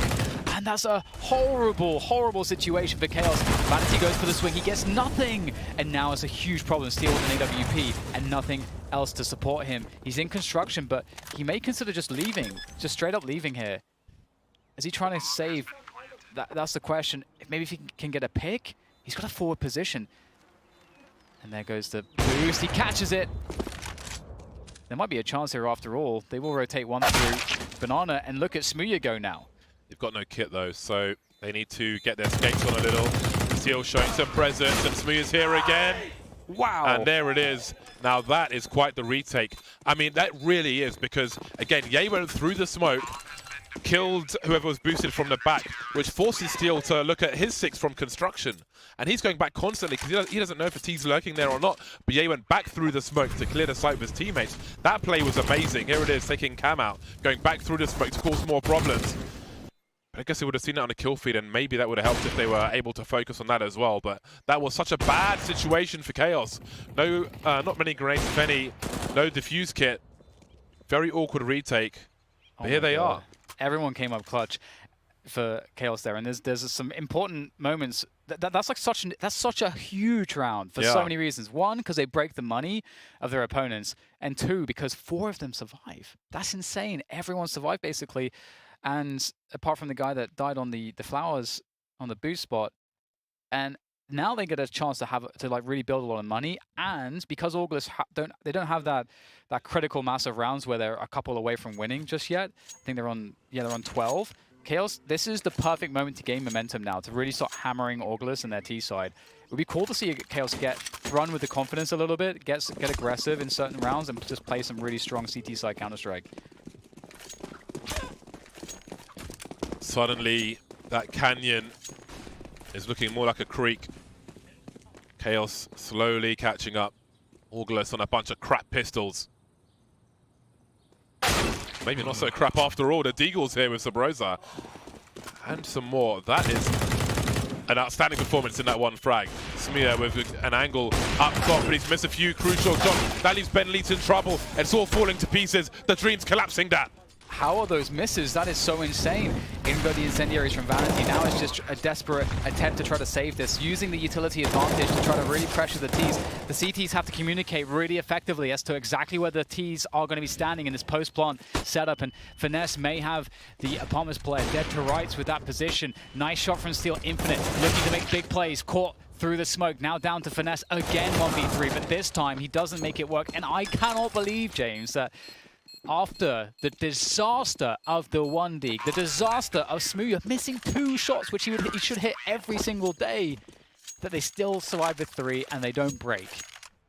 Everything is being done the hard way by Chaos. Everything.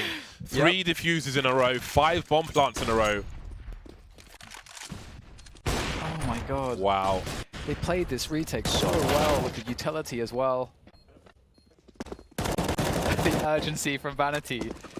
Like a speed run to get that frag. Just everything's perfect in movement. Unbelievable scenes. Such a clawback for Chaos. Hanging from the edge of the cliff, but they're still here. The odds ever changing. Still a favourite are August by a fair margin. Surprised they're making real sure no one's there.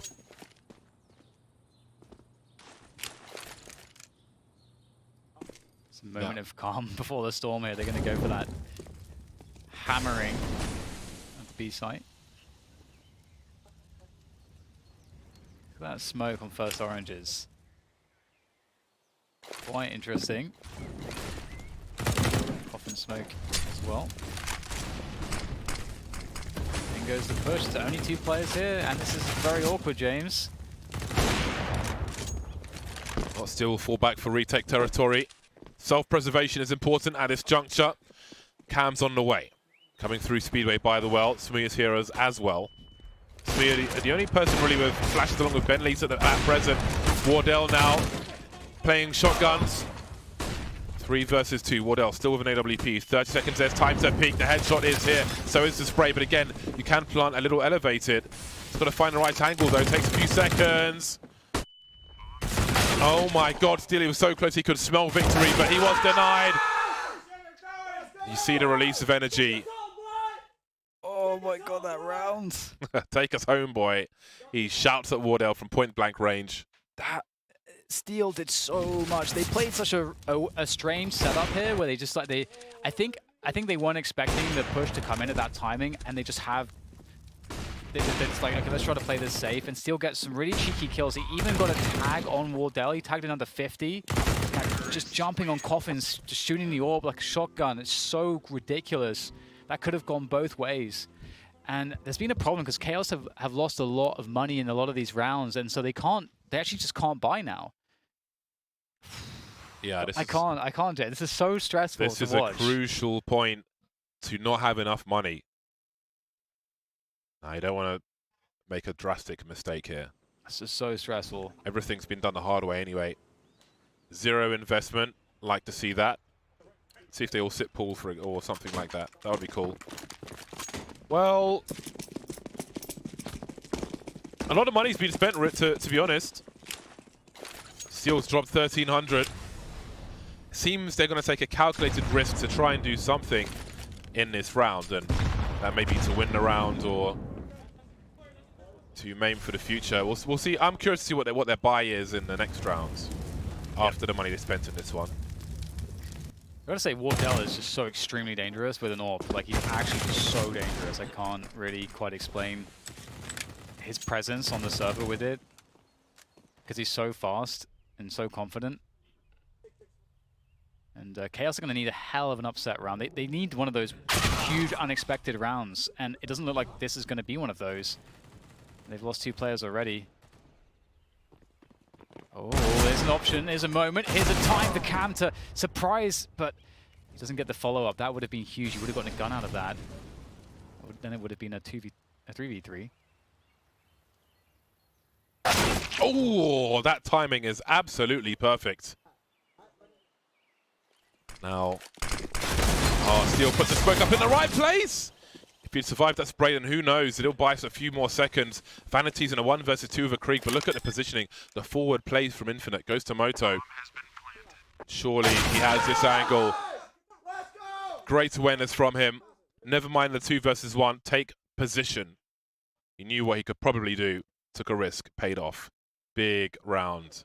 So again, we see the calculated risk almost got there. Yep. For Chaos. It almost got there. So Seal took a sacrifice. He'll have the FAMAS for this round. Full grenades. Prioritize the grenades over the M4A4. What's interesting about this August team as well is that this is filled with players who have been kind of denied a chance at top-tier CS, and Finesse has been on a redemption story since the CLG days for the longest time. And that's what these guys are playing for as well. And there's time to go into all the stories of each individual player, but career-defining best of 3, James.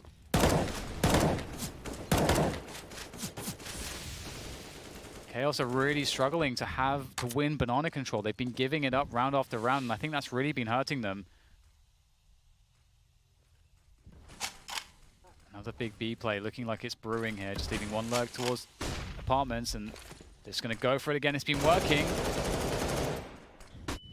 And here they go. 1 minute on the clock. Sub Rosa finds Steel by the pillar, but he's backing up into Vanity, who finds 2. Got to be careful. That smoke will buy himself some space. Got to be careful about the Molotov, though. Puts one down in the fountain. Actually, obscures vision, funnily enough, so gives him a second. Then Finesse goes down as well. He is a jackhammer drilling on the B bomb site, keeping Chaos in this game. Smoke is up now. Wardell may try to jump on the barrels, jump on the ledge on the left, and indeed, he could catch someone off guard. There's the time to wait for a peek here. There's the flash. Does Cam get curious? He was close to it, but he can cover his teammate from here, so he need not peek all the way towards Banana. Yeah, it's really Ben Lee who can prevent his teammates from over-peaking it, but he has a problem too, because in comes the flank, he has no idea. This is the moment, 15 seconds. They can play the time, the CTs. The bomb is down on the ground. They've got to be so careful not to give this up to elimination. Try to play that clock as now the Molotovs come through. Wardell goes down. Vanity is doing everything. The ace!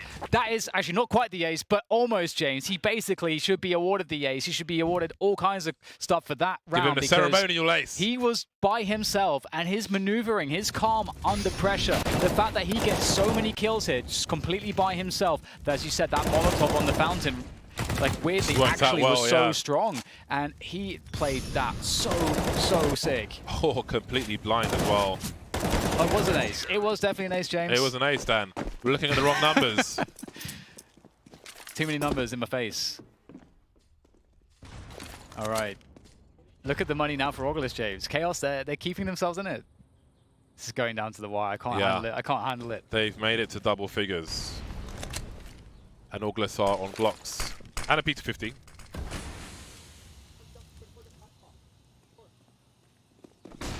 Samir falling back smartly. Do not want a weapon getting into enemy hands. Only HEs for... Oh my god. They're going for the exactly that position. But where were the other two? They won't have much of an effect. Nothing picked up by Auglis, apart from cold steel, well, hot lead maybe actually. FNS goes through the smoke, one player is taken out. And really, this is really going down to the wire. Again, both these teams are playing this map for a position, a place in Flashpoint 1. This is the end of the Pinnacle Open Finals. And we're getting closer and closer to it going down to all 30 rounds. This is so crazy. The style that Chaos are playing is just making for just really tense situations. As I said, because they have so little control of the map, like they're just never really taking Banana that aggressively. It creates a situation where they're just sitting and waiting and reacting. That kind of sucks to be in that position all the time, but that's how they've chosen to play this. Oh, that's a risky grenade. This could be Unbeknownst to big. him. Ooh, they just get out of there in time. I love that smoke over the wall because that just tells them the CTs are coming, so they may even think they've got a chance towards A, and indeed they do because there's only 2 players there. But how much risk do you really want to take at this point? Auglis have got some money in the bag. Chaos really don't. See to their pants. I mean, Samir and Steel have a little bit, but there isn't money for the team to buy. 1 minute on the clock now. Chaos denied information. They haven't gone for a retake of Banana. They don't know top mid. There's only 2 players even now towards the A bomb site. They may end up in a safe situation if it doesn't go wrong, and they're only versus the pistols. But now third person's made his way over, but yeah, he's got position, and they're going towards B. They shout B. The call is B. The bomb's in CT spawn. 48 seconds, but they're turning back, going back towards A, and now the bomb's been lost. Too much indecision. Samir doesn't realize that someone else is there. By the library, the cavalry is coming. The horses are on the way to trample on these T's, but he's missed a shot. His bell is rung by Wardell, and the flames are there as well. Now they collected the bomb, and I can't believe Smooth's even alive. You have players surrounding him, and he's just in the open, in the middle of nowhere. Wardell's able to take down Steel as Vanity pushes forwards. Vanity, ever the savior of Chaos, but he has to do it again, this time with the aid of Smooya as they make their way forward through towards Moto. It's going to be a methodical retake here. There's not that much utility. The incendiaries are not there. It's going to have to be the guns, the bullets, the spray, and now it's down to Smooya. They cannot afford to lose this round, but that's exactly what's going to happen. Smooya has to fall back and away just to keep his orb in play. And honestly, this is such a catastrophe. I don't think there's enough words to really describe how bad this is for Chaos. Coming back from this situation now, James, is good. Like you talked about the hard way. This is just nightmare mode. He might not even hold on to this AWP. Nice headshot, but there's a player on the flank. He looks like he will be safe to keep the orb, but let's see where the money is. The money isn't to be seen. It's just nothing. There's nothing. Does he drop double FAMAS? With pistols. Oh no. They only had pistols. It was an eco round, and they almost took absolutely everything, and they're 1 round away from doing so. So heartbreaking. Match point. Auglis are 1 round away from Flashpoint 1. They are 1 round away. So I guess we have dropped an AWP rather than like 2 FAMASs or an M4A4. They're going to try and make up for things with sniper rifles, and that is not the way they wanted to start. Samir, the only person towards the B bomb site, they can't even retrieve that weapon because no one else is there. This is so brutal. I really would have liked to have seen a timeout after the end of that round, because that, like, you can't have lingering thoughts of how bad that was. You need to clear your mind, get that mental reset, because they know what the position they're in after that. It's so bad. And look at Auglis go. 5v4, the focus is there. They're slow playing it now, resetting the situation. The aggressive smoke on CT is going to really create problems for Chaos because they have no info. There could be players walking onto the B site. They could be rotating back for a top mid take. There's really no way to know at this point. And at least 1 player is going to be creeping through. Now there's 2, and now there's 3. And Vanity again, looking to have to do everything by himself. There's the spray through the smoke. But he's not going to find exactly what he wants. And this is looking so grim. Nice pick. There's the trade. 3 kills away from the Cinderella story. The Auglis team, literally no Aug.